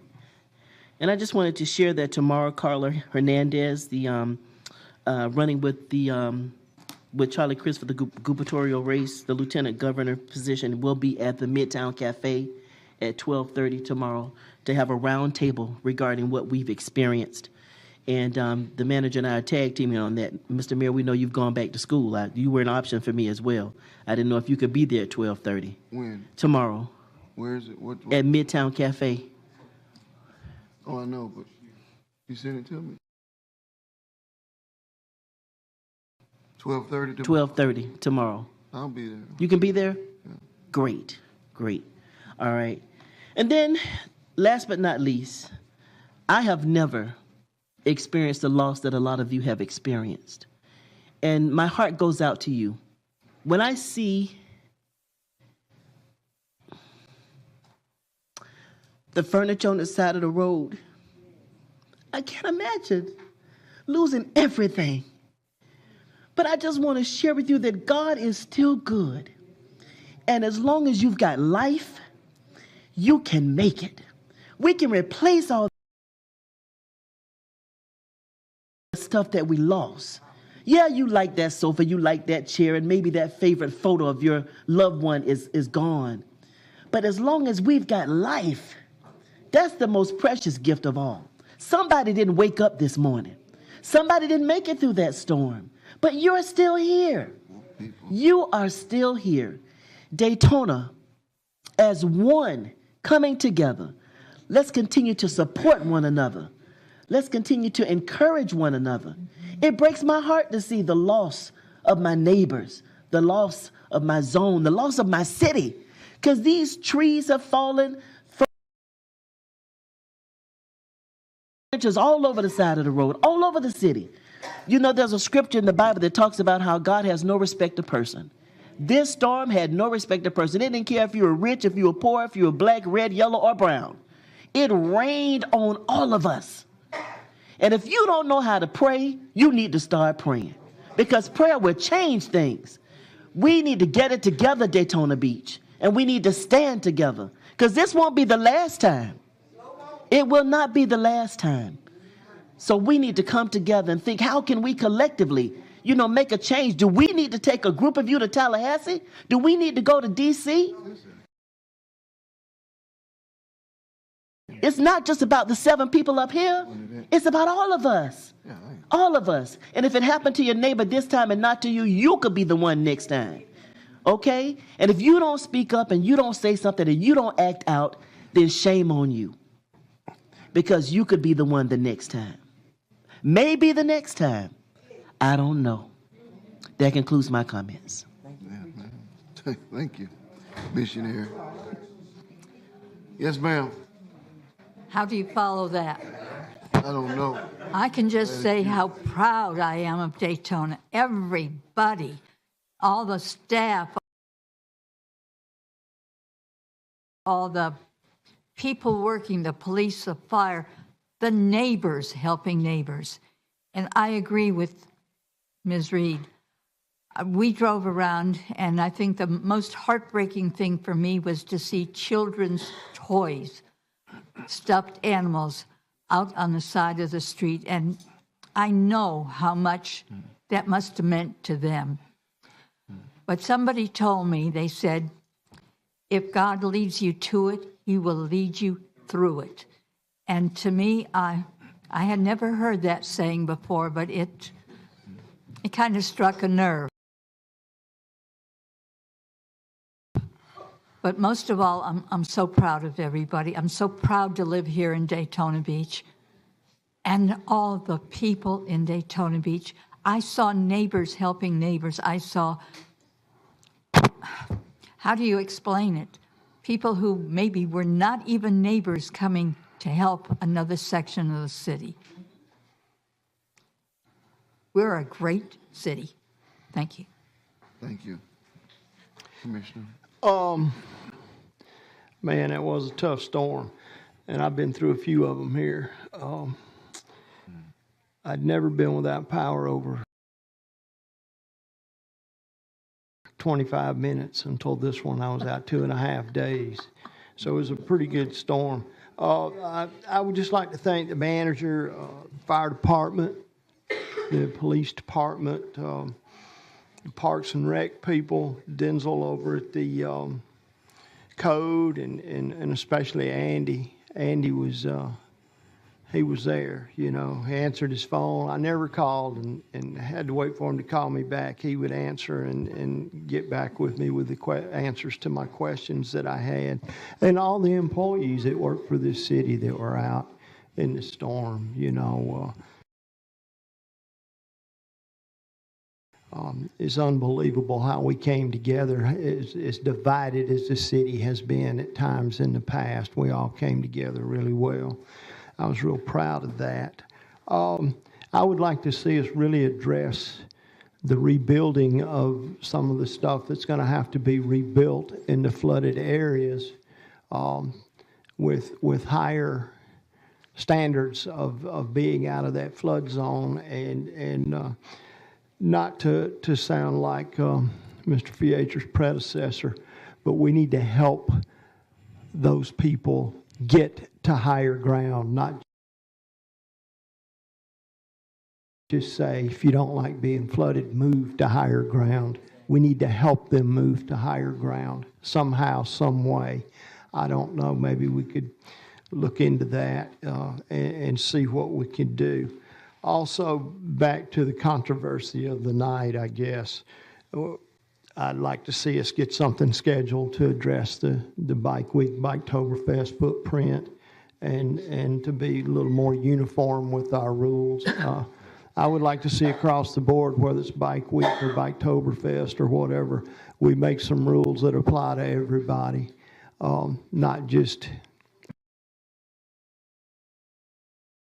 where we choose to apply them, and get that footprint of Bike Week and Biketoberfest specific for a change, and either take away the north side of ISB or add the south side of ISB, because it's just not fair to draw a line right down the middle of a business community like that. And with that, thanks everybody for your contributions and your help during the storm, and we're going to survive this and come back even stronger. Thank you. That's all I have tonight. Thank you. You can.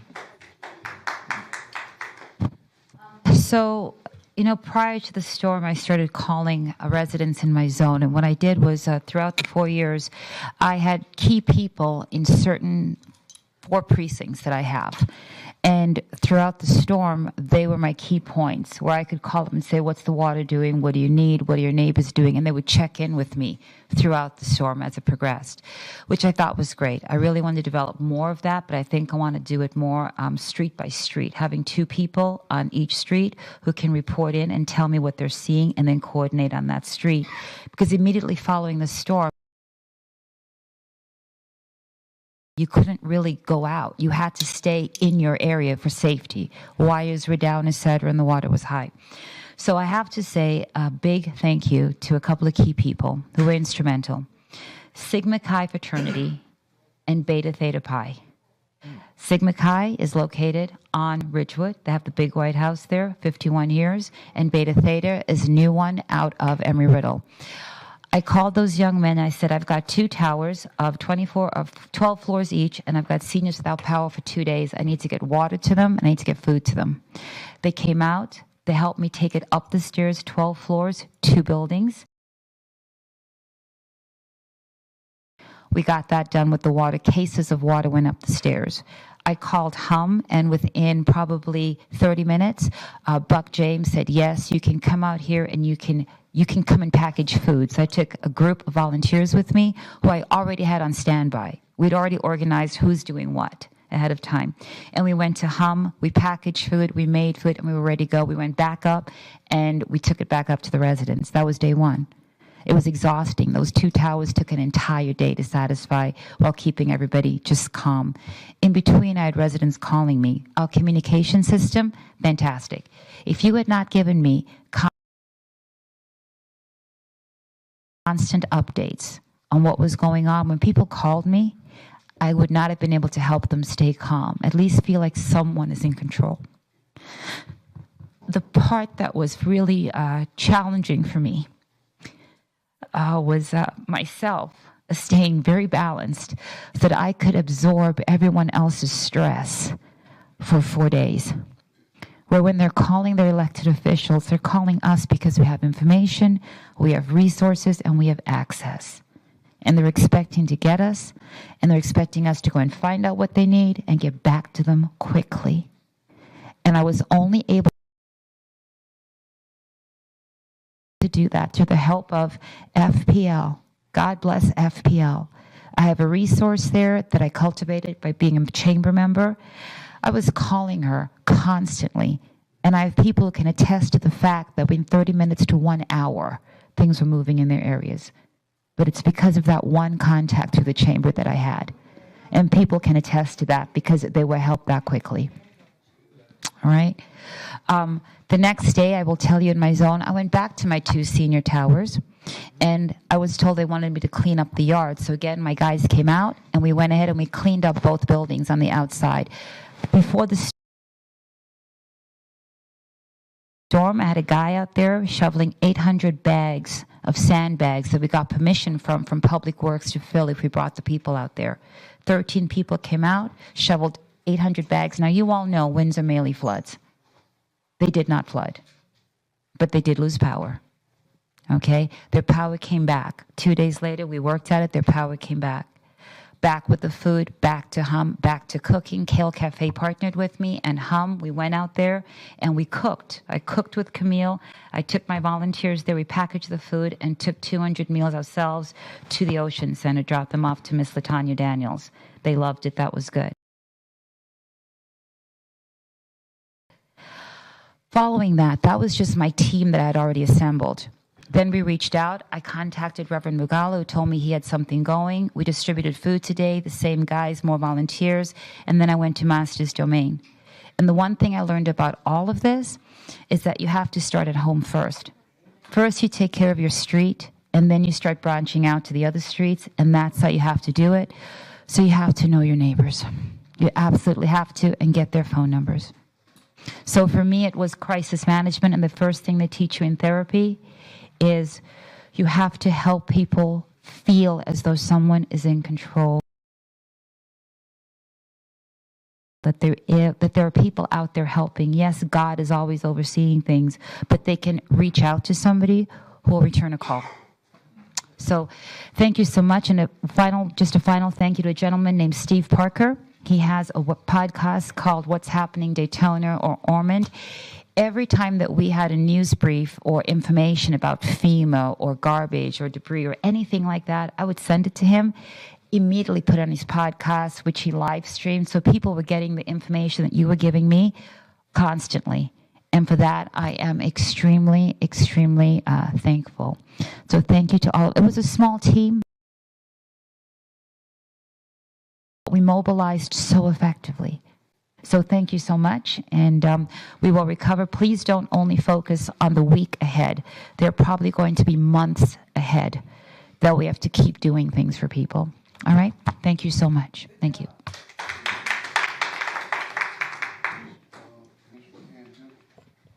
Yes.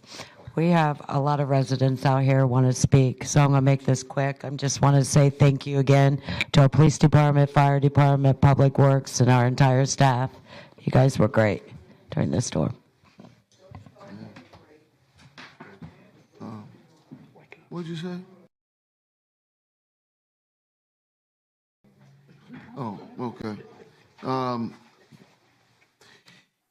The worst part of the storm for me was really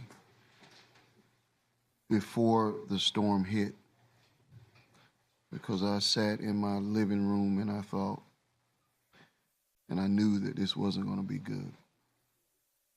And when that happens and you sit and you're sitting there and there's nothing you can do. Because I recall when we had an impending storm about 4 years ago, and we thought it was going to be the storm of all storms, and it didn't hit us. But before that storm, I remember walking these same neighborhoods because we thought our storm surge was going to be so high, and it was going to be one of those catastrophic wind storms. And I remember knocking on doors and asking people to leave and to leave town. I did it on the mainland through much of the storm areas down, and then I did it on the beach side. Spent 2-3 days doing that. And this storm, we knew wouldn't have this type of wind, so we weren't afraid of the loss of life, although we still lost in our own area, people. So I felt hopeless. And then when the storm started to abate and, we went through the storm, you can't feel anything because you have to act and react. And what we've heard here tonight is what I've always known about our community. We're strong. We're resilient, and we're united. And I know that we're here tonight to hear from you all, but I had one person to call me, and she was a former student, and she said to me, Mr. Henry, my mother lost everything, and she had to be rescued in nothing but her nightshirt and her underwear. And I went back to her house, and I couldn't even find the ashes for my grandparents. And she said, that's what the storm has done. And she said, yet it's done so much more to others. And then I remember being in the truck with the chief and the manager. And there was a woman on the call. They had 9 people come out. 1 adult woman and 8 children. 2 of the children were being carried by police officers, and they were swaddled. Babies that were swaddled. And that's what our law enforcement did all day for days. And simultaneously you're receiving hundreds of calls and text messages that you have to try to respond to, and this has nothing to do with me. Because what I saw from our community is what makes me mayor proud. I'm proud of the whole community, from the west side to the east side, the whole community. I had one person complain to me, and he complained, and I told him, he complained about his trash, because his trash hadn't been picked up, and he hadn't lost power, hadn't been flooded out. I told him said, you want to see a problem? You want to have something to complain about? You get in the car and you ride with me down Jean Street, Keach Street, Cottle Circle, where people have had to deposit everything that they own on the side of the road. And so I want you all to know, and we're going to listen, but I want you to know that you have an elected body and a staff that truly, deeply cares.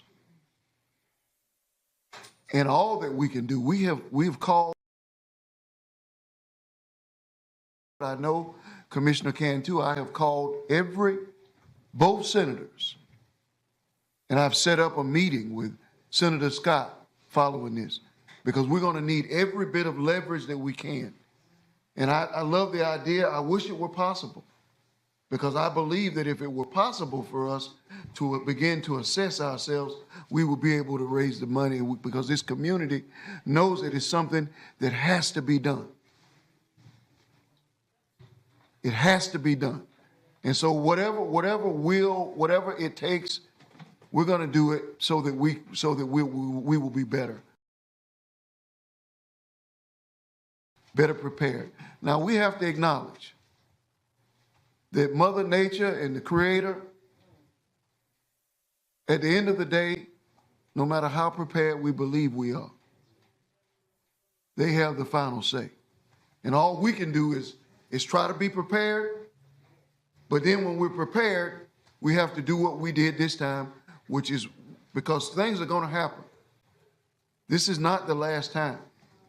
But at the end of the day, you prepare, you do the best that you can, but then you respond. And your response was Herculean. The city staff, I mean, and it's all over. The First Step Shelter had problems, and nobody said, because First Step is not the city's responsibility. But they had a generator that nobody on staff could turn on. One man, Public Works, one man, the only man in town. But he did not say, it's not my job. He showed up and he did something that wasn't his job because it was the right thing. And so beyond proud is not a word that I use often, so I don't use it. But my heart is full. And Mr. Manager, we'll hear from you. Mr. Jagger, if you have anything, and then we will hear from you all. I'll just say, as Commissioner Reed stated, when I rode through the neighborhoods, it was disappointing. And I can assure you that with the support of this commission and the staff, I called throughout the entire storm. I promise you, if we have to make a trip to Tallahassee, make a trip to Washington, D.C., we are going to go and let them know that we need your support. We are going to do that. And I will say that when you call a commissioner in the middle of a storm and they're dealing with, water coming up in their neighborhoods, and they say, I got you. You don't need to tell me anything else. And then they start calling the Representative Leak, and they start calling the Senator Wright. That is what we need. And as they stated, I've never seen anything like it. And when I have staff members that work in my office, I have 2 staff members that work in my office that I see every day, cannot come back to work because they were totally flooded out. I understand, and go to their house and see that everything that they work for and they're gone. I can't fathom that. I just can't. And so I make a promise to our elected officials that if they say, city manager, you can go to Tallahassee, I'm going. go to DC, and they've already committed, because we do need to find a way to get the funds back to our community, because somebody's grandmother is going to be out of a house, somebody's daughter is going to be out of a house, somebody's children is going to be staying in a mobile home or an apartment complex with other individuals. So we're dedicated, commissioners, to this effort. We have been working on it, and we are going to put together a fact sheet or a white paper that every single citizen in Daytona Beach could have, and they will know what to say when they send an email or when they make a phone call, so we can all speak and play the same music, because so often we have so many different opinions and they don't know who to listen to. And so my goal will be to create a document that we can send out and place on all of our platforms and send to everyone. So when you send an email, all you have to do is hit send. You'll know the exact facts, the exact numbers, and make the phone call. And so thank you all, commissioners. The staff are very appreciative, and I know that I told them that you all are going to do something for those staff members that worked. And so we appreciate that. And so community, I pray for you as a Christian. But I also know that we have to do the work, because prayer without works, faith without works is dead. And I think Fannie Lou Hamer say you can pray until you faint or something, but you got to get up and do something. And we've got to get up and do something. So, Amen. Amen. Mr. Mayor, I have a question before you go to the attorney. Mr. Manager, do you know how to acquire for the displaced families those mobile homes that are out there at the Speedway? Yeah, the mayor forgot. I forgot. Okay, because we can use some of those. I actually called. I called them. I called Ms. Coxwell at the Speedway, and they said, "Oh, sorry." Yeah. Go ahead. Because the governor just FEMA, approved it. Yeah, the governor just approved. They've activated a hotel program for temporary housing for those impacted by federal disasters. Okay. And that is a big deal in our community, because we have a lot of people, they don't have anywhere to go. And that they're going to fund that, and that's funded. And we're going to be posting that information that just came in and giving it to our partners. Yeah. And then, is there a time limit on that at all? Well, I don't have the read on that, so I'd have to read through it. Yeah. But our staff will put it up tomorrow. We'll get it out. Okay, and so just from a next step process, just that I understand, so I can see if I have any resources in my area that would help. What is it that we are going to be working on first? Is it housing? Is it food? Because we have a lot of people doing things. Well, so it's what all are of we? it. You can't, everything. yeah, it's everything. You can't, because everybody has different needs. Right. Some people need diapers. Some people need, they have different needs. Are we even doing furniture things, furniture items too? I wouldn't be in that. That's not. Okay. All right. But people, Bob. Nothing. Nothing. One other thing, I would be remiss if I did not acknowledge the passing of Anthony Murphy, because Leisure Services was really working and feeding people, and just like Vince was humble, and he said our job was the easy job. When he said that, all I thought of was Anthony Murphy, because his spirit would have been there serving in a spirit of silence and humility. Mm-hmm. And I have said that we lost in this community a giant of a man. And this staff that he worked with, his church family, and his wife and his children. And so I ask you all to keep his family in prayer as we go through what we're going through. Isn't the funeral Saturday? Saturday, yes. At what 11. time? Yes, Saturday at 11 at Allen Chapel. Okay. Okay. At this time, we will begin to hear from residents. Okay, our first speaker is Lynetta Oglesby, and on deck is Charles Oh, I didn't know he was in here. Where is he? Got his mask on. Yes, ma'am. Hi. I would like to speak as a resident of Daytona Beach and on behalf of my father, Johnny Oglesby. My father worked for the city of Daytona Beach for 30 years. He was a supervisor. He worked in the utility department as a supervisor, and he lives on Carter Circle. Put the microphone more. He lives on Carter Circle. As I said, he worked for the city of Daytona Beach. He was a supervisor here. He retired after 30 years of service. My father just found out he had cancer last week and was released from the hospital Monday. He's immobile. I was there taking care of him. And when the hurricane came, we couldn't get out. It wasn't fast enough. I can't carry him. I can't lift him. It was myself and my stepmom. They lost everything. We called for hours. I wasn't trying to be a pest, but here's a man laying in a bed that can't move. We can't carry him. The water's getting up to his bed frame, and we just needed help. And help, 2 guys came from rescue, but they had to walk down because the vehicles couldn't even come down the street to reach us. We were blessed that I have a large family, and I round up the troops. You know, they were telling them not to drive through because the water was so high. And that's why I'm glad you're getting those vehicles, because they couldn't get to us.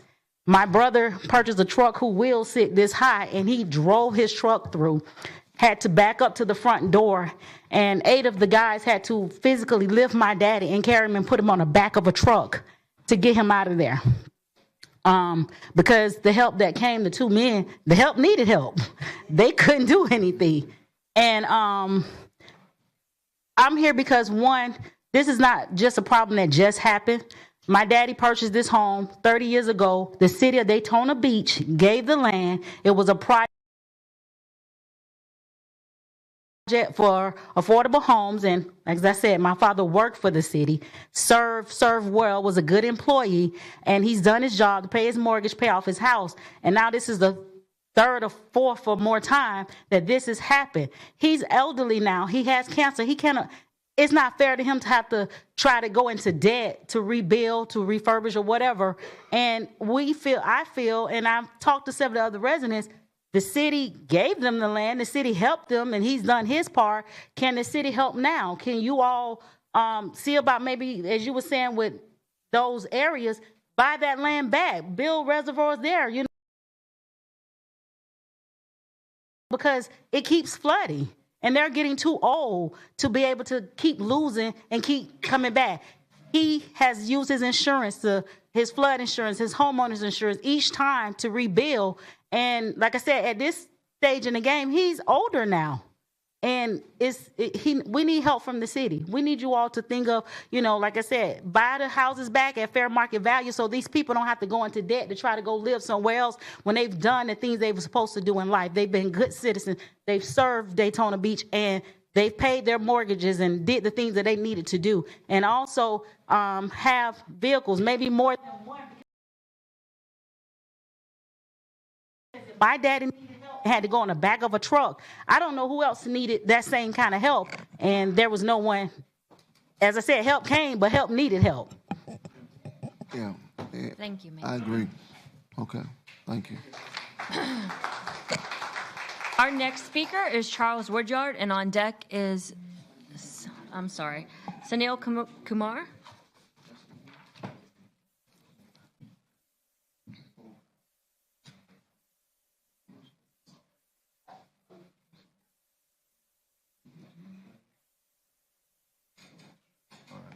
Thank you,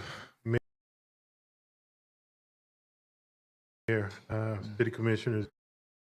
I was only going to speak if I needed to respond to some of the community's comments. But since you called my name, I'll take the opportunity to say thank you to some of my staff and then bring up a couple of issues that I think you'll be interested in. On Friday, we woke up to an unprecedented disaster. Not my first time being in a hurricane, but it was my worst time being in a hurricane. And I spent time driving through Caroline Village, and I thought that I was in Katrina or something. It was just that bad. So we spent Friday and Saturday Who you are? I'm sorry. I'm the CEO of the Daytona Beach Housing Authority. And so Friday, we spent time going through the neighborhood, driving through Caroline Village, if you can believe it. And my crews went out and started cleaning up fallen trees that were on power lines, stuff like that in Palmetto Park and other places. When Saturday came through, we started going door to door for families that we'd reached out to see if they needed assistance. And on Friday, backing up to Friday, we set up a command center at Northwood Village. We were in constant contact with the mayor, the city manager, and the police chief. They did a wonderful job helping us relocate. Now, Commissioner Reed, you said some things that really resonated with me because we're going to be faced with a decision on what to do with Caroline Village after something like this. It's flooded several times. It is my intention and my board, and I do have one board member here, Commissioner Sandy Murphy in the back. I think you all know her. They have not formally approved of this, but they have kind of approved of the concept that we did. We need to pursue some federal grant dollars that will help us redevelop Caroline Village and Palmetto Park. That may mean, and would probably mean, going somewhere else, especially for Caroline Village. Now, I have been in conversation with city staff on this at the community development level. I've been in conversation with Bethune-Cookman's president, and I think that we can put together a grant application for these federal dollars, and the co-sponsors of this grant could be the Housing Authority, the City of Daytona Beach, and Bethune-Cookman. I think that'll be a very powerful grant application. I will need to get a formal vote from my board, but that is what we intend to do. And I'm making comments, but if there may be some questions you need to ask me, and if you have time, I can answer those questions. Just press stop right there. Okay.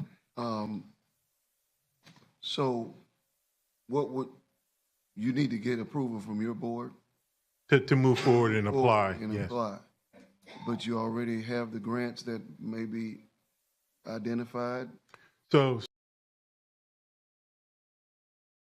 yes, yeah. Some of you may be familiar with the Hope 6 grant. Absolutely. That's what, resulted in Pine Haven being redone and stuff like that. That program does not exist anymore. What exists in its place is a program called the Choice Neighborhood Initiative.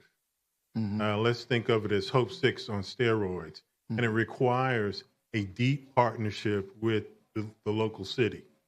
Okay. And so that's what we would like to pursue.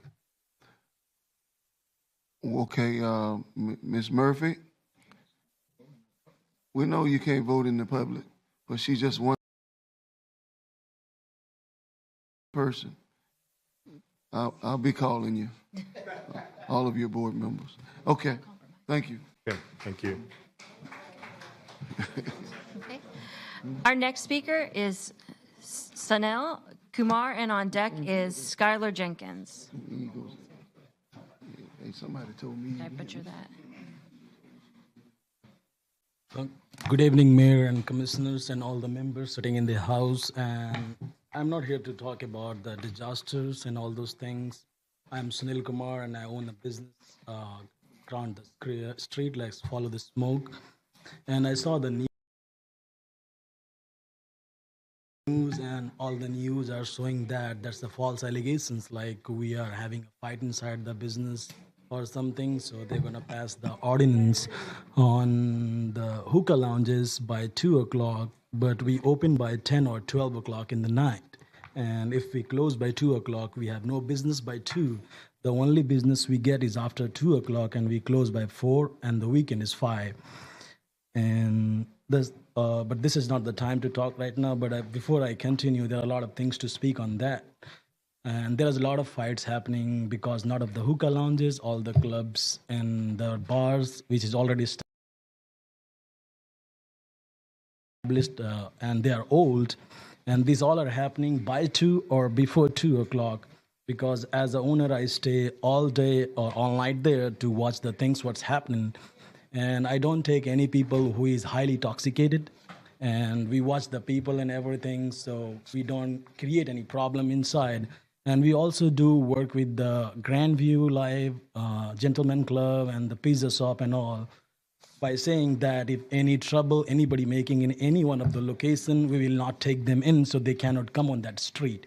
So we're trying to make it clean that place more and more. And if ordinance passed, we can survive. As I talked to the city manager when I was working with the license and all in the phone call, because I have been told and by one of the members or the permitting officers, like the license take 10 to 15 days. I have been rented that building in February, and I could not open by ready everything just because the license is not getting passed. They are making us run around. And when I call Mr. Manager, and then I told him like they are making us run around, then the process been happen after 6-7 months, but not paying. And the business is only 3 months old. We are still struggling after spending $200,000 there. And we haven't made anything yet, but if that happens, we won't survive there. Thank you so much. Our next speaker is Skylar Jenkins, and on deck is Ken Southall. Hello. So I am the manager at Follow the Smoke, the hookah lounge that Sunny was talking about. Do I need to go closer? Yeah. Skylar Jenkins. I'm the manager at Follow the Smoke Hookah Lounge. So I want to speak directly to Ken. You made an interview that went into the news, and I would just like to know how we can resolve the issues that you're seeing, because they're not at our business. And we are the only one that's in your zone. So I know Juanita is in charge of the hookah pubs zone, and there's another one, Zulu, on International. I don't know who the commissioner is, but I find it a little alarming that you guys didn't talk to us directly about the issues and concerns that you guys are talking about. They said that there was violence and arrest, but there's none since we've opened. And there's crimes at any point of the night. It's not at 2, it's not after 2. I have videos where it's at 9:30 at night. We're a tourist town. People are gonna get drunk at whatever time they want. And it doesn't matter if they're in the street, if they're in a business, if they're in the hotels, if they're on the beach. So why should a brand new business have to suffer when we haven't even gotten the chance to prove ourselves, and we've done everything to support the community? So that's just my concern. Well, I appreciate you coming out, sharing your side of things. And I personally will speak with both of you so that I can hear more of your perspective. Because I'm not going to sit and say that I have not had a lot of complaints regarding the lounge. If that's your lounge, then that's where I've received complaints. But I would be happy to hear your side, because I don't want to, I was a person who pushed for the 2 o'clock bar closing. And I don't think I was wrong in doing that.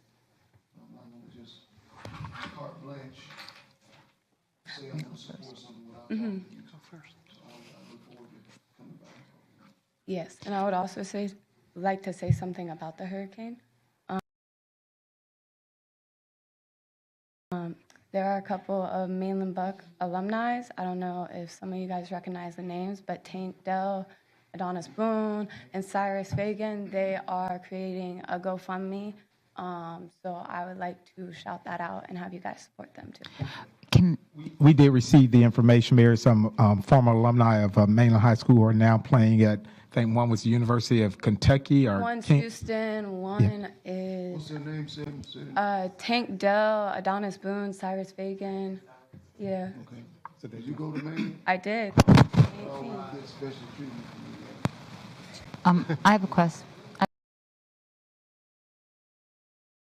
question for you. Then I think Commissioner Strickland does too. So my question is, you mentioned the crimes that you see. What are you seeing?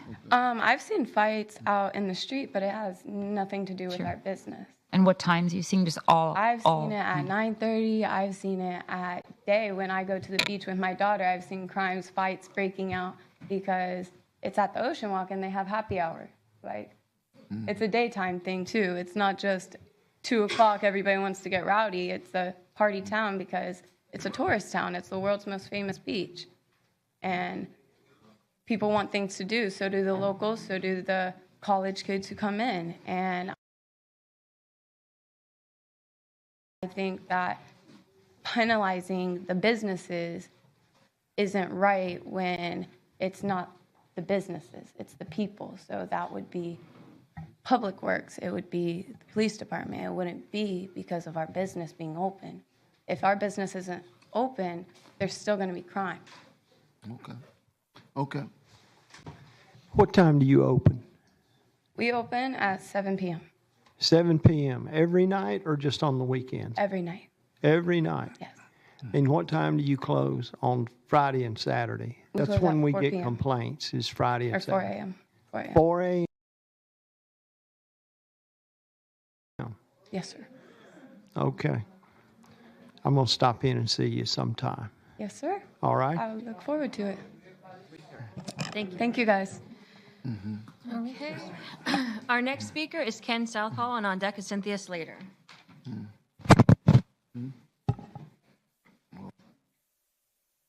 Hello, Mayor, Commissioner. Good evening. My name is Ken Southall. And I've been through the flood in 2009. And it was worse than this. And I took a survey in my neighborhood. This is on Bellevue and Lockhart. And water, if we would raise the elevation of the footer itself. Of the what? The footer. The footer. Okay. That's the supporting. At least 12 inches, it wouldn't have happened. A lot of this would have been done. And I talked with some of the members of the city. And if you go back, you'll find an article that the News Journal had of me stating this fact. And that was 2009. And they changed it. They just say, well, what happened? The pumps wasn't working, which is over in our neighborhood. They say the pump wasn't working over there on I can't think of the, where? Yeah, Bellevue, Butts Pond. Yeah, Bellevue. It wasn't working then, right? And the tide was high. And they changed the code, but it does us no good. I think Hughes was, Tommy Hughes was on the board with me at the time, Affordable Homes. I was on that board. And now he built his houses at least, what, 8, whatever. And it didn't flood. My home was built in 1970.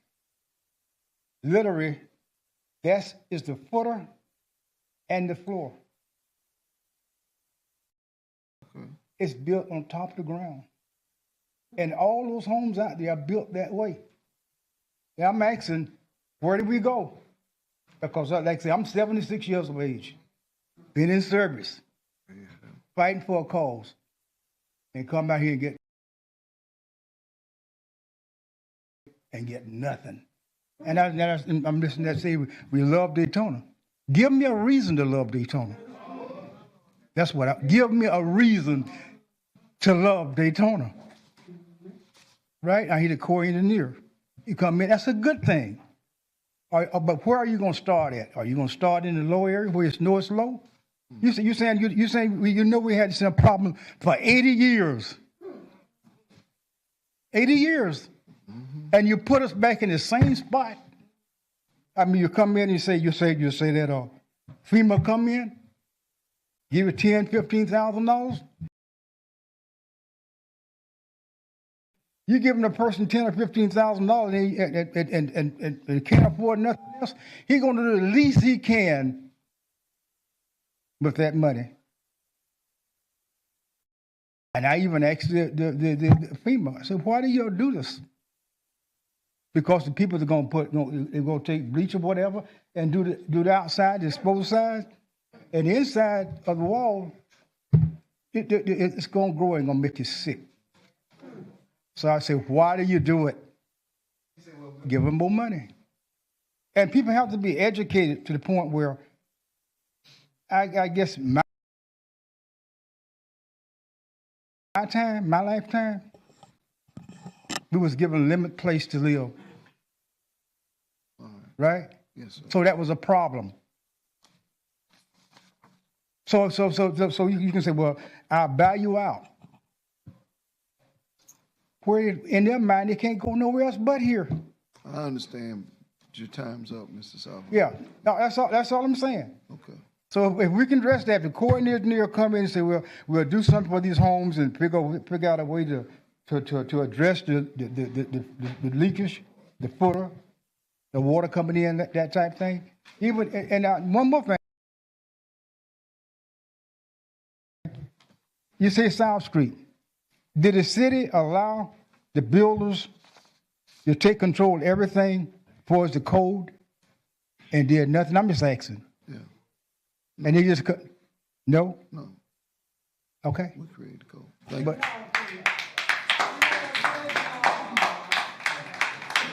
Our next speaker is Cynthia Slater, and on deck is Dr. Victor Gooden. He got my bag. Okay. Good evening. I'm Cynthia Slater, president of the NAACP, but first a lifelong resident of the city of Daytona Beach, some 66 years. To all of the leadership on this dais, the mayor, the city manager, the commission, city attorney, and all of the staff who work so diligently to get these meetings together.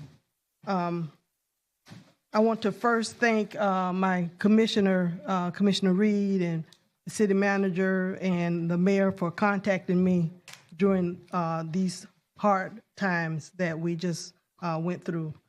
I'm here to address the flooding issues that this city has endured for years. The Midtown community in particular seems to suffer disasters as this more than any area of the city. I live on Cottle Circle, and the area for which I live has flooded to a point where our homes have been destroyed at least 3 times. I think we have quite a few people who, my neighbors who are from Cottle Circle. Would you please stand or raise your hand if you live on Cottle Circle? Cottle Circle. Jeez. These are my neighbors. These are Commissioner Reed, your constituents. And again, our homes have been damaged at least 3 times. And I want to share with you the proof of the flooding that I have experienced in my home for the last 15 years. Every time it flooded, I had to buy a new pair of boots because I couldn't get to my garage to get the old boots from the last storm. So I had to go out and get another pair of boots. These are all of the boots that I had to purchase because of all of the 15 years of flooding that I've had on Cottle Circle at 815. I, along with my neighbors, have lost everything. Flood waters measured over 2 feet in our homes, and it's not enough to just say, have homeowners insurance and have flood insurance. Many of us had to come out of our pockets because we can't stand there and wait for the insurance company to have an adjuster to come to our house to make, because of the mold. We have to come out of our, I just had to go into my retirement just to get ahead of my insurance company. Even though I have homeowners insurance, my homeowners insurance tell me, well, your homeowners insurance don't cover flood. flooding. So I go to my flood insurance company. We'll be out there. We'll get out. We'll get to you. But what the hell am I supposed to do in the meantime? I'm sorry. I'm sorry. This continued devastation of our community is traumatic to all of us, young and old. There are so many outliers that affect our area. Poor drainage. You talked about the poor drainage. Low-lying areas with nowhere for the water to go is the main problem. Canal Road that they now call Nova Road, which is really still Canal Road, because that canal is still there and the water is still has nowhere to go. You have Tuscaloosa Park, where the water floods so high it comes right onto Nova Road and International Speedway that takes you where? Right back down to that low-lying area in the minority community. So yes, all of the community floods, but our community, the Midtown area, we suffer more than anybody. More than anybody. We as residents of this community cannot and should not continue to be victims of flooding due to storms and hurricanes. I refuse to continue to invest in a home where as soon as it is repaired, 2 months, 1 year, 2 years down the road, we're flooded again and again and again. And by the time I'm probably gonna have 6 more pairs of boots in front of you. I cannot continue to do this. This is post-traumatic stress syndrome 101, all over again. It's the definition of insanity, doing the same thing over and over and over again, and you're getting the same results. We fix our homes. Next year, the flood comes again. We fix our home again. The flood comes again. We can't continue to do this. I pray that this commission move with all expediency to correct the problems of flooding that continue to haunt us. Mr. City Manager, if I need to go to Tallahassee with you or to DC with you for hearings, count me in. Count me in, because they need to hear from us. They need to hear from all of us. We need to get a bus together. A boat. I needed a boat the other day. but just to let you know that we have to laugh to keep from crying. Yeah, I've done my share of crying these last couple of days, and I'm tired. I can't cry anymore. I have no more tears. So please help us out. What Mr. Hardy Smith stood here and said, it was discouraging, but it was depressing at the same time. When the Army Corps of Engineers, you got to compete with other areas in order for them to even look at us. But in the meantime, we continue to flood. We can't take it anymore, and we need your help. Mm-hmm. That's all we're asking for, your help. Yes, ma'am. Thank you. Thank you. Anybody want some boots? They're not big enough.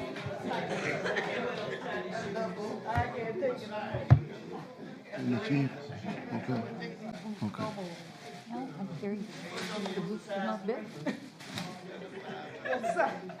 Yeah, 5. They're about a 5. Children's 5.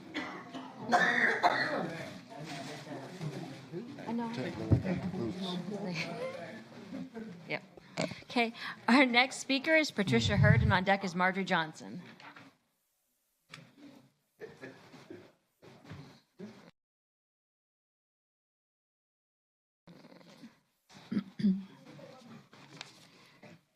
Good evening. Patricia Hurd, 822 Bernard Street, Daytona. I thought I had removed my name, but since I'm here, I'll speak.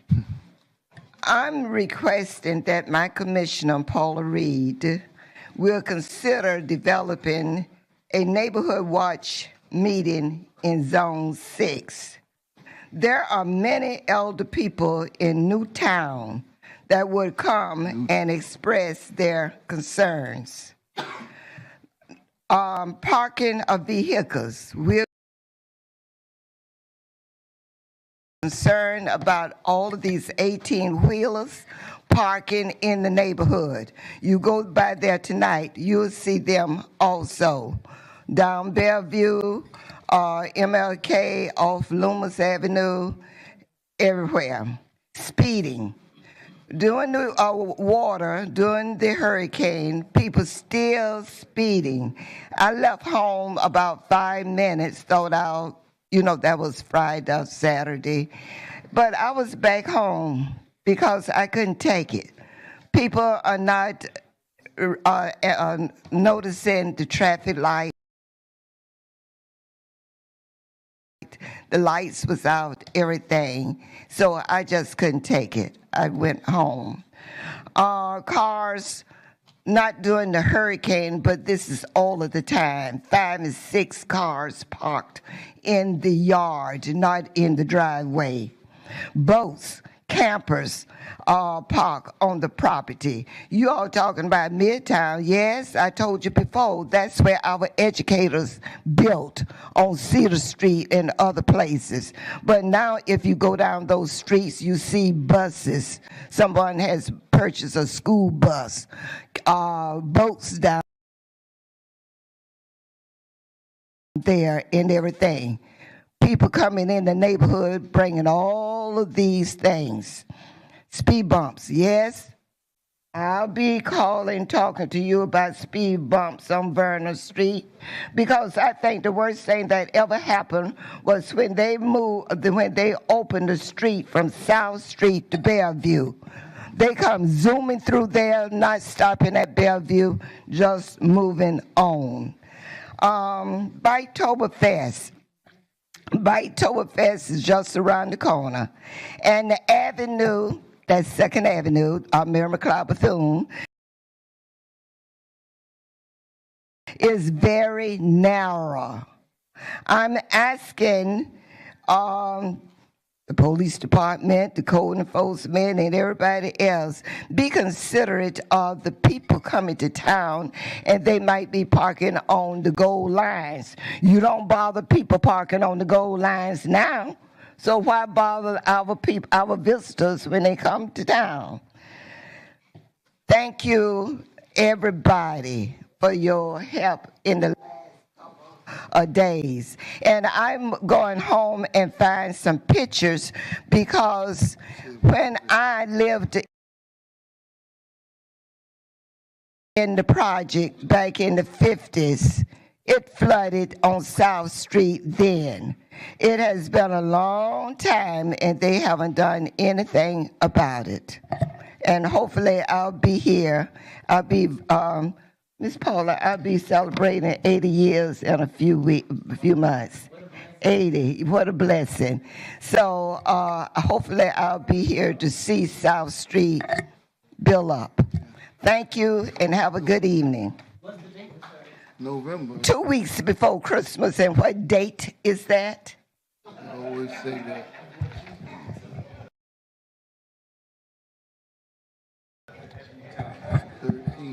Marjorie Johnson, 122 South Keith Street. I'd like to thank the city manager, my city manager, Derek Peach, and my commissioner, Mr. Ken Strickland, for meeting with me. I had a good meeting with them, and the flooding issue did come up. And it came up because it's been going on for some time. And Libby Colvin came to this commission and spoke to you people about this before the flood got here. And I found out from another man that lived next door to her that y'all didn't drain that tick over there. They say that it usually is drained. Well, they should drain it because you got water on top of water if they don't drain it. So what's happening, this has been going on for years and years. Either you're part of the solution or you're part of the problem. And some of you have been here 12, 15 years, and you knew that this problem was going on. So our new city manager have come here and hit the ground running, and we are proud of that. We also are proud of Mr. Strickland, because we have accessibility to him and some of our commissioners, such as Ms. Reed, no access. I had a meeting with her, she didn't show. She said, let's set up another meeting. That was 4 years ago, and that never happened. So either you're getting paid to do your job, these people's houses are getting flooded out. Mine, I was blessed because I live in the 100 block of Keith Street, and my house did not get flooded, but I did get some water. But I would like to say that if you're representing the people, you need to find the funds to get this flooding problem fixed, because Midtown has had this problem for some time. And I thought that when we elected you, that this would be your first priority to fix it. So if you don't get it fixed, that means you're just sitting here collecting a free paycheck. So I say to you, city manager, since you're a new leader, you need to take the lead to make this happen, since the rest of them haven't done this. Also, the infrastructure part on Orange Avenue was neglected for many years. I heard Carrie Smith said that the county owned the top of the road, the city owned all the infrastructure, and they let it sit there and rot out for years. That's why it took so long to fix it. But when they finally did fix it, the city, to try to take credit for it, but the county gave them the street. They say it's your street now. That's how the city got that street. So I say to you today, either you're part of the solution or you're part of the problem. Let's get this flooding problem fixed. The people over on Carter Circle has been suffering. Libby Coleman is very angry. You say you went to her house and she didn't answer the door. She want the pond drained. She want it fixed. Make it happen. Thank you. Our next speaker is Anton Gandy, and on deck is Frederick Brown. 9 after him.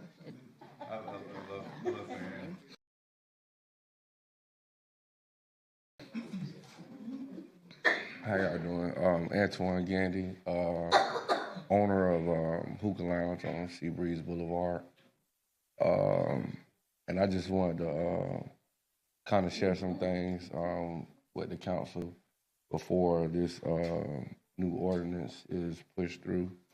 I just wanted to elaborate on the difference between hookah lounges and bars and nightclubs. And one of the biggest reasons they're kind of separate would be the revenue that's generated. Bars and nightclubs, say first from 10 to 12, 10 to 2 a.m., 9 to 2 a.m. Those first 2.5 hours, they would probably generate 5 times more revenue that a hookah lounge would generate that entire weekend based off alcohol sales, being that we don't sell alcohol. Me, active member of the community, graduated from Bethune-Cookman University. Part of Behavior Change Artists Incorporated, which work with EBD kids in the community. You catch me Monday through Thursday, Park Warner Field, you know. So I'm very active in the community, and I see what transpires in the community. I've been on Seabreeze for about 2 years, every weekend for about 2 years. So I'm familiar with the fights. I'm familiar with the shooting, stabbings, and I'm also familiar with where these things transpire at. It's public records. Since I've been there at my place about 2 years, I don't even think I had an arrest, let alone a major act of violence. I had a meeting maybe like 1.5 years ago with Police Chief Jakar Young, Lieutenant Garner, which is the lieutenant who supervises that area, stated that I have no problems with Mr. Gandy or his establishment. Anything that he needs, she needs me to do, that I do it. I work well with her. We have a relationship. And I'm not here to be a nuisance to the community. I just want to provide something for the community. I cater to the whole community, but primarily the urban community, as well as different orgs from the Bethune-Cookman University. So I'm just here to, just kind of let y'all know. And if I could, Commissioner May, Strickland, and anyone else on this council. If y'all want to come out and just see how we operate and see what's going on, and just take that in consideration before y'all kind of make y'all decision on this ordinance, I'll be willing to do that as well. Curious about something. How do the activities around you on Seabreeze, right? The things going on around you, how do those activities affect your business? A lot of times, I mean, it's been happening for quite a while now, to where I used to have officer details. Officer Doe, who's retired now, he was the only one that would pick up the officer detail for me first. So now we went and hired a outside security company, and they monitor everything that goes on over there. Like, for example, big brawl at 509, spew out into the street. One time we had an incident where some guys had something going on that wasn't a part of our venue, but by my guys being out there, they said, hey, we're not finna let this, go on in the street when it broke it up. And it's like, oh, well, they have something to do with the hookah lounge. When in actuality, they didn't. So I was kind of hesitant as to send, my security guards to go and break up any altercation. But you know what? I said, even though we took the blunt of that incident, that's not going to stop me from protecting my customer as well as the other customers on that Seabreeze area. So if my guys do see something, they will. And a lot of times, if we can get to it, they'll stop it, but it doesn't really affect us because we have our own crowd that comes to us. So please call me. Okay, I have your number. But again, if anybody want to come just to see, I'll be more than welcome to bring y'all in and let y'all see how we operate on the Thank you, sir. Thank you. 502 Seabreeze Boulevard. Mayor, could we call the chief up here for a minute? Because I have a resident that has a question about the high water vehicle. Just a quick question. Chief Young?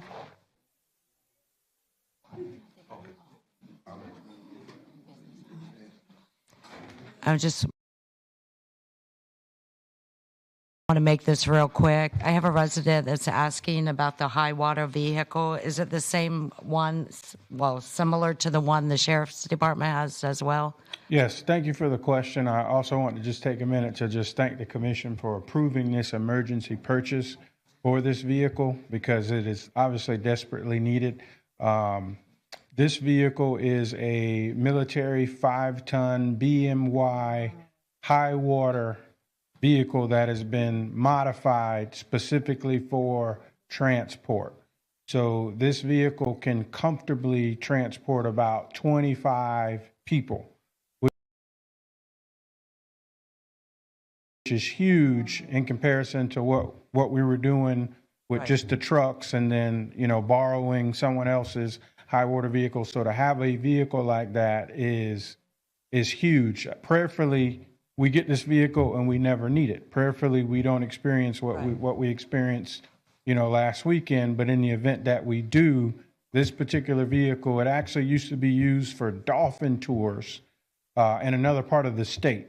So this thing is decked out. It has they installed a full staircase on the back of it. So even for elderly people that can't step up, it has a step that almost reaches the ground to assist them in getting on and off the vehicle.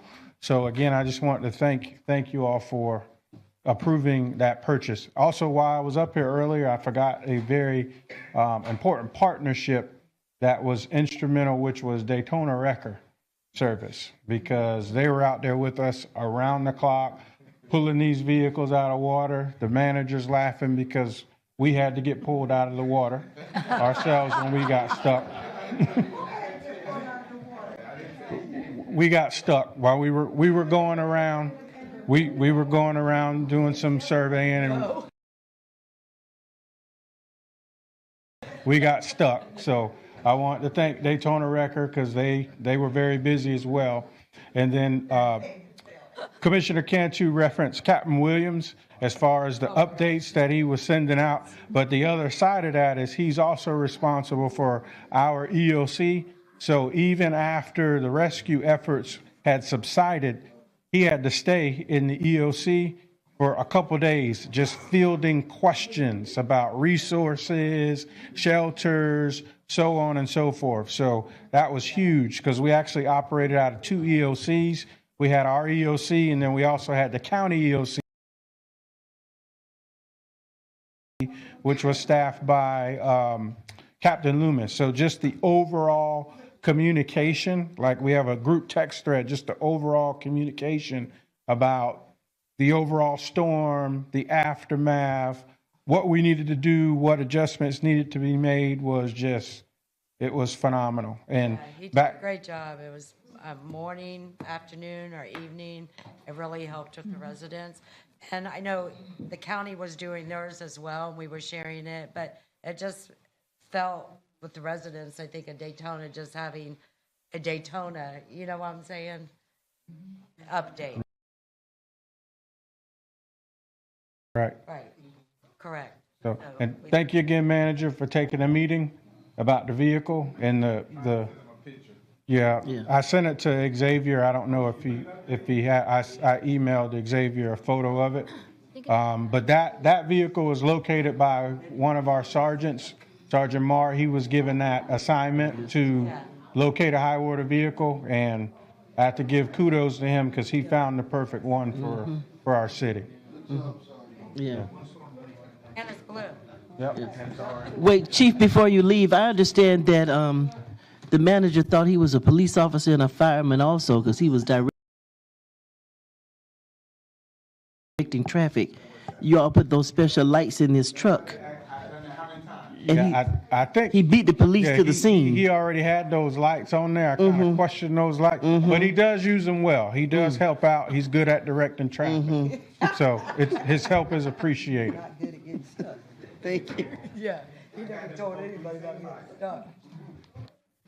Thank you.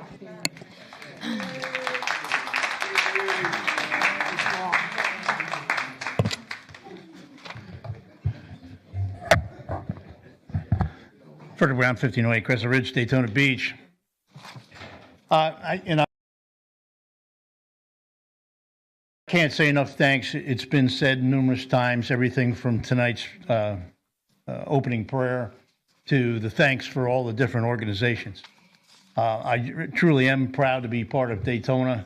We did come together. As it said, it rained on every race. It rained on every financial member of this city. That said, in a disaster, you can be one of two things. You can be reactive. We're good at that. We've had a lot of practice. Or you can be proactive. And we need to get out of the reactive business because we're good at that now. And we need to get proactive. Now, I met Libby Coleman a few months back, and her story touched my heart. And I went down to her home, and I visited, and I talked to the neighbors. Mr. Andrews, you know him as Drew. Some of you have lived there, and you know the neighborhood. Some of you have owned there. Your family members have owned there, and you know the neighborhood. So I studied it from my engineering standpoint. There's a large retention pond behind Cottle Circle. That's where the water is supposed to drain. What did this city do right? You did clear the drains. The drains, I inspected every one of them. They were clear. The problem, and as I told Libby what was going to happen, where the flood occurs is when that retention pond raises. The water then goes the other way. Okay? So the problem is, where does that water go? So I traced it down. There's a large pipe that takes it where? To Samuel Butts Park. I have walked every inch of that park. I have studied the system there. There is one very small pump on the east side that is supposed to maintain the levels. And in a storm situation, it's supposed to pump it down. It's only about, I believe it's a 75 I think Andy didn't really know the exact number, but it looks to me like a 75 horse. At best, 1,000 gallons a minute. When you're talking about millions of gallons of water, 1,000 gallon a minute pump does virtually nothing. There's an answer. And you have no backup. That's the other thing. It just absolutely, I've done pumping systems a good portion of my life. I understand them well. You need something with some volume. You don't have it. You need a backup. You don't have it. You need backup power. You don't have it. Even the sleuth gate controls are not functional. The controls all around Butts Park were all, the water got so high that it actually flooded some of the controls and power was shut off. That only made the matter worse. So let's get proactive on this. If it takes a bus to Washington, okay, I'll be on that bus too. But what we need to do is we need to get the flow out of Butts Park. It's doable. Now, beyond that, the remarks that the city manager made about the bowl concept, it's very true. But a lot of that was started in a previous mayor. None of his car dealerships flooded. Thank you. None.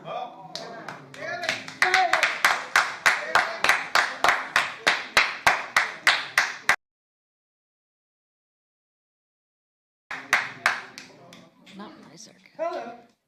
Our next speaker is Lucy Desmore, and on deck is John Nicholson.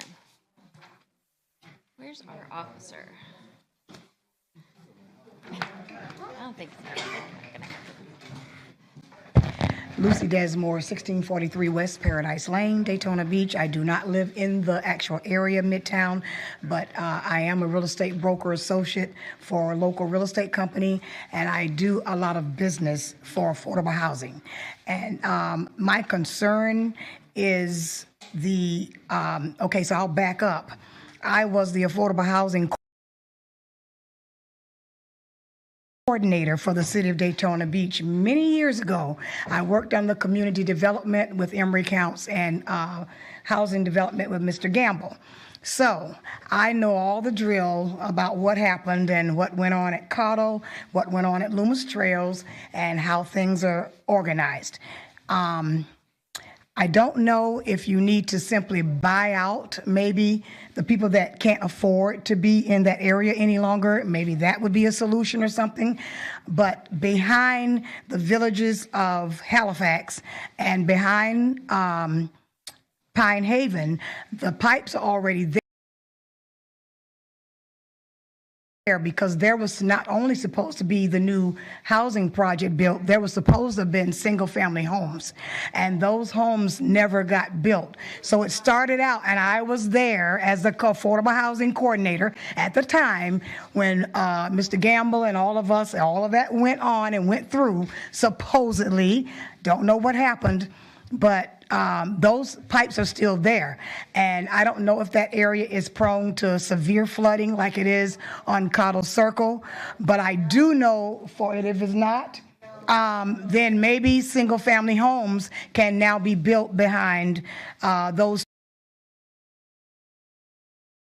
housing developments where it was that they were supposed to have originally been.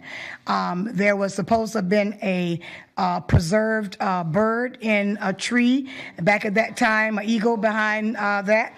And so he's gone, and all his children, or I assure you, they're all gone. And so you can now build some single family homes back there. So that would be one of the solutions to maybe what's going on Cottle Circle. But there's got to be a solution. I do think the gentleman that just spoke about the water retention, that probably is true, that the Butts Park area is where that overflow is supposed to go, and that pump is not large enough to sustain everything. So that's just possibly a solution, something to think about. And I now have to go and grab a sandwich or something because I'm past dinner and everything else. But I just want to bring that forward to you because the other thing, affordable housing. I know for a fact there are other vacant lots being issued out into the community for affordable housing. So until you get that fixed over at Cottle Circle, the same areas are also in that floodplain. And it's going to build these houses with the nonprofits that will be getting the lots, which are the ones that are generated, that do the affordable housing program. They get their down payment money from the city of Daytona Beach. You're going to have the same thing. You build brand new houses, and they're also going to flood. So please think about that. Thank you. Thank you. Our next speaker is John Nicholson, and on deck is Jennifer Walbach. They build up. John Nicholson, 413 North Granbury Avenue. Mr. Fiecher, welcome under fire. Jim Chisholm was here 4 months, and we had 4 hurricanes. So his initiation was devastating, and we'll see what you do with this one.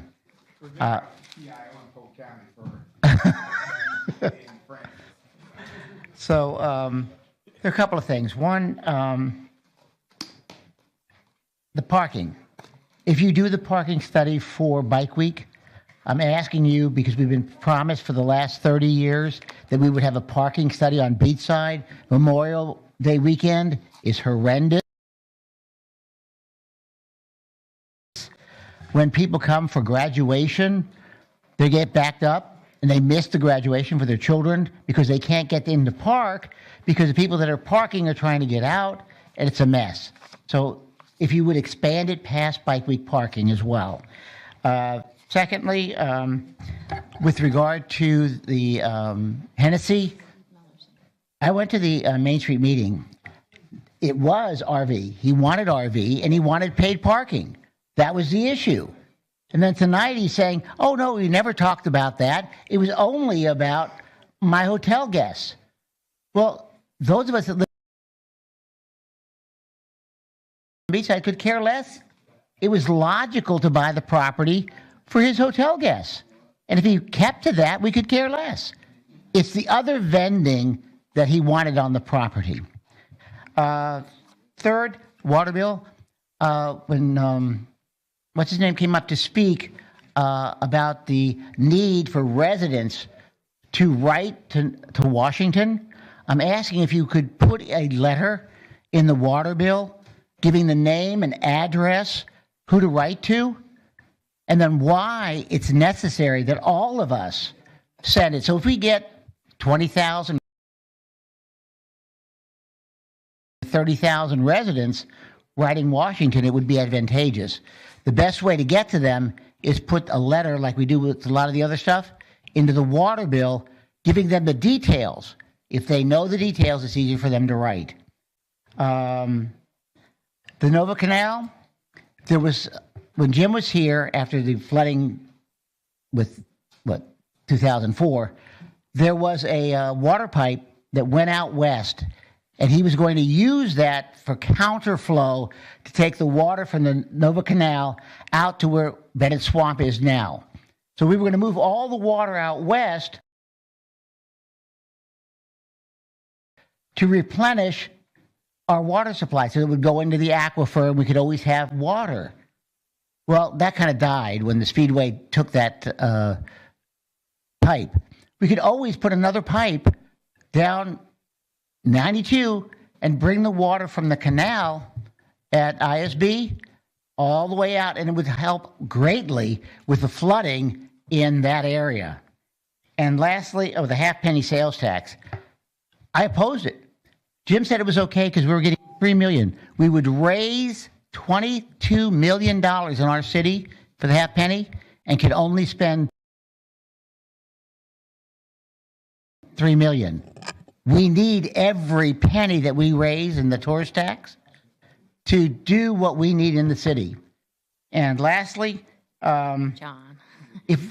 I know, but everybody else spoke over. Okay.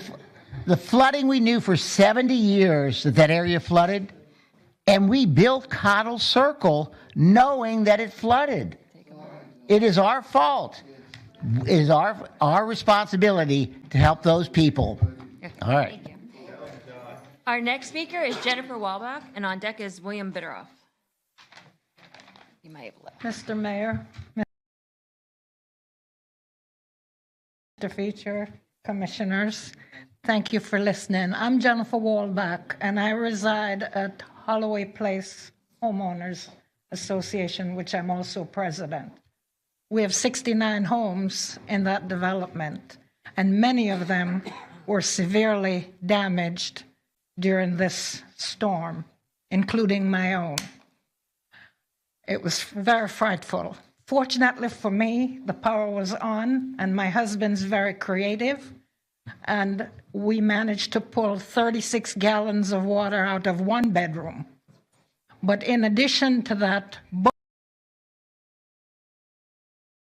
bathrooms had raw sewage entering the house. I'm lucky, I have insurance, and I have flood insurance. But when I moved here 17 years ago, that area was not a flood zone. It became The owner will. storm. Lucky, I have insurance, and I have flood insurance. But when I moved here 17 years ago, that area was not a flood zone. It became a flood zone, I think, around 2006, 2007. I was paying $325 a year for flood insurance then. I'm now at almost $800. It's not sustainable. The ongoing problem is the Nova Canal, and I'm also speaking on behalf of the homeowners. And a gentleman spoke before, and he says, you need to be proactive and not reactive, and I support that. The ongoing issue with the Nova Canal is that it is not being maintained properly. We make many phone calls, many times a month, to have that canal mowed. There are days when the weeds are up 6 feet or higher. When the contractors come out, they pull all the garbage, they pile it up on the banks of the canal.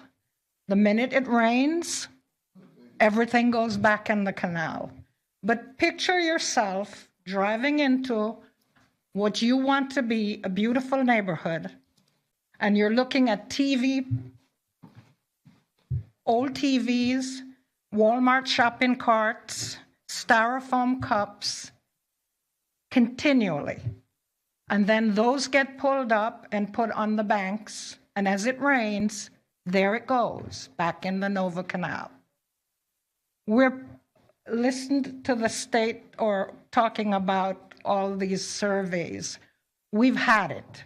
It's 17 years we're being told we have to do surveys. The money spent on that could be going towards many of these repairs. The sewer system acts like geysers when it rains, not just through the hurricane, but during heavy rains. And the streets are flooded with waste. The city is extremely helpful when we call them. They come out with the big pump trucks and they pump everything out, and then we ask, they bleach the streets. But this is an ongoing problem. And we really need for you to do something to help us. We've had Ms. Traeger and Billy Wheeler at our annual meetings with no results. And I don't mean to embarrass anyone, but I was told, good luck. I find that unacceptable. Thank you, ma'am. Your time is. So just let me finish real quickly. Mr. Mayor, Mr. City Manager, I thank you for listening to me, and I'm asking you for your help and your promise to go to Washington and get this done. Thank you so much. Mr. Biddorf, are you still building? Okay, our next speaker is Janet Jackson, and on deck is Monica Paris. I have a question while she's coming. We know that Nova Road is a state road and they're responsible for cleaning out the ditch. Can we clean it regularly and invoice them?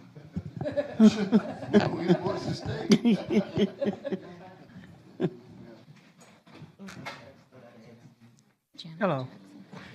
Forgive me for speaking with my mask on. I can't afford right now to get air in my mouth. But nevertheless, I thank you for letting me come before you. I really don't have a whole lot to say, but I want to be able to get involved in the community and to, see what's really going on. Well, I can see what's going on and to hear and to know that the water problem is just a huge problem, and it's been going on for a long time.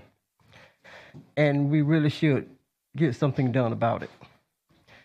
And I just agree with everything that's been said tonight. And I want to be able to help to do something in the community. And for our seniors to have a stable building, to have somewhere to go. And our children to have somewhere to go also, a steady place. And that's it. Until I really learn the way of the world right here.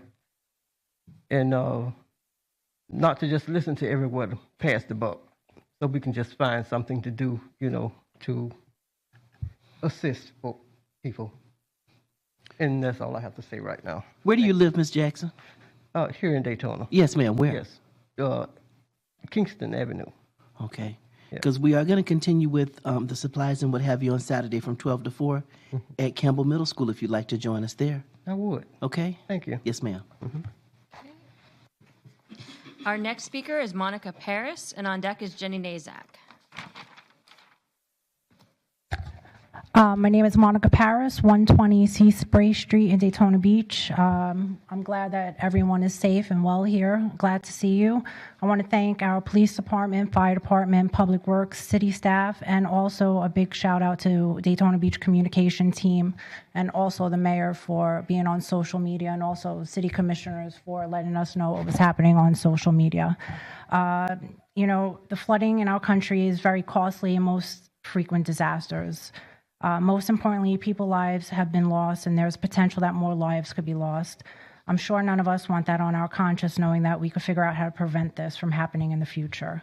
I did inquire about the flooding occurring in Zone 1 and was informed that the city is currently waiting on funding for the Army Corps of Engineers to conduct a study. Mr. Hardy provided a lot of information, so I had a lot of questions answered.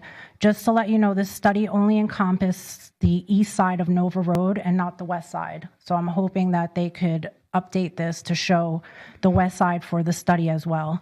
As we all know, studies are going to take a really long time. So if there's any way that maybe we could do like a 3-month plan to see what we could do in short term for people as well, I think that's really important because a lot of people come to the meetings. I've been walking Zone 1, and one of the biggest concerns people have is flooding. And Fairways Estates is flooded. There's 430 homes there.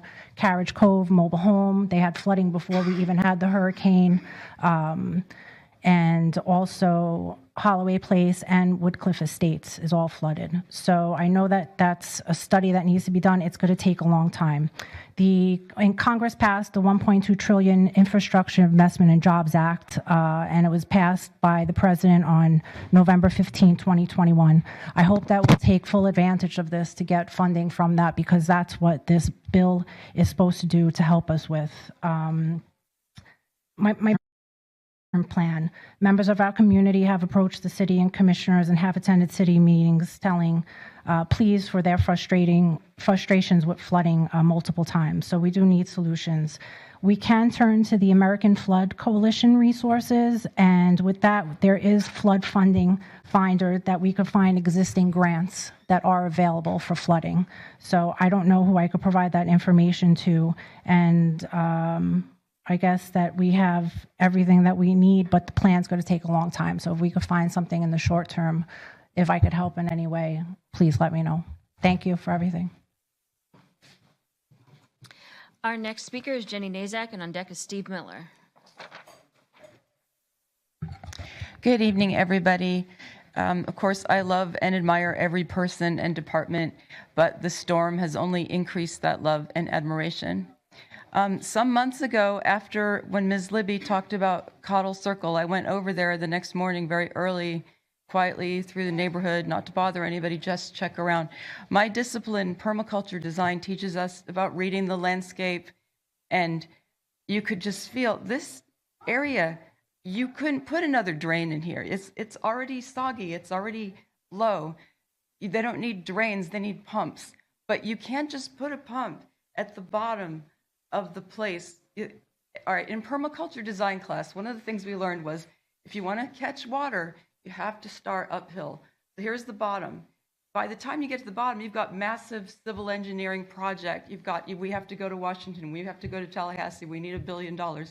But if you start way up on the hill, which is almost every other part of town just feeds in, every pavement we don't have to pave, every bit of pavement we can remove, every tree we can plant, every coastal grass we can plant instead, every time we don't excessively mow the grass so it has a little bit more of a root system. Tiny, all these little things just totally add up, which is good news because there's not like one culprit. There's not like one magic bullet. But that means there's so many things we all can do. And the solution is absolutely, it's so collective.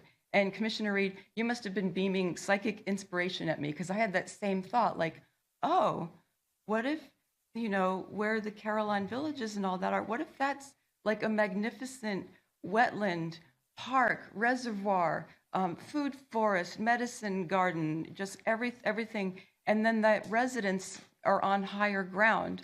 And some of the higher ground, like this is really ironic. The barrier island, the beach side that we call home, that I call home, it's highish ground. And it's a bunch of sand. We live on a sand dune. Well, Andy, I hope he's listening, maybe he's not, but he gave me such a good picture of the puzzle piece where how high the river is affects how bad the flooding is. Well, the barrier island historically, originally, was a kind of sponge. It was a massive, there was a lot of oaks. There was a lot of absorbent vegetation there on the barrier island absorbing water. So I actually found out how our little island that I live on can have an effect on Midtown by what we're planting. And we've actually turned beachside into a desert. It's paving, it's development, it can't be helped. It's kind of like the tourist area, it's going to have that stuff. But we could have a lot more replanting. We need to be devoting as much attention to replanting and cultivating as we are to cleaning up the down limbs, And there was too much mowing. We mowed too much on the beach side and we create bare soil. I'm going to go in that tradition and speak extra. Okay, I turned 60 years old this month, people. I adopted Daytona Beach as my hometown. I was a military child. I never had a hometown. I adopted Daytona Beach. I'm in love with Daytona Beach. I hope to live to be 120 years old, and I plan to be working the whole time. So one of these, you guys have to let me help. You have to. I'm not going away unless someone kicks me out. Okay. Love you guys. Have a good night. Yes. Good night. Our final speaker is Steve Miller.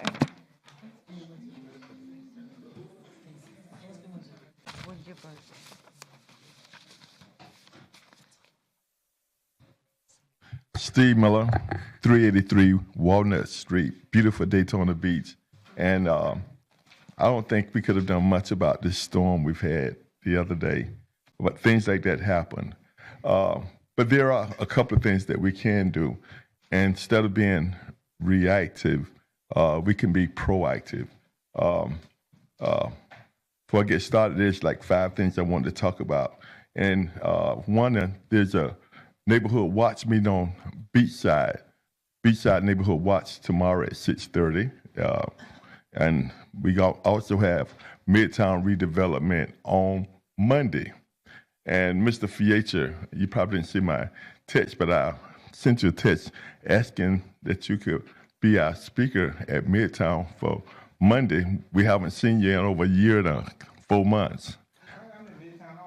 At our neighborhood watch meeting is what I'm saying. On behalf of my commissioner from Zone 6, Paula Reed, we would love for you to be there because a lot of our residents who are really upset right now, and I think you have the right mannerism to be able to speak to them. So instead of them feeling like we ignore them, I would love for you to come. And if you like to, you can actually bring Hardy Smith, 6:30 Neighborhood Watch meeting at the Midtown Center. We appreciate that. The other thing I want to talk to you about is that we need to look at changing our land development code. I think that if we're going to allow people to continue to build in those wetline, low-lying areas, we need to deal with some code changes. I'm saying they have what we call stem wall construction, where we can bring those properties at least 3 to 4 feet off the ground. You know, that old construction that we building them on the dirt is causing major problems. And I think we should have some type of mechanism to let people who come here, who buy property almost unseen, and let them know what is low-lying areas and what it could cause them. A lot of people don't have a clue. They buy property here and they find themselves in a real bad situation. I don't think that's fair for the investors of our community. And I also ran across a company who does wrapping of buildings that would actually keep the water from going into these homes over there on Caroline Village. The name of the company is like Muscle Wall, Inc. And I've gotten them in contact with our redevelopment department, and they're having dialogue. And something else I'm concerned about, Muscle Wall, Inc. In fact, the guy just recently moved to our neighborhood, and he's been working up in the New York area. In fact, they cover a lot of the buildings in New York, like the police department, so that they can actually get out and help people when a situation like this happens, and they can come back to the headquarters. And I think and thank you guys for all that you do. And Mr. Fiescher, is that a yes? You're going to show up so I can announce that you will be there with us? Okay. You what now? Okay. All right. I'll be waiting to hear from you tomorrow. Thank you very much. And Mr. Mayor, thank you very much for all that you've done. And you guys have been wonderful. Thanks for keeping us involved. And something else, too. And thanks for letting us know about the hotels and motels, because I know that FEMA got trailers coming in. And I was wondering whether or not who going to get those trailers to live in, and where do we put them at? And those are the kind of situations I think the city manager is going to find out and address for us. But again, thank you guys very much. I really appreciate the opportunity. Okay. There's another comment. Just one more. I did during the meeting get something from Doom Cooking thanking us reference to the items, but they have placed all of the athletes in full service hotels and provided some clothing for them, so that the support that we're giving is good. But just wanted to let people know that they are placed in a full service hotel, and we're ordered some clothing for the athletes as well. Because someone has said that we said that they weren't doing anything that the school wasn't doing anything for the athletes, and whoever said that, I just think is horrible, because that was never said. We never said what the school was doing for those students. We simply put out the call for anybody that wants to help and said what we would do. We never said the school was not.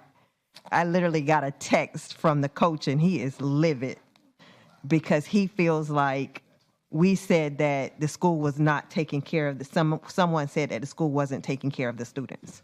I just want to clear the air that you all were here. That was never said.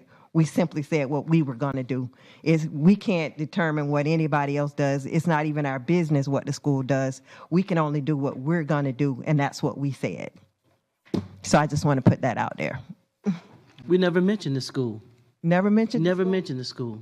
In fact, I was thinking that, what the school did to help us over at the center. At the Ocean Center. That's why we're a community. That's why we're a community. We look out for each other. We look out for folks. We look out for kids. And we believe in young people. Yes. These are college kids, and these are our babies. Yep. So we want them to have a place that they know that loves them. All right, well, I appreciate you all. This is a great space. No matter what we go through, we still have a great community. No good deed goes unpunished. Good night. Good night.